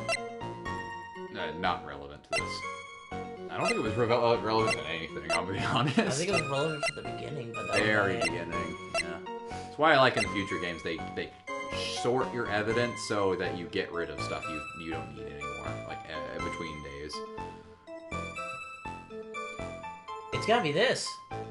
Yeah, why? Why do you think that? She says she could see him because it was lit, but it wasn't lit the night of the crime. It was not. You were correct. Objection! So there was a man standing behind her attacker? Yeah, let's go with that. That man, he's the killer. He stabbed her from behind. He's the one who killed Elise Stoneham, otherwise known as Misty Faye, your mother. The killer? Maya, you know who killed your mother, don't you? Well, where's the meaning of this, Mr. Wright? To be frank, Your Honor, I think she is in shock and quite confused. That's why she hasn't noticed the huge problem with her testimony. Huh? What do you mean? What problem? Maya, on the night of the crime, that stone lantern was out of commission. Not to mention just the fact that she said that she could see the other guy who was farther away, but not her attacker, is just plain stupid. Huh? What? It's true. I think that actually tripped me up the first time because I was trying to find evidence for why that was, but I couldn't find it, and I had to look it up eventually. It's true. There was no light anywhere in the garden that night. No! Very rare that we get to see Maya on the witness stand. Yeah. Order in the court, Mr. Godot, explain this. Look at my mug. Add the pureness of milk to the perfect clear darkness of coffee. Stir. That is the state of the witness's mind right now. Cup of cafe I can't speak French. Cafe au lait, blonde. Cafe au lait? Not even legal. Fucking French and they're weird. You only pronounce half the consonants. Mr. Tright's words are the milk, and you are the spoon, Your Honor. I'm a spoon. I'm no spoony bard, I'll have you know. You must have noticed it too, Tright. This witness's mental state is highly unstable right now. It's not hard to understand why she would make a little mistake like that. Sorry, but that's not going to cut it. What did you say to me? If there truly was no light in the garden, then there's been a fatal contradiction with the witness' last bit of testimony. Nick. May I? No, it's Maya. Goddamn. Sorry, I gotta have a little levity. Recall the witness's statement about her attacker. She says she didn't know if it was a man or a woman, adult or child. And yet, the witness could describe a person that was standing behind her attacker. And she quite clearly described him as a man. I could see his dangling penis. What? In other words, that would have to mean that Maya actually saw our mystery person, despite it being so dark that she couldn't see the face of her own attacker. No! Order! What in the world does this mean? Oh, me, Mr. Wright. Are you saying Miss Faye saw the real killer under pitch black conditions? Tright, do you have any idea what you're proposing? How could she have seen in the dark? There was no other light source at the scene. There are some things that you can only see in the dark, Mr. Godot. Maya, did you see who the killer was in the dark? No, you did see it. Oh, you did, and now you're trying to cover for him. Cover? The man that killed her mother. There's only one conclusion I can draw from this. You know who this man is. Please, Nick. I don't know anything. Please, I'm begging you. You talk a good game, Tright, but let's see if you can walk the walk. It was pitch black, so what could the witness see? I'm calling your bluff. No, Nick, don't. Please stop. Maya's dead set on protecting this guy.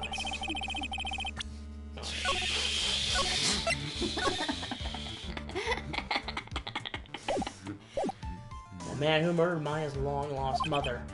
But I can't let him get away with it.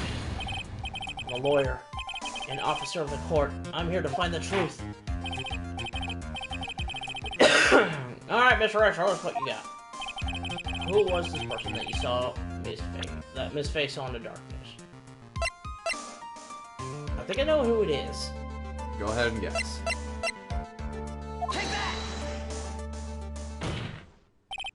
Because it was pitch black, Miss Faye was able to recognize the killer easily.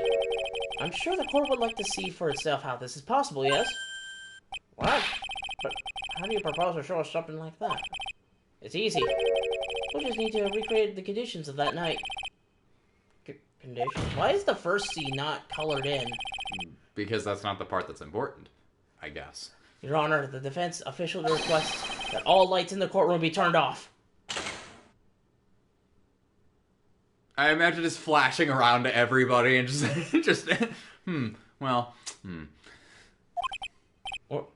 What? This is, but it can't be.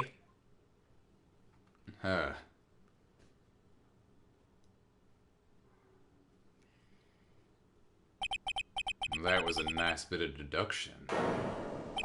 Try it.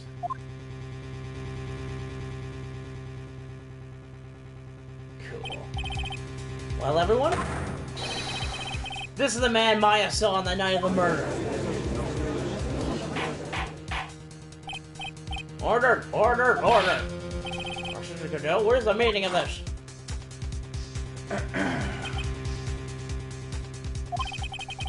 Surely you must be shocked to hear yourself accused of such a thing. Why aren't you denying it? Your Honor, you're asking the wrong person. What do you mean by that? You got a question, ask the witness. That's one of my rules. Well, Maya, how about it? What you saw that night? Was it 3 glowing red lights? Well, witness, answer the question. Preferably horizontal in origin. You're wrong. I never saw that. Maya! I thought the person that stabbed my mother was a man. For a totally different reason. Again, I saw his dangling penis. Dangle, dangle. Objection! Witness for you. Stop your chattering, Your Honor. Chattering? If it's worth asking, ask the witness. That's one of my rules. You have way too many rules. Alright. Well then, let's continue with the testimony. Please tell us how you know who how you knew the killer was a man. Yes, Your Honor. I didn't realize it until after I woke up, but...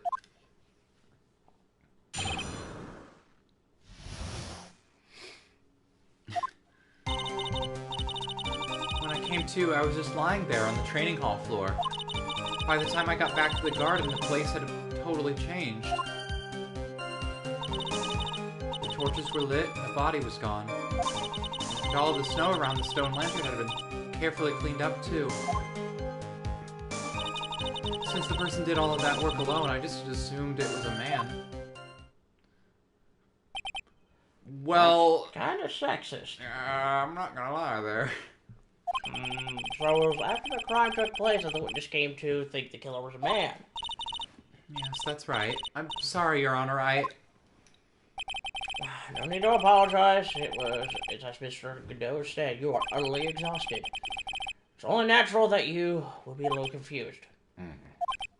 Also, if you consider the situation you described, it doesn't seem too much of a stretch to assume the culprit was a man. Wow. That's right, proceed with your cross-examination. Okay. I'm gonna say something I'm sure it might even get brought up, and so I'm gonna hope that it doesn't, but there was somebody else there in that temple that could have been the murderer that they just haven't brought up. Pearl was there, like, on that side of the bridge. Yeah. I don't think anybody wants to accuse Pearl of doing the murder. Well, she did say she fell asleep. Oh yeah, I guess but nobody saw her is the thing. Yeah. But yeah, she in her own words, yes, she didn't do it. We can choose to believe that. Can you press on that one for me? Yeah, that was my idea. So you're saying the killer cleaned up the snow? It did look really odd. It was removed in an unnatural-looking rectangular shape around the lantern. There were a lot of shovels around the inner temple, but they're all really heavy, way too heavy for me to use. An odd fellow indeed, Mr. Killer. Well, would anyone want to take snow anyway? Well, there's one thing I can think of. Didn't you say that a lot of the victim's blood sprayed onto the snow? Yeah, the area I collapsed in ended up being splattered. In other words, the killer's purpose was to hide the bloody snow. I think that's the most reasonable explanation. Actually, I have a big question. Just because think about where Maya's been. She was moved into the temple. From there, she channeled, or rather, she locked herself in the chamber. Channeled Dahlia. Has been Dahlia this whole time. So, when did she change her clothes? Or rather, would Godot have changed her out of the bloody clothes?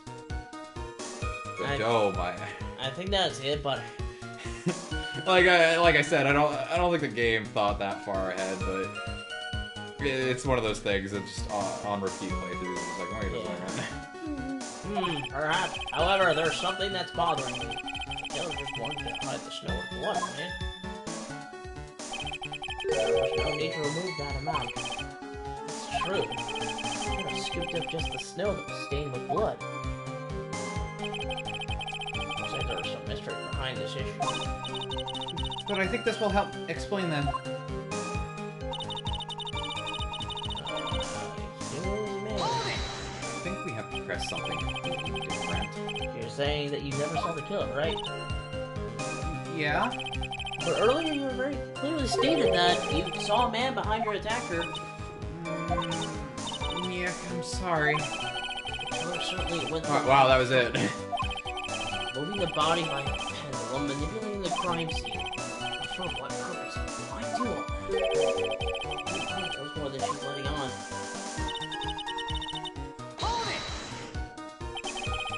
So the lost consciousness where you were on the garden, is that right? Yes, I think it happened when the victim was stabbed. So then the person that carried you to the inner temple can only have been the killer. That's what I think too. So the killer turned Maya to the inner temple.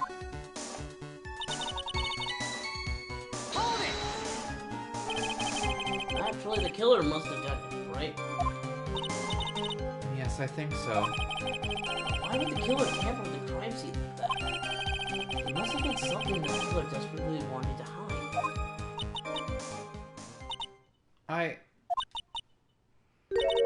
I don't know. Looks like she doesn't have enough confidence.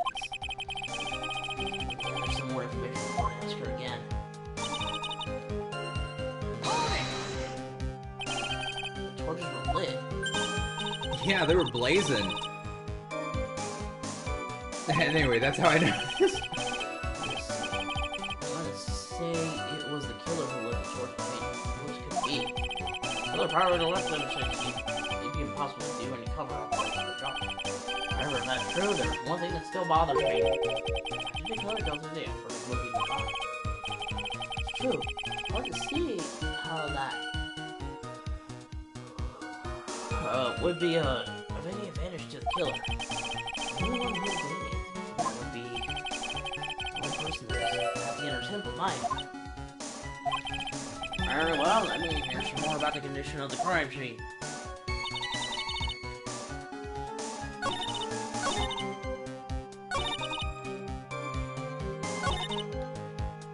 Hold on, what was the one that she was like? Were you saying you needed more info? Yeah, was it this one? I think it was. Because I think I know where this is going. Yes, I think so. Oh wait, we already did this. To hide, yeah. The truth is, when I saw the crime scene, I felt something. You did? Yes, I felt like the killer was hiding the evidence for me. For my sake. What? Hiding it for you? Everyone knew that I was the only one at the inner temple that night. If Sister Bikini had come back and looked at the garden... She may have thought that you had done it. No, she definitely would have thought so. And you're saying that that's why the killer cleaned up the crime scene to make it look like nothing had happened? Yes, I'm sure of it. Well, that's certainly an important piece of information. I want you to add that to your testimony. Yes, Your Honor. There we go. Hold it! They did it for your sake. Well, if the body and the blood hadn't been removed, I would have immediately been the prime suspect, right? First, I suppose that's true. Yeah, not having the body would have caused some other problems, too. If it really didn't have come out right then, it would have been terrible.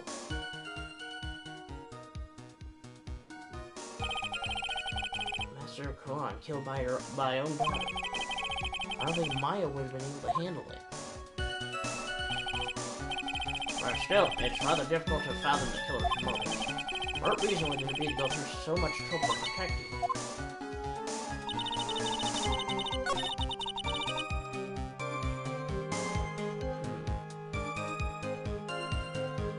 Oh, yeah, I know what to do.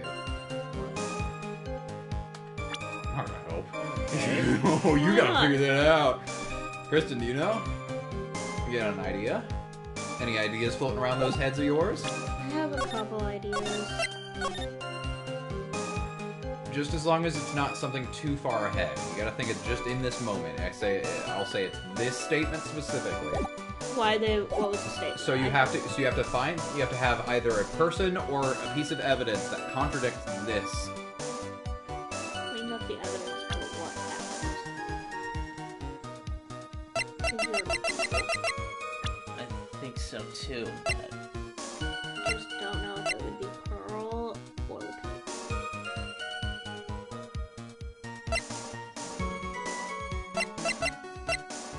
I think it was. Think it through. Clean up the evidence.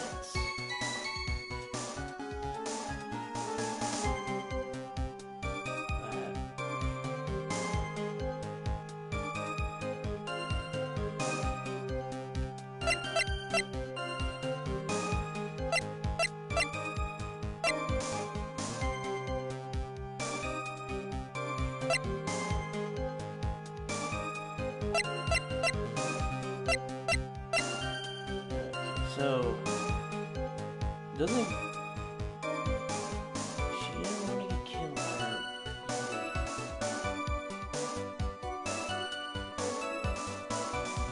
God, hang Kristen, do you have any thoughts that... Not really. Too focused on me playing the game.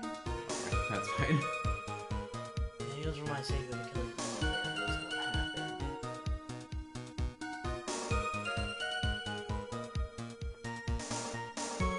I don't want to just give it to you. Is there any form of hint you can give me? Are we looking for a person or an object? You're looking for a person. Okay.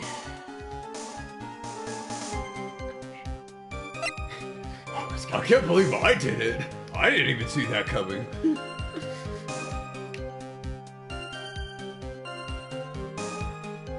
So we're under the assumption right now that Godot did it, correct? Yeah. Okay. Is it to hide the fact? No, it couldn't be to hide the fact that Elise Donim was her mother, was it? So take Maya's statement real quick and replace the killer with Godot for me.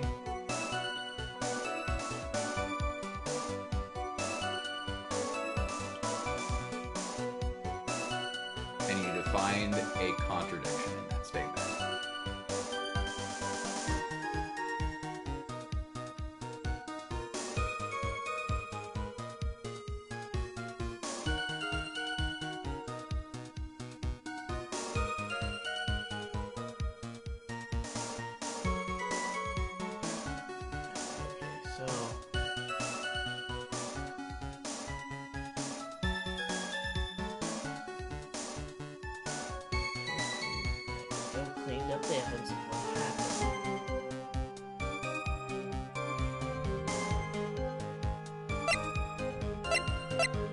Talia? Give you like one more hint. Yes. You're focusing on the wrong part of the sentence.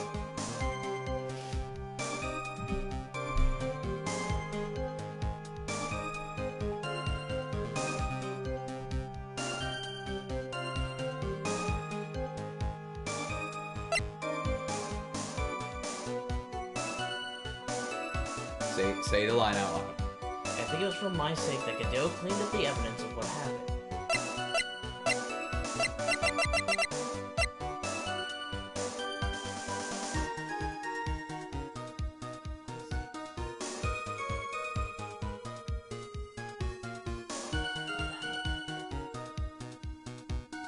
There's something fucking missing. I just can't think.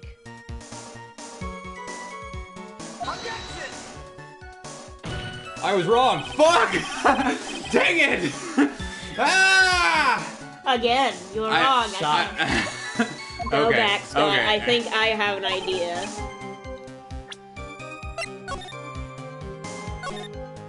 I'm not holding Because there was another person on that side of the bridge.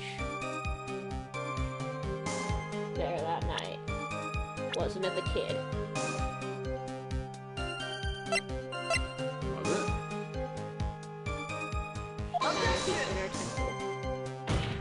Shit, no, wrong. I'm actually gonna peek at the guide because I was under the assumption that he did it for Mia's sake, not Maya.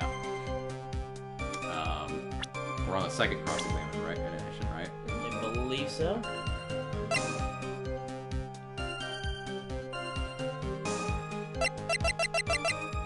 Oh, it is a piece of evidence, but it is that statement. Yeah, sorry.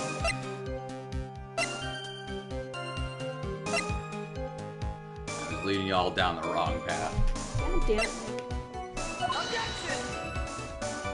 Fuck!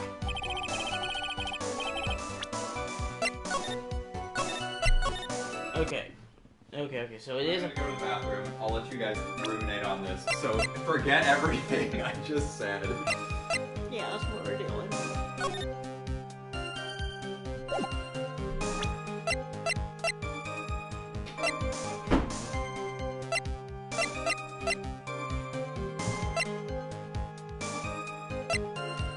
What's the tracks button? No, it's just the... Yeah.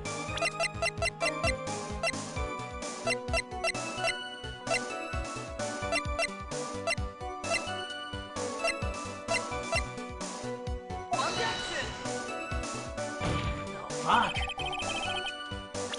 Would it be gravy?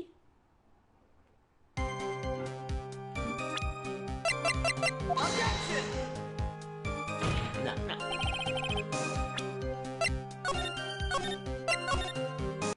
Okay. Oh, whoops. Okay. Would you like one more hint since I threw you off the path? Yeah. I feel like I'll give you that. Okay, you get one hint, 2 words, 5 letters. Did he?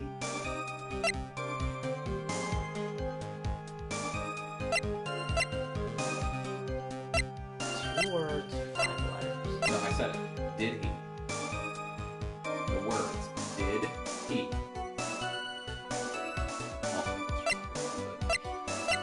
Oh, I don't know if that'll help.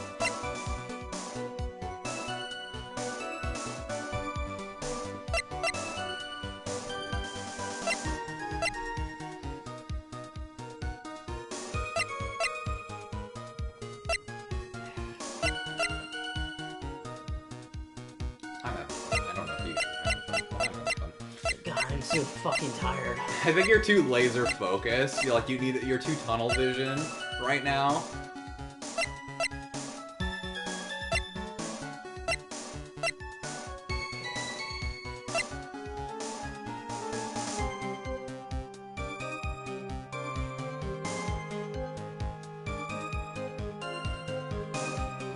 No, it wasn't for her sake. Sorry. Okay, so it's not that part of the sentence. Forget that first line. Killer cleaned up the evidence of what had happened. That's the part that you want to focus on. I steered you down the wrong part. Oh, okay. Yeah.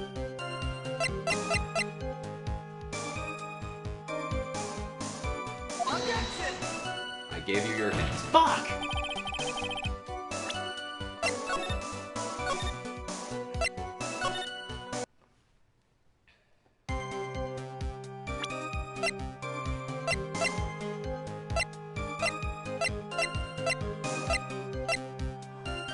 Is it the drawing?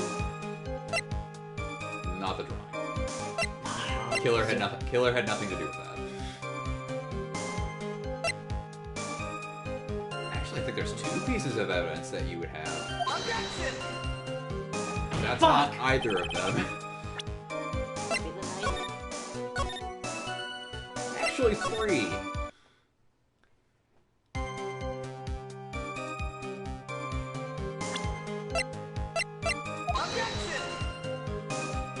Damn, worth a try.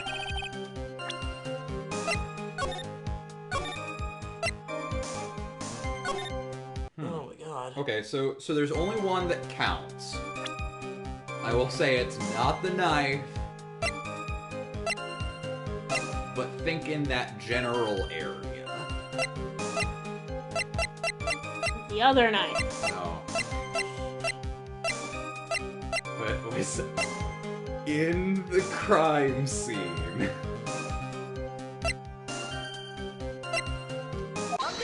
There you go. My question: did he clean up all the evidence? He did not. He He couldn't left. see the blood. The killer left that on the lantern. Why would he do that?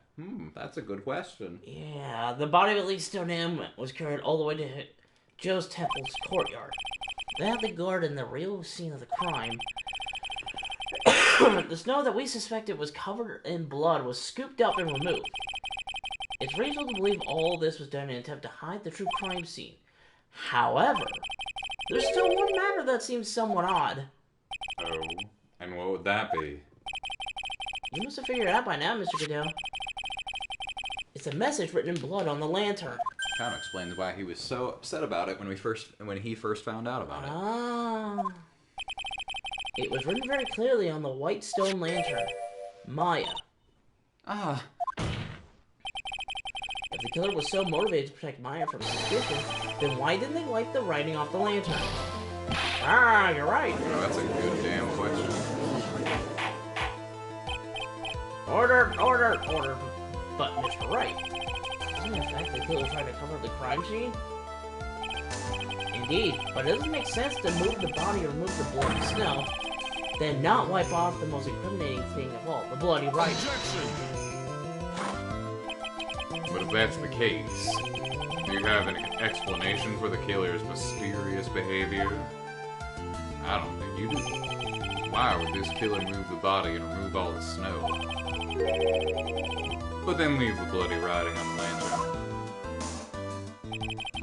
I don't know what the killer's plan was, but it's a fact that the killer left the writing on the lantern. Must be a reason for it. Well, then Mr. Wright, let's hear your opinion. You should get this. This is fairly simple. The writing wasn't there when the killer cleaned up. Why did the killer leave the message written in blood on the lantern? He didn't notice it. Yep. You can't see red on light surfaces. Officer Nikita Goodell, early in this trial, you gave me some good advice. Once you eliminate the impossible, whatever remains must be the truth. Maybe you're not as dumb as I thought. The real killer wanted to disguise the fact that the crime had occurred there. If that's the case, they wouldn't have left the bloody writing on the stone lantern on purpose. Therefore, it must meant that they didn't notice it. But that doesn't make any sense. The torches were all lit and everything. There's no way any normal person would miss something as glaring as that. You're right. There's no way any normal person would. What are you trying to say, Mr. Wright? The only one person involved in this incident who could have missed seeing the bloody writing altogether, and who would that be? Who's the person that could have failed to notice the bloody writing? I mean, we've already accused him before at this point, so... Mr. Goodell? I absolutely love the judge's freeze frame whenever we present evidence, because he just always is like mid-blink, and he looks like you take his photo when he wasn't expecting it. This is what you said yesterday. My eyesight is pretty messed up. Even with these huge goggles on my head, I still can't see everything.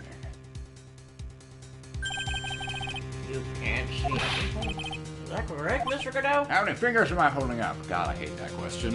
How many fingers am I holding up now? I can see you're holding up your middle finger. And a counter response. Fuck you too. Lantern was submitted as evidence today. I'd like the court to think back to the moment it was first presented. This lantern. There's something written on it. No, it's not. Why? It's written in blood. Nonsense. This lantern is as clean as a whistle. I made sure that, I made sure that.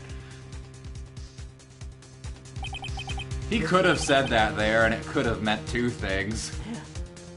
Mr. Godot, just admit it. There are certain colors you can't see, correct? I can't see ketchup. You can't see red on white backgrounds, can you? That's right. We went through this once before, during the poisoning case at Tribulations. It was the apron that the delightful Miss Bird was wearing at the time, and somehow spilled coffee on it. Look at all that coffee and nothing else. Something's still bothering me, Mr. Godot. Why have you not explained the blood stain to the court? What stain would that be? Well, against prosecutor, the blood color stain that is smeared all over the apron.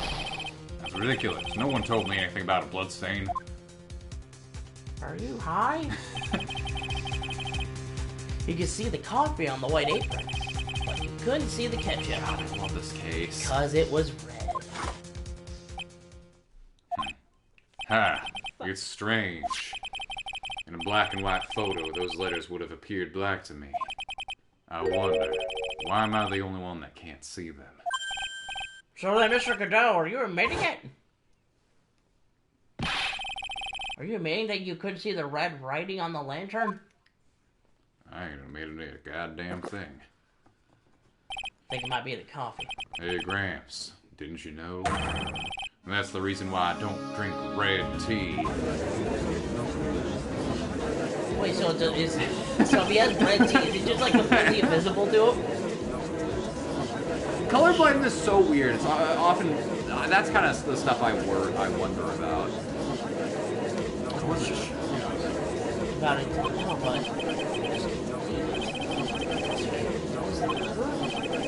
You've accused him twice up to this point. I'm going back down. I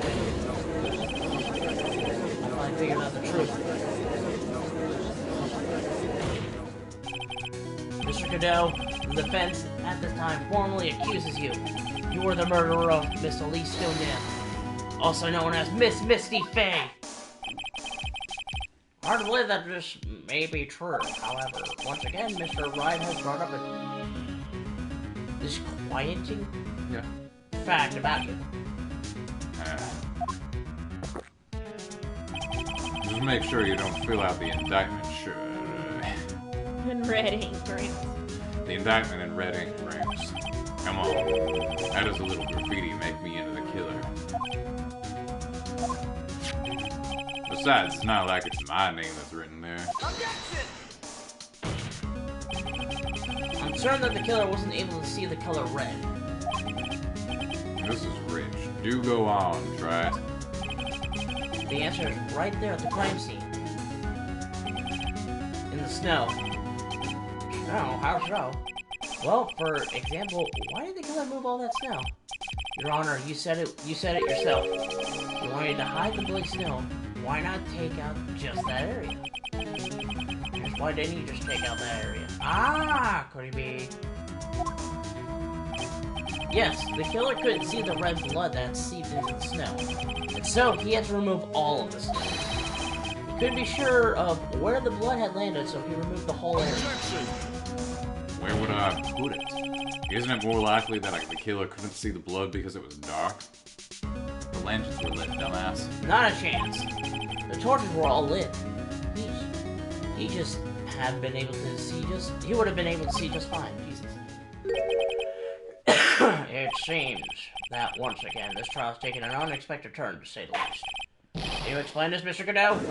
I don't know, explain a goddamn thing. I'm out of here, fuckers. Wait just a minute. Maya? What is it, witness? Mr. Godot isn't the killer. I saw another person. It was... Skims through the court record. This person. But they're Edgeworth dead. is here? Yeah, Edgeworth did it. What the fuck? Oh, dude, what the fuck? I just got here. It was Gumshoe. Oh, come on! Hey, pal! I don't need this crap. I'm out of here. Peace! And that was the last time any of us ever saw Gumshoe. Alive. Alive. Until 2 days after the murder took place. He didn't show up until after that old bridge got fixed up. Objection! Maya. You can't testify to something like that. What? What do you mean? I mean, I'll look at, but I... After the murder happened, you didn't even exist. She didn't. I'm afraid I don't follow. You senile old man, we established this just a little while ago. After the murder, this witness was unconscious for a long time. Because she was channeling Dahlia Hawthorne. Oh, that's right.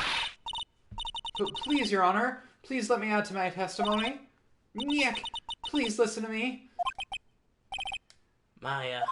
I'm not sure I really care. I mean, or not care, but Do you I'm plan not to sure I cover- really have any reason to. Do you plan to cover for Godot no matter what the cost?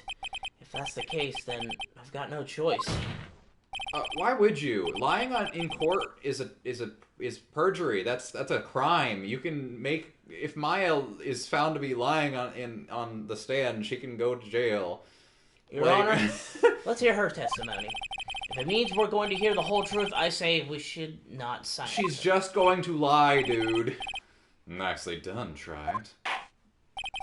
We don't know who Very- ever killed her. Very well, let's hear the witness's testimony. Please tell us what happened at the Inner Temple after the murder. Yes, sir. After I woke up, I began channeling and my spirit left me, as it were. But little Pearlie was there at the Inner Temple, too. So we should make Pearl testify.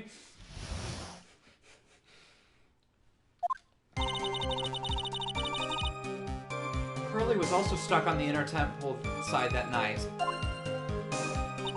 The next morning, she looked around but couldn't find anyone. The next day, when the bridge was finally fixed, she was in the spare prep room. That's when Mr. Godot arrived at the Inner Temple for the first time. He found Pearlie first and cheered her right up. I don't really know where to go from there for this one. Where is this Pearlie? That's my little cousin, Pearl Faye. So when did you hear about this? Just a while ago, when I was in the medical office. I'm terribly sorry. But what you heard from someone else is simply not admissible as testimony. What? But come on! Pearlie would never tell a lie. She's a way more honest person than I'll ever be. Real smart, Maya. You always know the best thing to say when you're under oath. The prosecution has no objection. We believe the witness. Mr. Godot? Let's just move on to the cross-examination if the defense has no objections. This is highly unusual, but fuck it. Mr. Wright? Let's get this cross-examination started. Okay.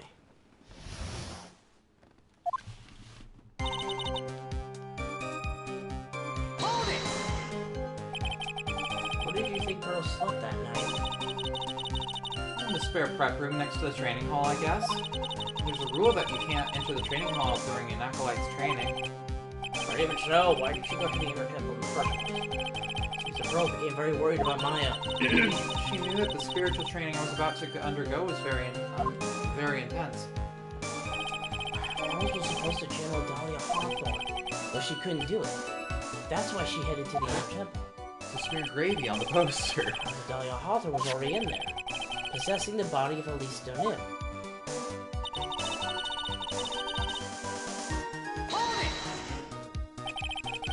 She searched the entire Inner Temple side, end to end. Well, you see, Pearlie gets pretty scared when she's alone. And there weren't that many places to look. She says she went back and forth several times. The inner temple side has 2 structures, the training hall and the spare prep room. There's also a storage shack, I think. That's about it. There's a storage shack too? Pearls was looking for other people, right? Should we examine the storage shack all that carefully? Well, if it was me, that would be the first place I would investigate. So that means it's possible that someone may have been hiding in the storage shack.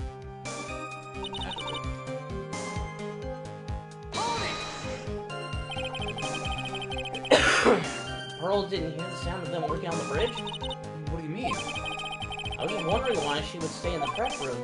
If it was me, I'd at least go out and wait at the foot of the bridge. Well, Pearlie said she was sleeping at the time. She said she was so scared during the night that she couldn't sleep well and woke up a bunch of times. Or a little all alone like that. Well, we know that she had at least one friend in the sacred cavern. Who was busy battling with the trick law. She couldn't let anyone see her. So she wouldn't have shown her some pearls. What happened after the bridge was finally fixed?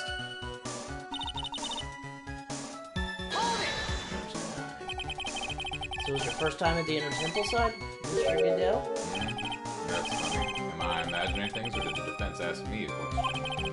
Mr. Wright, please save your questions for the witness. Oh, shit. What you heard from someone else is simply not admitted. Oh! Those are your words, Your Honor. Smartass. Touche. I got that tattoo on my hands. What do you have to say, Mr. Goodell? Hot nights and even hotter coffee. That's what I always say.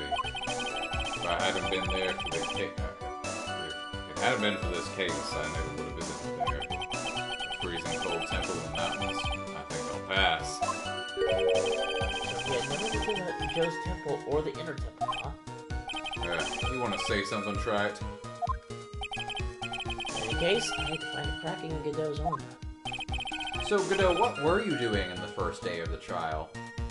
Well, Just out of curiosity, Yeah, when no one could find you. very well, please go on with your testimony. After fixing the bridge, the police then came over to the inner temple side, right? Yes. Then Mr. Godot...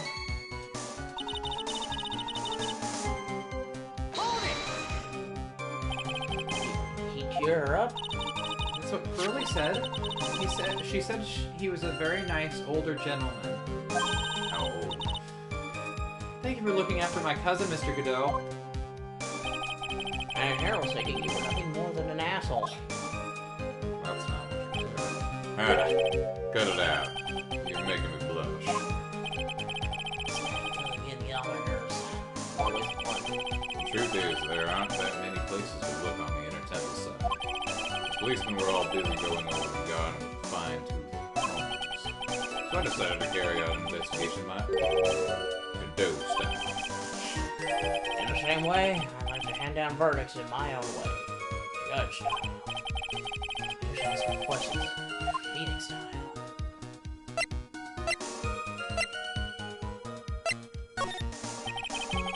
You said you were conducting the investigation on your own. Did you find anything? Looks like my investigation went about as well as yours, Trash. After all, I did miss the bloody writing on the lantern. Well, hey, this is don't speak for yourself, Douglas. The only odd thing I discovered was the beauty in the training hall. Beauty? Misty Faye, naturally. Oh. Uh-oh. Uh-oh. Uh-oh. Uh-oh. Uh-oh. Uh-oh. Uh-oh. Uh-oh. Western taste. You find a strange way to describe gravy? Prep room. Wait a second. What did Godot say just now? I think he just found a proverbial weak spot. There's only one thing in the important. One thing. I like how we're conscious.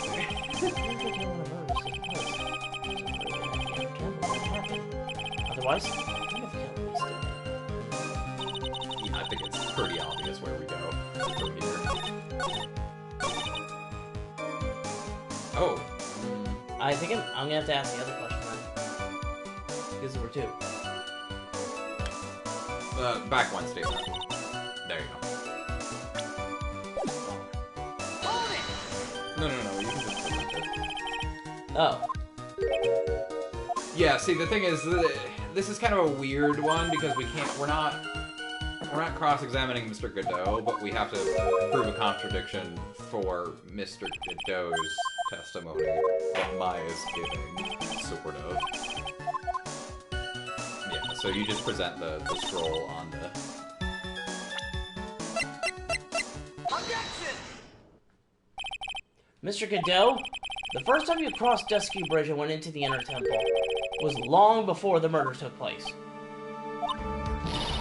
Why do you say that? Because he just made one fatal slip-up. The hanging scroll in the training hall. Hanging scroll? But Mr. Godot is right. That scroll picture shows a picture of my mother. Maya, I know you know who it is, but there's something you don't know. By the time the bridge had been repaired 2 days after the murder, the hanging scroll in the training hall looked like this. Oh no! Did somebody spear shit on that? Actually, it's gravy, but it smells really good. What a wonderfully delicious smell. The morning after the crime, someone covered it with gravy. Gravy? But why gravy, Niak? Because gravy is much more than a condiment to the culprit. Well, Mr. Godot, if you really hadn't seen the hanging scroll until after the murder, you wouldn't have had any way of knowing that it was Misty Faye. Wait a minute, Niak. Yes? Take another look at the hanging scroll. Look at the top, there's a crest there. Ah, that is the mark of your master, correct? Exactly, so if you know the meaning of the mark... You could guess that it was a picture of Misty Faye on there. Sure, but Mr. Godot described what was underneath it like this. Clad in her stunning Japanese garb surrounded by the hue and aroma of western tastes. Oh. Shit. That's a terrible impression. Yes, it's impossible that he knew what the crest meant. However, he couldn't have known that she was wearing Japanese clothing. Mr. Godot, on the day of the murder, you were hiding in the Inner Temple long before the crime took place. Those pictures of Mom. Man, I'm sad that she's dead now. Anyway, what's going on with you? Oh, right, you're Dahlia Hawthorne right now. Hey. So, you murdered my girlfriend. And then I murdered you. What? Pretty neat, huh? just the awkward conversation those two would have together. Can I ask you one little thing, Wright? What is it?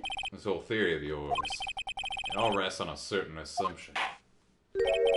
That I knew beforehand that a crime was going to be committed. That's right. Otherwise, there's no reason for him to sneak onto the crime scene. Of course Mr. Godot knew all about the plan. Huh? What did you say? Is it really possible that another person knew of the plan? Oh. This is a complicated one. You probably haven't thought about this piece of evidence in a while. I don't think it's on this page. The burnt letter. Yes. Take that! This crime was actually planned over a year ago. Morgan Fay authored the plan to her daughter's future. And these instructions were hidden somewhere in Fay Manor for a year. However, by the time Little Pearls found these instructions, they had already been unsealed. Wait, hold on. How did Godot find them? Unsealed? Yes, the killer had read these instructions long before Pearl ever found them. That's how he knew the crime was to take place at the Inner Temple. Do you still insist this crafty killer is me? You bet I do. But you just said that the instructions were hidden. That's right. Mr. Godot couldn't even know where the instructions were hidden. If he really wanted to know, he had one great chance to find out. Yes, when was that? During a visit. A visit? Morgan Fay told her daughter Pearl about where the instructions were hidden. during one of her visits to the detention center. That would be the only time for someone to have learned where they were hidden. Eavesdropping on a visit at a detention center. I didn't say that. Yes, it could be arranged if you were someone with easy access in and out of there. Like, for example, a prosecutor such as Mr. Godot.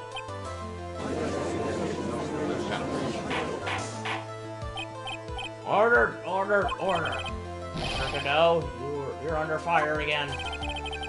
This murder could not have been carried out without prior knowledge. For a second there, I thought you said I was fired. I was gonna say, thank God, I'm really bad at this job. And you were the only one that could have acquired this information before the murder.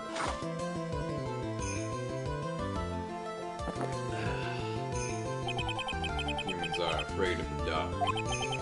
And yet, at the same time, we're fascinated and bewitched by it. Maybe that's why humans drink the darkness that is calm. Sorry for always asking, but what does that mean? It means there's a reason for everything. According to your theory, the killer in this case eavesdropped on a conversation during a jail visit where he learned of a hidden plan for a crime. After discovering the plans, he hid in the inner temple and waited for the crime to occur. Then he ultimately took a person's life. And he did all that just to protect his witness. That's right. If you're accusing me of this crime, I have to ask you, why would I do this? This girl is nothing but a stranger to me. I've got no reason to go through that kind of trouble to protect her. I am what you see. I'm certainly not the type to rescue the damsel in distress. Damn, son of a bitch, I got this. Okay. Don't have to announce it to the whole room.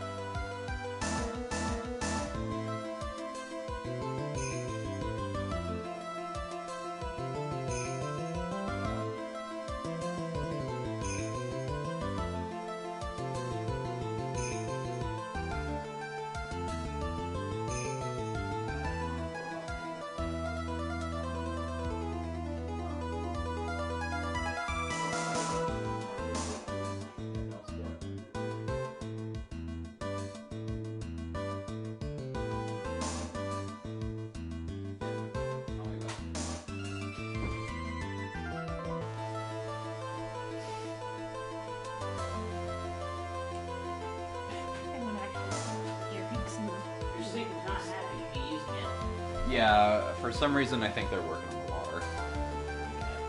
So they keep turning it off. Don't give anything away.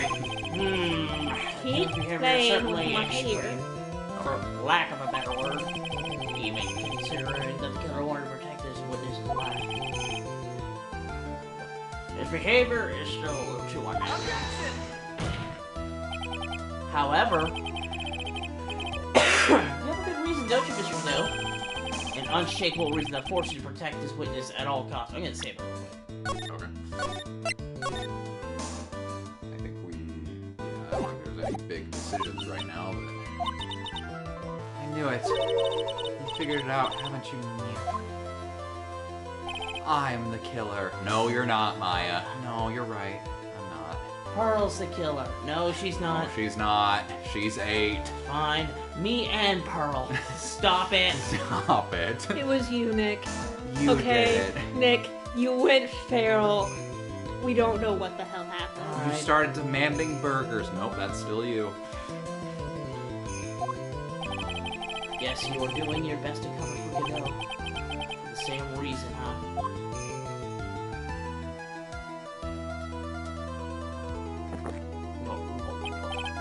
okay, Travis, I'm all ears. Let's hear it. Very simple. Maya Fey is a lot more than just a stranger to you. Watch this. There's one person who lies at the very center of this whole story. One person that ties you and Maya together. Take that! There's a very good It's reason- basically, this is the point where you're supposed to be like, oh yeah, he's Diego Armando, even though it's super obvious. Yeah, there's a very good reason why Maya Faye's life is so precious to you.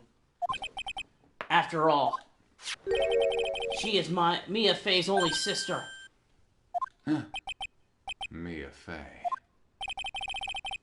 Isn't she like right next to him right now? Actually, not sure. No, she left. She hasn't talked in a while. Yeah. You once worked alongside her. That was when you were a defense attorney.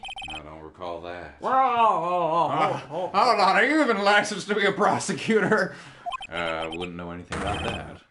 Mr. Godot is a defense attorney? With your honor's piercing intellect, you must have figured it out by now. The real name of this man who calls himself Godot, his real name is Diego Armando. Isn't that right? Cue my theme music.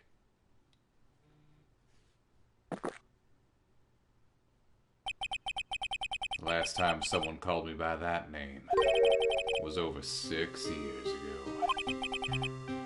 Diego Armando, that name rings a bell. It should, Your Honor, all is related to a single case.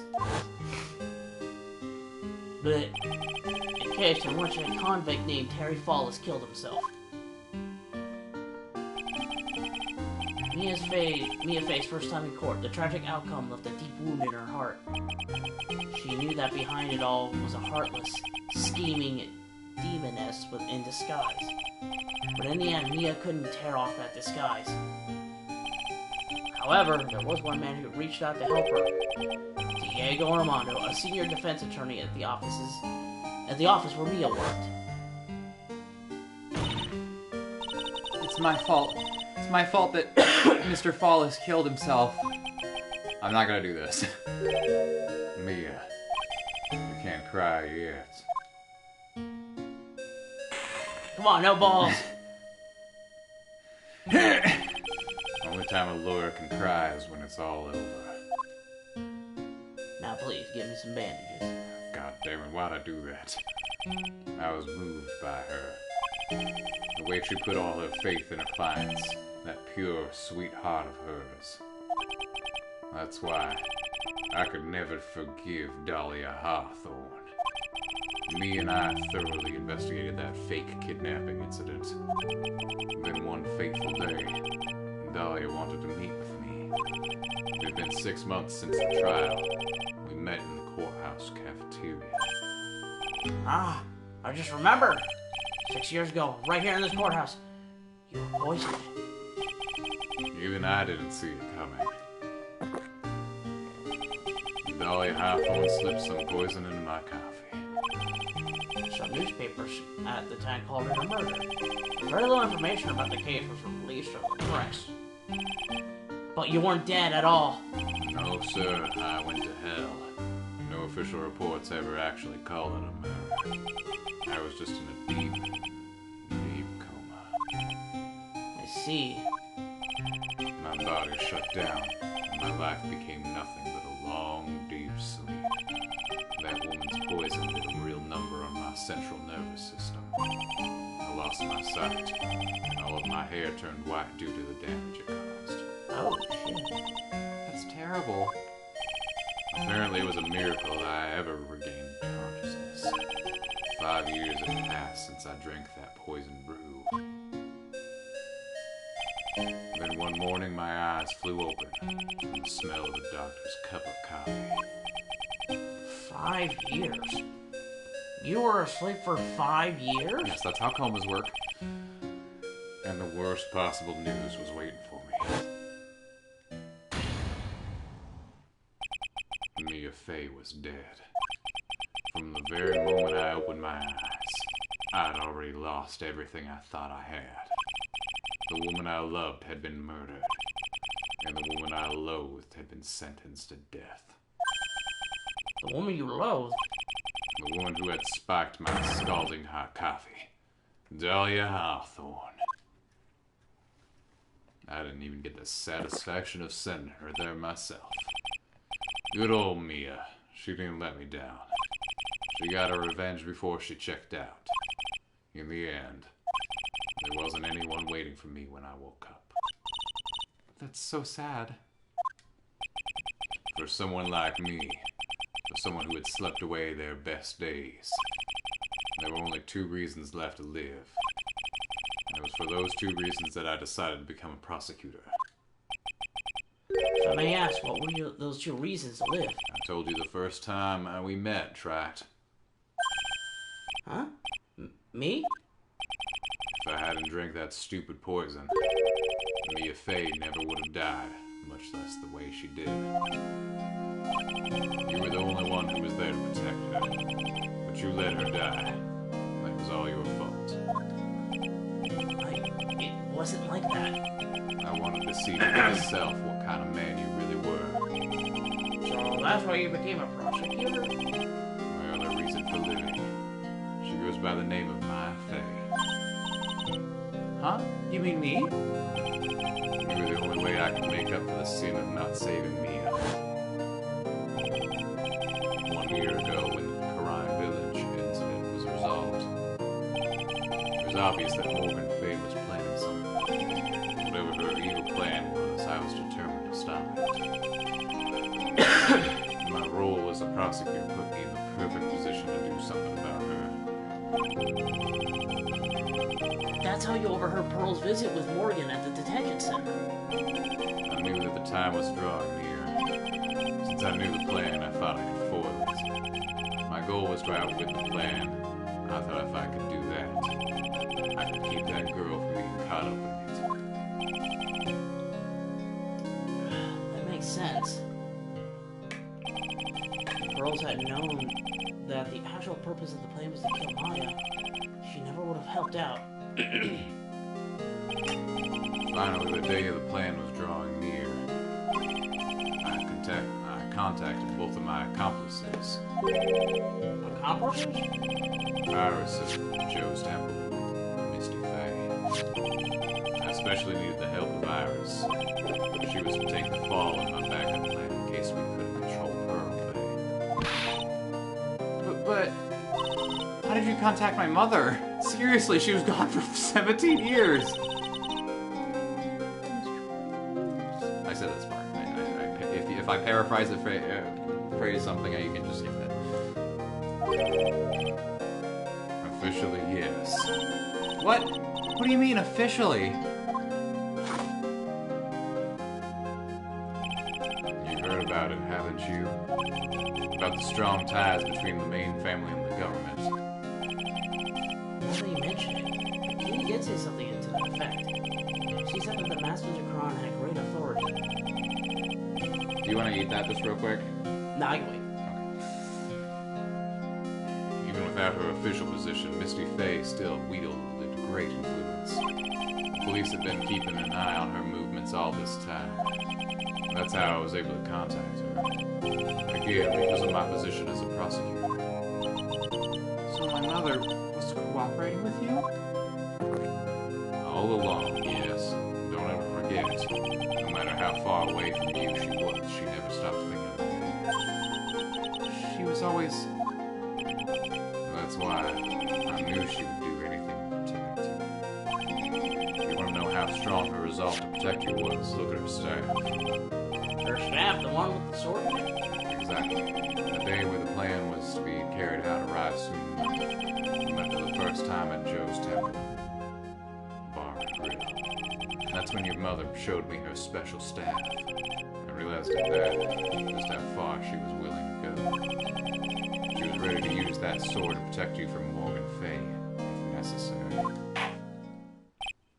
Yes, even if it meant paying for the ultimate price. Mother... That night, the night of the crime, there was just one way to stop Morgan's evil plan. You mean Pearls, don't you? We had to kill Pearls. Wait, no. We had to make sure she didn't channel Dahlia Hall. What are you going to do tonight? Well, If you'd like, you can come to my room. Perhaps we can read some books together. We thought we could prevent her from playing her part in Morgan's plan. But she never showed up. She was worried and followed me to the inner temple. That was the thing we were most afraid of.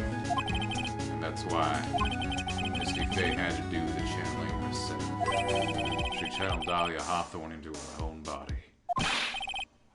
What do you mean? If she channeled the spirit first, then Pearls wouldn't be able to do it herself.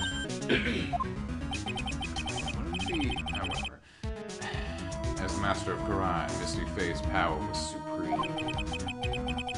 That's how it went down. She channeled Dahlia Hawthorne so that Pearl Fey wouldn't be able to. Oh! You stabbed my mom, you prick! Is this true? My role in the plan was to make sure no one was going to hurt Maya Fey. That's why I hid myself in the inner temple, just in case you needed to be saved from Dahlia Hawthorne. Yo. Anyway, that's all I'm going to admit to. Try it. Huh? There's no doubt about it. You're a great defense attorney. But you're gonna have to do the rest yourself. The background leading up to this issue has been laid bare. There's just one question remaining, Mr. Wright. Who killed the victim? I mean, you know who did it I- at this point, so if they ask. Only two possible suspects right now. Maya Fey. And I just have to say you, Mr. Goodell.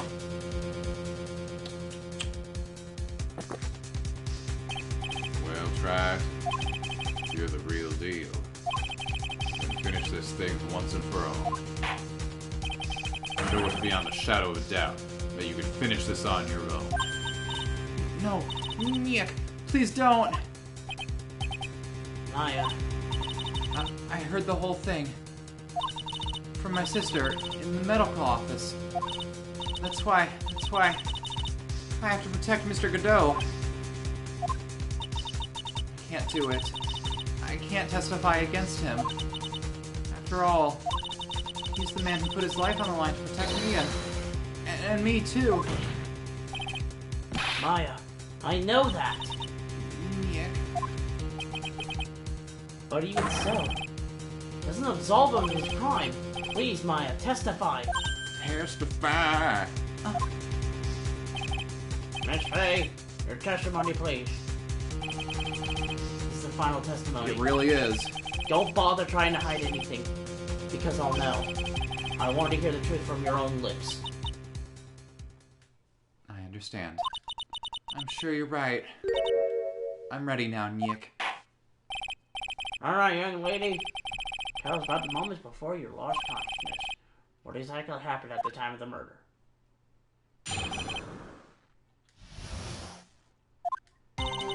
Just before it happened, I think I saw some red lights. 3 of them. I thought I'd ask for help, but just then I was splattered with blood. She wasn't dead, though, and she struck back at the enemy behind her. Suddenly, the red lights went out, and the whole area was dark. Just at that moment, there was a horrible scream. Right after that, Dahlia collapsed, and I lost consciousness. Uh-oh. These red lights, I thought you said you didn't remember seeing them. I'm sorry. I thought I saw them, but then they disappeared all of a sudden. Things break, tried. Even the best of theories. Who was it that stabbed Misty Fey? It looks like you still can't prove it. Maya's telling the truth this time, I know it. The rest is up to me. Well then, Mr. Wright, proceed with your final cross-examination of the witness. So I got a theory. Yep. Wasn't able to stab. Yeah, go pee. So since she didn't stab Maya, there is blood on that knife. Okay. Pretty positive I know who that is. Because it doesn't match the victims Let me either. double check the guide real quick to see if you're a step ahead. You need to... Yeah, you're a step ahead. You need to press a statement. Struck back. How do you know that? Well, you're right. I didn't see it exactly. But I could tell by the sounds of their breathing and movement. And also the smell of blood. That too, you know. You witnessed more horror than any young lady should ever have in one life. So then, what did you do at that point? I couldn't move. I could just barely make out their shadows moving in the dark, but I had no idea what to do. Did you still see the red lights you mentioned earlier? Yes, I think so. But...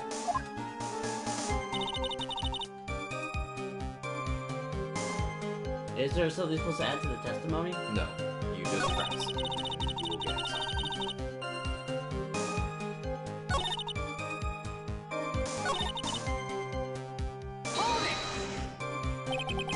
What do you mean by just at that moment? Do you mean the moment the red lights went out?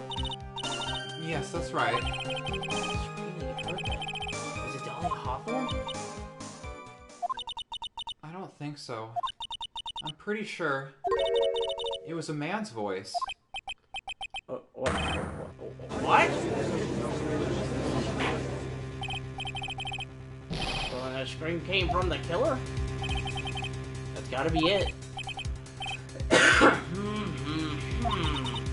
think Dahlia Hawthorne must have taken the blade and attacked the killer with it.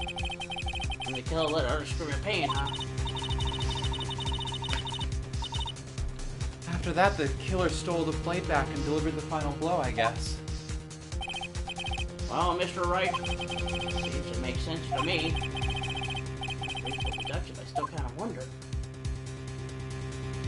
I'm sorry to say this, but that interpretation would create an enormous contradiction. I agree. That makes sense, after all. For some reason. My deductions are almost certainly never correct. Remember the testimony she gave before the killer let out a scream? Maya said she'd already been splattered by the victim's blood. In other words, the blade and the staff had already been plunged into the victim. Is that right? She couldn't have struck back with a sword that was already stuck in her body. The weapon that caused the killer to let out a scream must have been something other than the staff. If you're so sure about that, then don't keep us waiting any longer, Trite. There's only one thing I can think of that could have been used as the weapon here. If Dahlia Hawthorne had already been stabbed in the back by the staff, what could she have used to strike back at the killer? The big-ass sword! Yeah, nah. That was on the other side of the bridge. Yeah. Take that! Oh god! Throws it at him. Naturally, the dagger the killer brought to the scene of the crime. Oh, that's right. I forgot about that. This dagger was found at the crime scene, stuck into a pine I have a tree. question. What? No, never mind. Don't worry about it. Sorry, I'm thinking too far ahead. Yes, the detective found that this morning and brought it to me. Dahlia Hawthorne struck back at the killer with this, and she managed to wound him as well. Just because he let out a scream doesn't mean that he was wounded. For all we know, the blood on the dagger could have been that from the victim. Have you forgotten the blood has already been tested? Since we learned it wasn't the victim's blood, it must have been the killer's blood. The killer must have a wound somewhere on his body. Man, can you imagine how much of this case would have been simplified had we actually figured out whose blood it was when this day started? Yeah. It's like, hey, there was a knife in a tree, and it had Godot's blood on it. And somebody want to explain that? And he's just sitting over there with his first cup of coffee. He's like, Oh, fuck. So you're saying the blood on the dagger belongs to... Exactly. A DNA analysis of the blood would prove it beyond any shadow of a doubt. And yes, Mr. Godot, it would prove that it's your blood. Nice theory, Trite. Order in the court. Man, have I be able to change the result of the scientific test.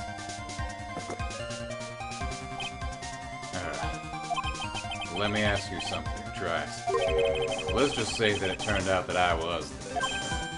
Hypothetically speaking, of course. You really think I would be stupid enough to leave evidence like that? What? Just think for a second.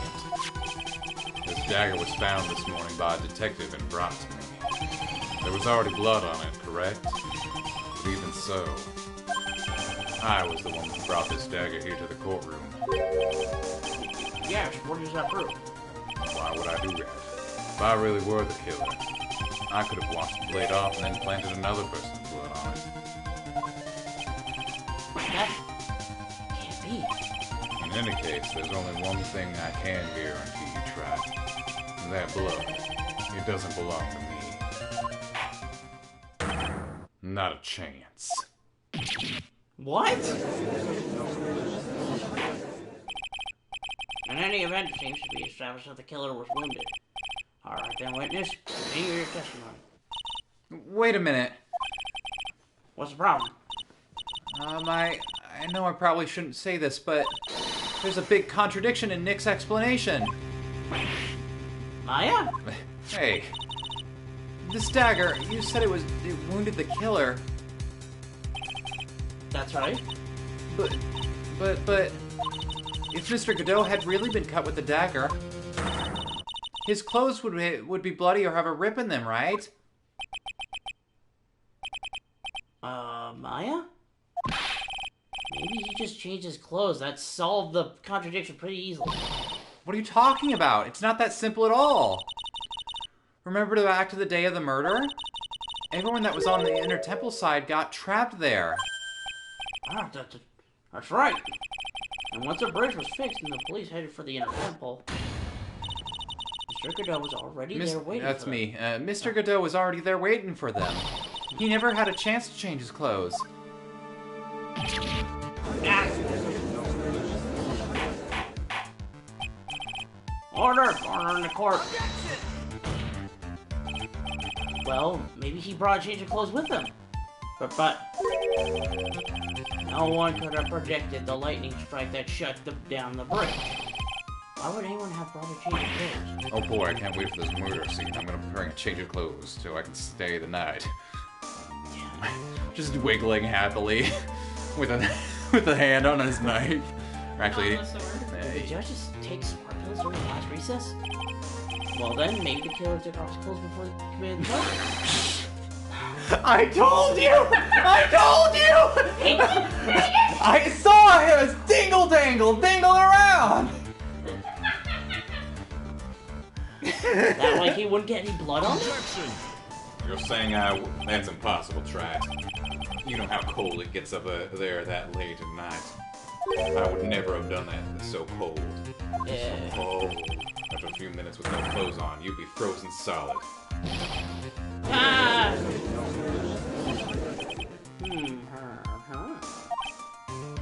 Everyone in this room just imagined me naked.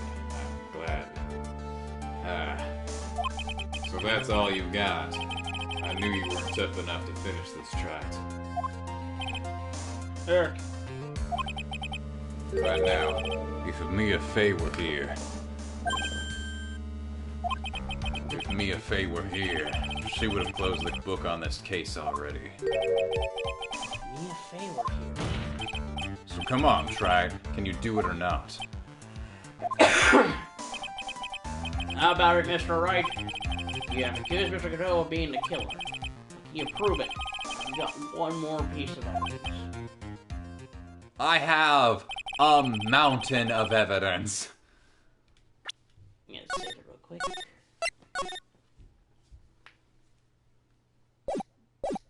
The question isn't whether I can prove it or not. The fact is I have to prove it. That's the only choice I have. I wasn't taught that it's one of the rules of being a lawyer. I was taught that was one of the rules of being a lawyer. Point and yell, you'll win. I can prove it. Give me a second. I'm gonna bring your magnificent vengeance to fruition, just as you want it. Ha! That's good. A fight until the bitter end, Track. since there's just one piece of evidence that can prove your point, why don't you go for the... I mean, it would be the whole health bar. I just want to point that out, but we don't have to know that. Why don't we go for the unlimited penalty? Are you trying to pressure me, Mr. Godot? Because it doesn't matter to me. I've got the one piece of evidence I need. Give me a break. You've got nothing, Trite. Simple. I've got to think outside the box and approach it from a different angle. Alright then, Mr. Wright, let's hear what you've got. One thing I've demonstrated in this previous cross-examination. The killer was wounded. That was proven by the blood on the dagger. But we decided it was impossible for him to have hidden such a wound. If you're cut by a dagger, there should be a bloodstain in his clothing. There's one place the killer could have hidden his wound. What do you say? Hidden? This is it. My last stand. I need to think about this from a different angle. I don't need to think about why there were no bloodstains in his clothing. I need to show how he hid the wound. It's the end of the line. The final stop, Trite. Let's hear what you've got. Oh, I think I know. Yeah? Where's this location where you say the killer hid his wound? Wait. Yeah, I don't know what we're doing.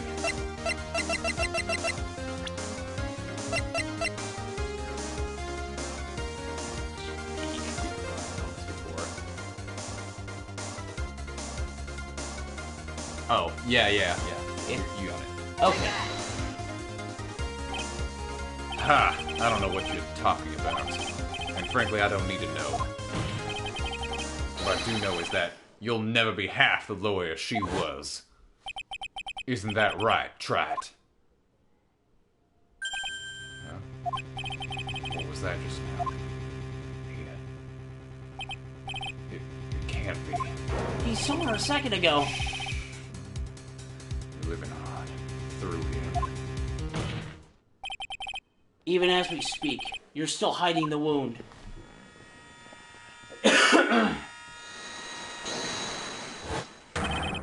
It's beneath your mask! During the fight, the red lights given off by the killer suddenly disappeared. Seconds later, the killer let out a scream. That's right, your mask went flying off your face. Mr. Godot, would you mind removing your mask? If you have a dagger wound under there somewhere, then I'd say this whole case is solved.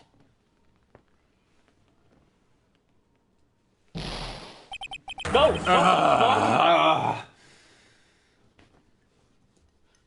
His face exploded! Alright. Serious time.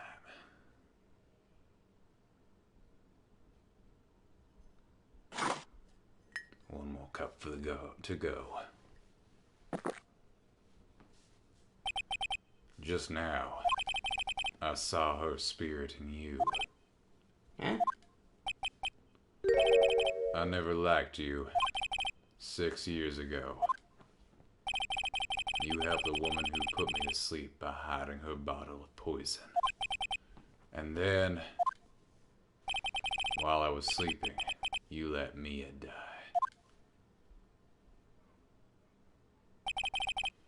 But you didn't care. You just kept living your pathetic, happy-go-lucky life. Trust me, it was nothing but happy. You even had the nerve to follow in her footsteps as a lawyer. I could never forgive you. That's what I thought. Mr. Godot.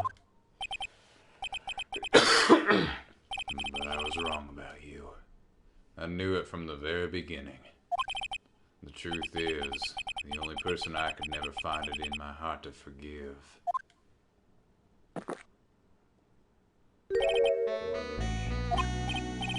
You? Yourself? I was the one that failed to protect Mia. Me and no one else. I tried to avert my eyes from the truth, to escape from the harshness of reality. I just couldn't face Mia's death head-on, so I ran. I hid behind a mask. I threw away my true name. I couldn't even deal with being a defense attorney anymore, so I quit. But you saved Maya. Yeah, that was my plan. Up until just now, anyway. What do you mean? Are you listening, Maya? If I had really wanted to save you, then there's one person that I should have gone and talked to right away. Who would that be? You're talking about Nick? But I didn't do it. I tried to get the help of Iris and your mother, but I closed my eyes to the most important man involved. You know why? The real reason? No, why? I suppose. I wasn't really interested in saving you at all. Huh? I think I was just trying to salvage what's left of my own broken soul. I was trying to make up for the fact that I couldn't save Mia. Nothing more. That's why I let you walk right into a situation that I knew was dangerous. Forgive me. You're wrong. You put your life on the line to save Maya. Was it really for Maya's sake? Even I'm not really sure. What do you mean by that? That night in the darkness of the garden, when I saw her silhouette. Part of me must have known the truth. The truth that it wasn't really Dahlia Hawthorne standing there in front of me. Huh. It could have been Misty Faye, or even that little girl. But I still picked up the blade. It was like I was dreaming.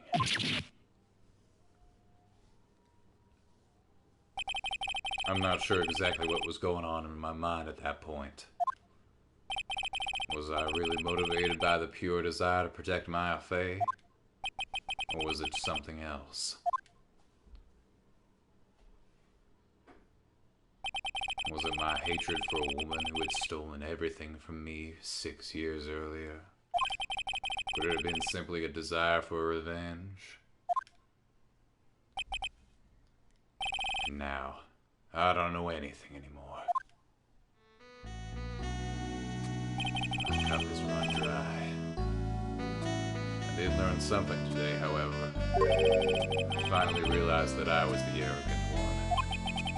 I was just chasing an illusion, a fantasy. A stupid fantasy of defeating you in the courtroom. You were the one who made me realize my folly. You never ran away from Mia's death. Instead, you picked up where she left off, as a true defender of the people. In that one moment, I understood everything.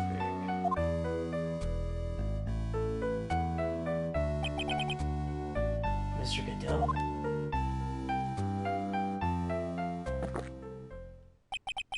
I think you already know this, but if you don't, my name is Diego Armando.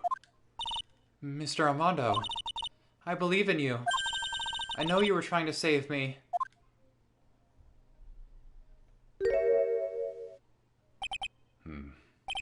Thanks. Your wound. It's bleeding. Ha! Did you forget already? In my world, the color red doesn't exist. These must be my tears. Tears? Ever since I woke up from my coma, I think I've been waiting for this very moment. Mr. Armando. You'll do well to remember this, Maya. The only time a lawyer can cry is when it's all over.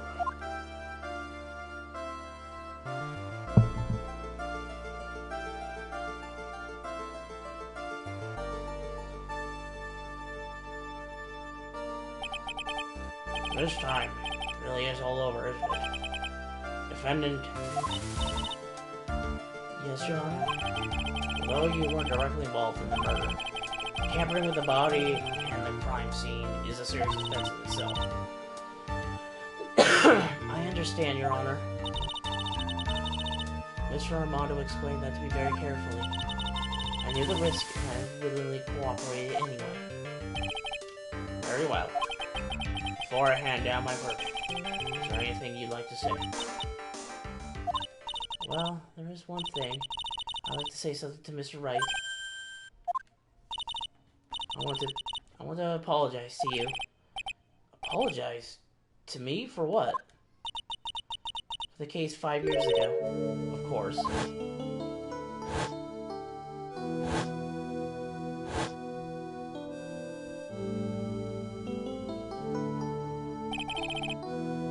I just remember, weren't you poisoned by your own lover? Not exactly, but yeah, something like that.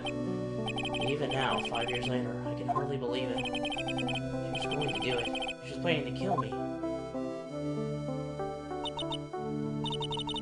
It's not all that surprising. The two of you hardly knew each other.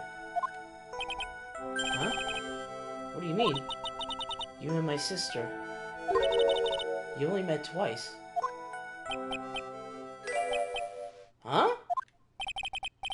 We only met twice? The first time you met was on that fateful day. The day she poisoned Mr. Armando in the cafeteria of this very courthouse. The next time you met her was 8 months later. You met her again on the day she stole your cold medicine. And Doug Swallow was killed. No way, it can't be true. I mean, during our whole relationship, we were... Oh. For those 8 months, the woman that you thought was Dahlia Hawthorne wasn't actually my sister. Huh? It wasn't Dahlia? I hope one day you can forgive me. Feeny. Sorry. You mean... That's right. I lied to you. For 8 months. I don't know what the fuck's going on. Can you tell me? Why? Why would you do such a thing? Ever since she gave you the bottle that day, my sister was trying to get it back as soon as she possibly could. Because of the police investigation and their surveillance, she couldn't move about freely. So that's why you... My sister, in the beginning, she was prepared for the worst. Prepared for the worst? She thought that you might somehow discover the truth. That's why she was always ready to deal with you at a moment's notice. You mean she was ready to kill me? Don't you? She already had so much to answer for. I didn't want any more sins on her soul. Begged her not to do it. She agreed to give me a chance. And that's why you came to me? You came to get the bottle pendant back for me in her place. But I couldn't get you to give it back. I failed at something even as simple as that. 8 months passed and I still couldn't get it back from you. Finally, my sister couldn't wait any longer.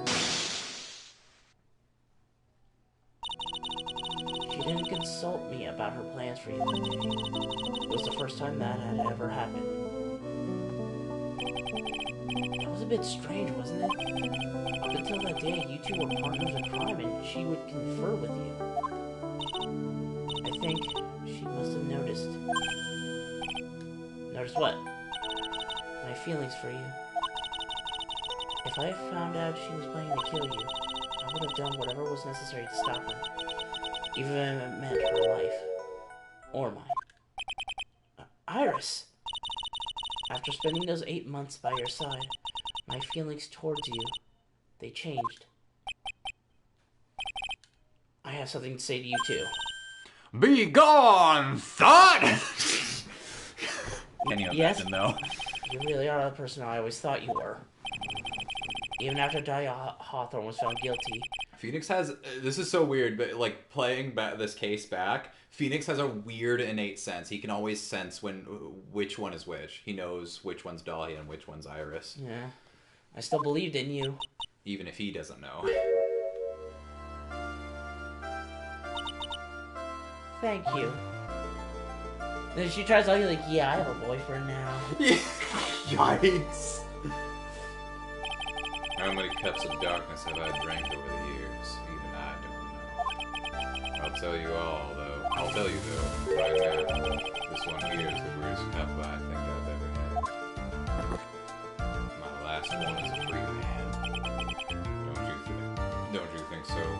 That's right. Oh, you said it right finally. Nah. Oh, they're both drinking the coffee. Yeah. I think you're right. The purpose of this trial is to rule out the murder of the victim released from him. At some point, I expect you'll be tried for your role as an accomplice in this case. I understand, Your Honor. Very well. On the charge of murder, I hereby find the defendant.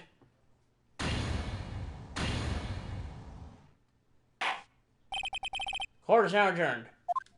They didn't even do the confetti, jeez.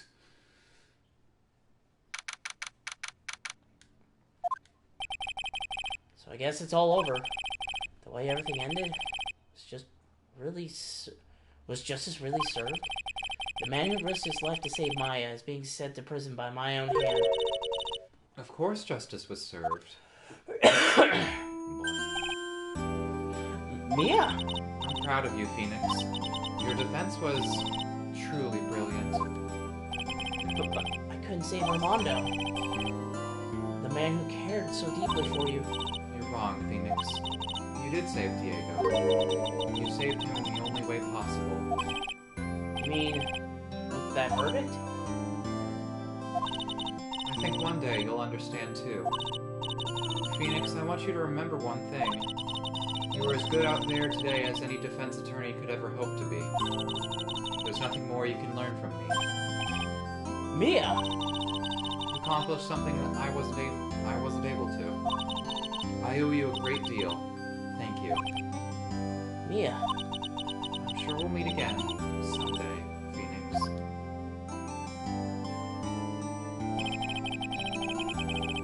I've handled a lot of cases and seen a lot of things. And along this journey, I found myself asking just one question. What does it really mean to defend someone? I suppose today's case produced one possible answer. Nyek. Maya. I guess it's just like my sis said. Mia? What did she say? I thought the game crashed. I was like, well, don't do that to me. Okay, That night when I channeled Mia to get her advice on what to do, this is what she wrote back in my notebook. Don't worry, Phoenix will save everyone in the end. But... Come on, cut it out with that gloomy face. Can't you see? Me, sis, and I'm sure Iris too. We owe you for everything you've done for us, Nyek. Maya, how can you be so bright and chipper after all that's happened? You were brutally attacked, and even saw your own mother murdered. Ouch! Francisco? Still as soft as always, Phoenix, right? And I'm here too. Excellent work, Wright. Mr. Edgeworth, when did you get back?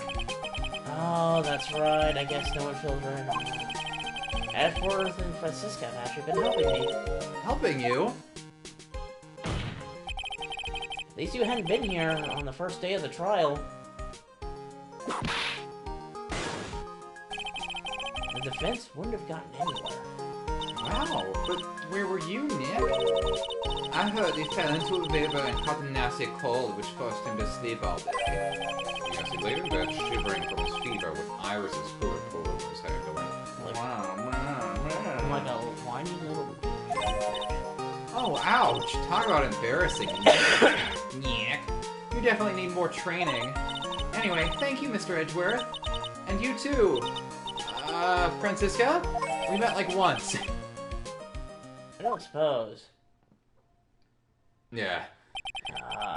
There's room for me in the group hug? Is there? Oh, No! no, go away!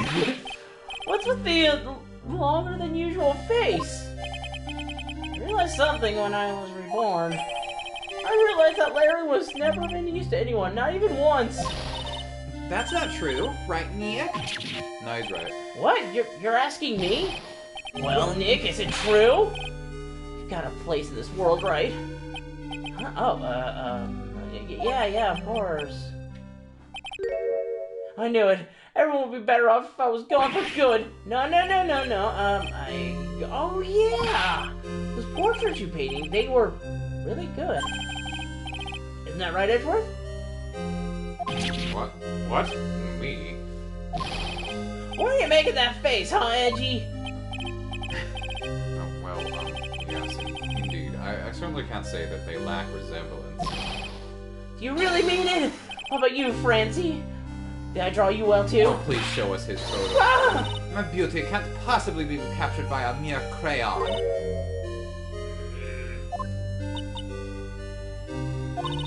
Nevertheless, I recognize the effort you put into it, and that's worth something. You'll do it? Like you promised? You're going to model for my next picture book, Francie? Ah! Don't get carried away. Well, she didn't know that that's a nude book. Ooh. Well, how about that? I guess painting portraits is the only thing I'm good at. The painting of Pearl was pretty darn good, too, if you ask me. Huh? Huh? Now that you mention it, I haven't seen her around. Pearls? Where could she have gone? Normally she would have made a beeline for Maya. Oh, I'll go look for her. Be right back. Did she fall over? Hey, Pearly! Right. You seem to be uncharacteristically puzzled. I suspect you are wondering how Maya can be so cheerful despite all that has happened. Yeah. Well, it's a simple answer. Drugs. Lots of drugs. We pumped her full of all of the morphine. To be honest, I can't understand it either. Francisca. That's right. She lost her father fairly recently as well. I think I understand how she feels. Maya's a much wiser person than she appears, and I think she realizes something. Now is exactly the time when she needs to be as strong as she can. What do you mean by now is exactly the time? Maya wasn't the only one that was badly wounded by this incident. People died. In fact, there was someone that was hurt far more deeply than she. The victim, who's dead now. I'm kidding. And I believe it's for that person that Maya is trying her best not to cry. Someone who was hurt more deeply than Maya? Edgeworth, I think I'm starting to understand too. Ow! Then tell me things, right? Who is Maya Fey being strong for? Pearl? Yeah. Take that! Oh, Fey. Poor kid, after all, the reason she worked so hard and followed the instructions is because she loved and believed in her mother, Morgan. It's for the good of the Fae clan. I'm sure she believed it in every last word. She thought she was doing it for Maya. That's why she was so happy. It shows how truly devoted she is to Maya.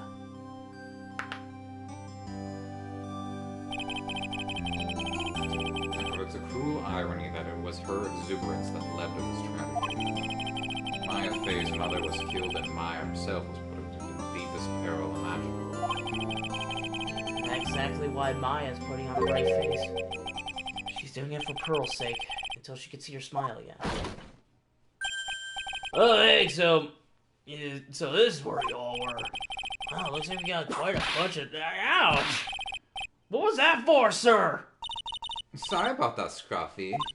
My whip just seems to have a mind of its own. What's up, Detective Gumshoe? Oh, you know, this, that. Anyway, congrats on your win. Let's go out tonight, pal. Dinner's on me. My salad's just sort of gone down by a teensy-weensy bit, but it's alright. I made reservations for a first-class French restaurant tonight. Oh, please no. Yeah. Pretty good work, Scruffy. That whip was your reward. Detective Gumshoe? You said first-class French restaurant? You don't mean Grand Beyond. Where else? Anyways, we're doomed. Come on, let's go, everyone. Keep Maggie waiting. Can't keep Maggie waiting, pal. Hey, you crybaby. Oh, hey, you crybaby. You're invited too. Oh, forget about me. Oh, and I will be at the loser shack eating potatoes. You know, Maya's taking an awfully long time to get back. She's still out looking for pearls. I couldn't find her. Oh, Maya, what's wrong? Nick, what do I do? Pearly, I can't find her anywhere. Huh? I bet she just went back home. That's all. I thought so too, so I called the village. But no one has heard from her. This has never happened before. As I figured, she's been badly hurt by this incident. She feels responsible for the tragedy that has befallen you, Maya. But none of this was her fault. What should I do? Detective Gumshoe?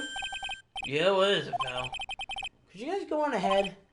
But what about you? Maya and I will... We'll join you guys once we find Pearls. Nyek?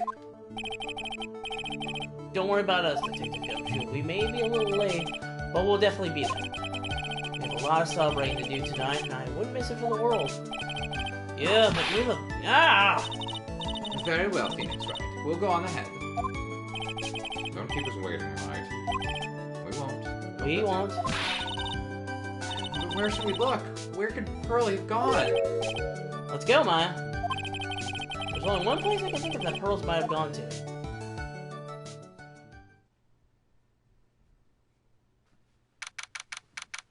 She went back up to Joe's there. temple all by herself? Joe's temple.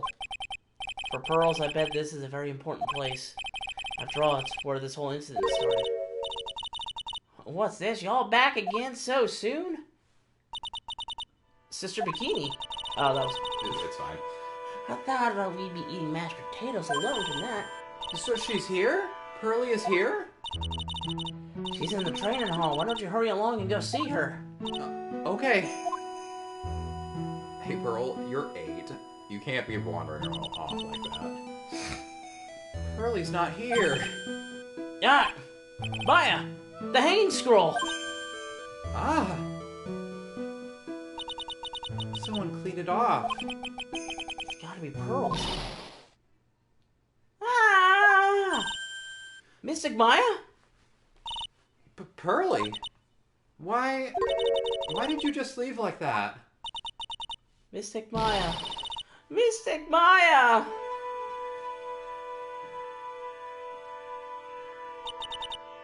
I swore that I would never trouble the two of you ever again.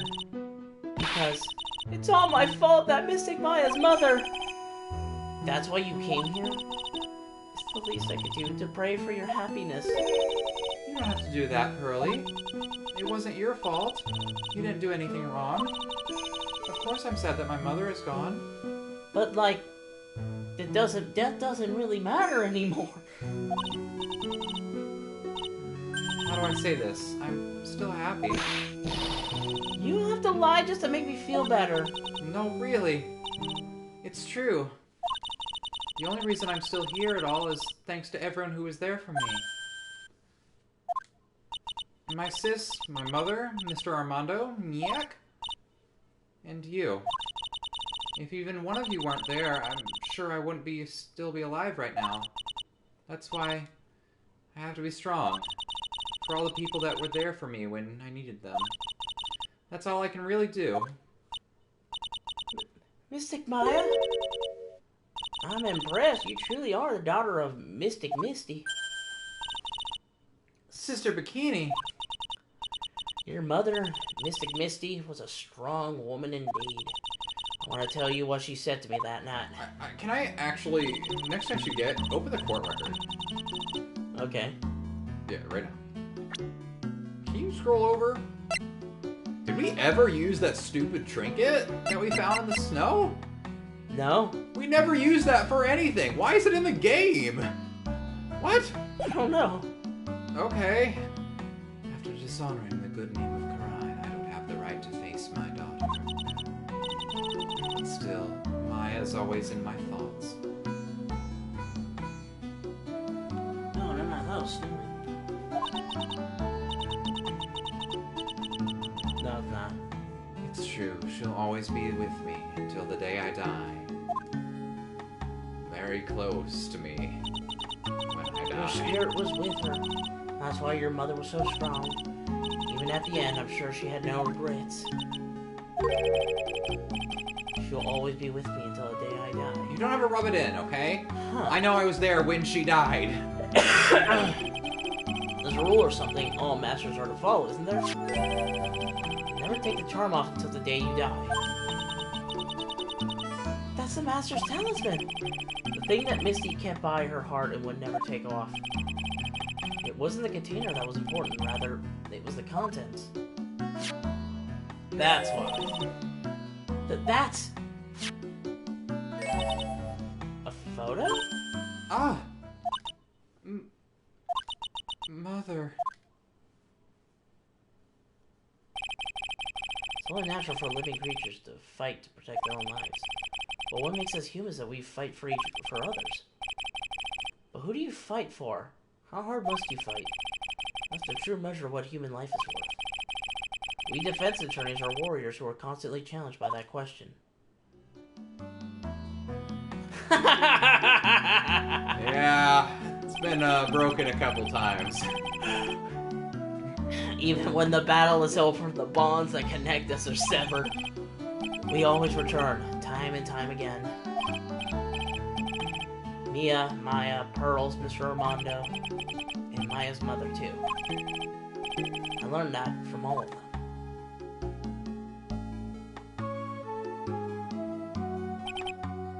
Well, shall we get going? Everyone's waiting. This is a day to remember, a day when a lot of things were finally put to rest. Like Maya's mom. I think we should celebrate what we've overcome today. But I still can't. Oh, go on, sweetie. You can come back for training anytime.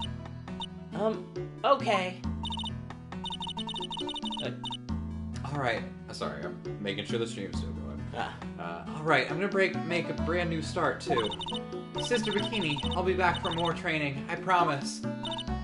I know, I won't go easier just because you're the future master. I'll make sure you prepare a reservation for 3. For 3 when you come back. Alright, we're gonna have a great feast today, Pearly. You know why? Because training is a battle of endurance. Okay, Mystic Maya. I'll eat lots and lots of food tonight. We're going to Trace Beyond. Ooh, never mind. You know, there's one thing I don't get, and probably don't want to, but... What is it, yeah? Reservations for training is fine and all. But why for 3? Come on, what do you think?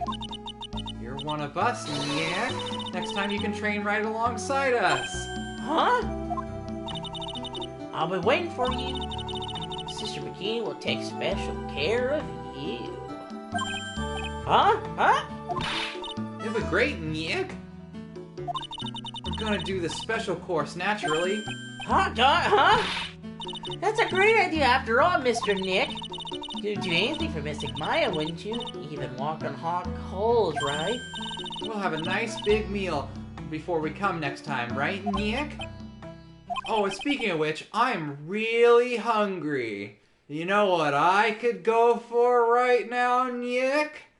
A great big plate of ramen. I meant burgers. You know, I was wondering if I could just say one little thing.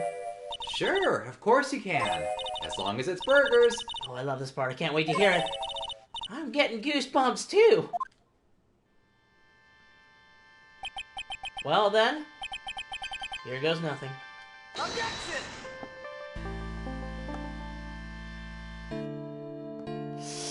That's it.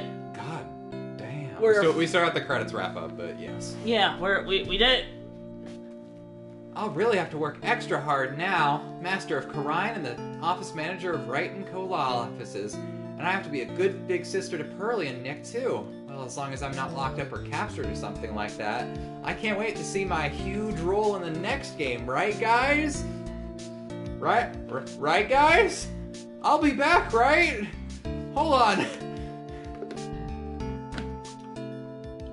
So it's true, Mr. Nick really is missing. He went through with the special course. Oh, actually, I heard there's a legendary extra special ultra course here too.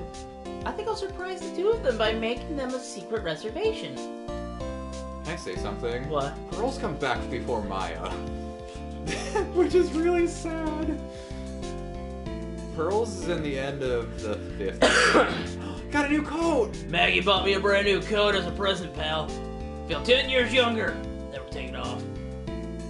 Yeah, but somehow you just don't see them the same. I guess a dirty, shabby old overcoat is just more detective-like, sir. Don't worry about it. In the name of love, a man will soil himself silly. You'll do what to that coat? What?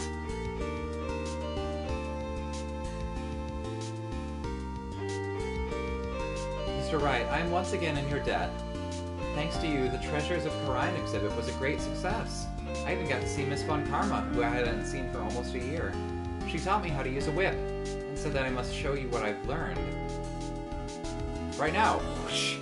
Ow, my face. Okay, I'm not very good at it.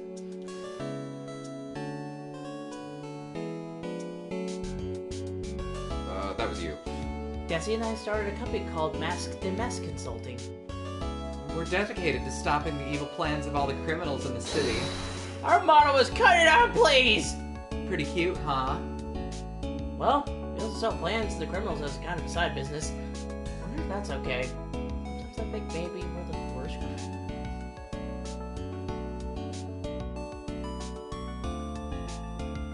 I guess supply and demand? Yeah. He's keeping business alive. I wanted to show my appreciation to Mr. Wright for exterminating Don Tigre, so I lent him $500,000 in a tea set. A special thick tea, one I mixed with my own two hands. I bet he's drinking it now. Win through compromise. What? Yeah.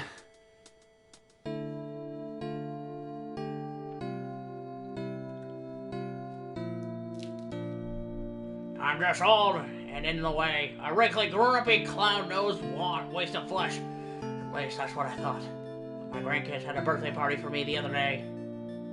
Talk about embarrassing. 69 years old and I cried like a baby with a dirty diaper. You're only 69. Nice. Goes back to the great detective. I'm still insane! As usual, we have an abundance of work to do. We've hired a new programmer to replace Glenn Elk. I do hope everyone will get along. His name is Adam Mata. As soon as I heard his name, I knew our brain circuits would align perfectly. Only hire people that have names that are the same, spelled backwards and forwards, I guess. Damn it. My. More reporters? Since the murder, we've made so much money, I hardly know what to do. Magazines like it because we provide so much nice visuals. Especially in spring, I can hardly wait for hours to come back.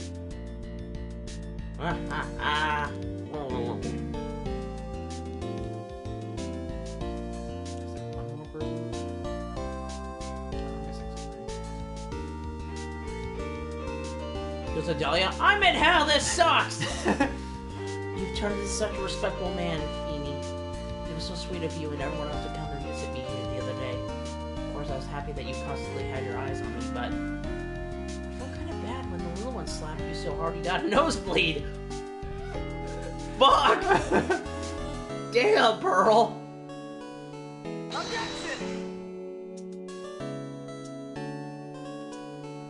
Ben Ramen Judd? What kind of nickname is Ramen? Objection. Sion King. What kind of first name is Sion? Oh well.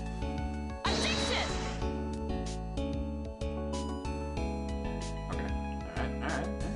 Christina Cattell. Objection! Objection. I was voiced by none other than James C. Wilson. Who is James C. Wilson again? I don't think we would. Because remember, this game came out in 2004. Voice acting in video games was still very new. Jeanette Sue.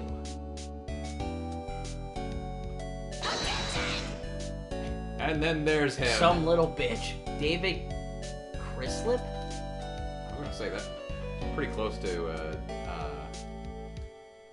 uh-oh. Uh-oh. What's this? I'm back from a long and tiring vacation and no one's here to greet me? I guess while I was gone, my little whippersnapper buddy quit and now I've got no one. And what kind of lonely, crazy security room was this supposed to be anyway? What with all the flashing lights and switches, I feel like some sort of space alien. And Now what am I gonna do with all these macadamia nuts I brought back for everyone? If I bring them back to Veggie Food, I know we would say I can't accept these, I'm afraid, or something that I'm afraid will find a little hard. Oh, well, I never find it really. So fun fact about that is that she was actually going to be in the game, but then they were like, hey, actually, there's not enough space on the cartridge for us to include her. I finally found something I'd love to do! Frenzy's Whippity Whip Trip is gonna turn the art world on its head. Should have realized it sooner. Self-centered, lazy, antisocial. I'm an artist! A really good portrait artist. Not a loser after all. And then when they finished the game, they realized they had enough space to put her in anyway, and Shikuquaza was like, oh yeah, we'll just put her in the credits, that'll be hilarious. Ah, it's not that bad.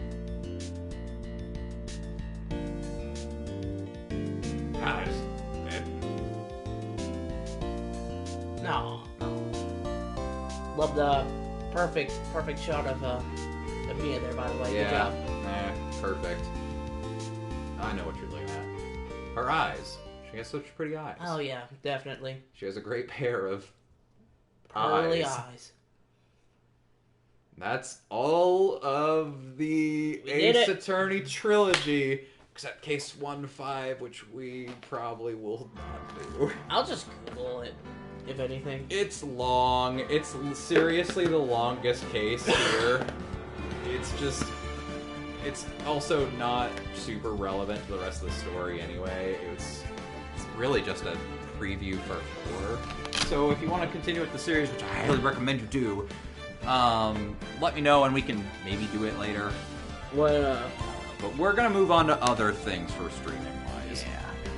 Yeah. I feel so good. I feel like I feel a lot off my chest. Like,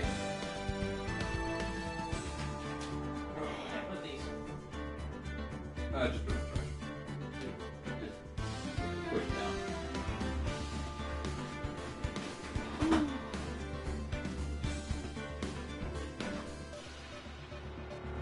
Oh man. I wasn't kidding when I said that was some of the best acting I was doing, because I knew this was coming. I didn't think I would break that out for Dahlia though. I knew I was gonna have to prepare it for Godot. The emotional. Yeah, the emotional. Yeah. It's a lot easier. It's a lot easier for me to do the emotional. Alright. Well, I'm ready to head home. We spent a while doing that. Yeah, This stream was only going for 5.5 hours, but the last 2 streams because they were like 2 hours each. Yeah.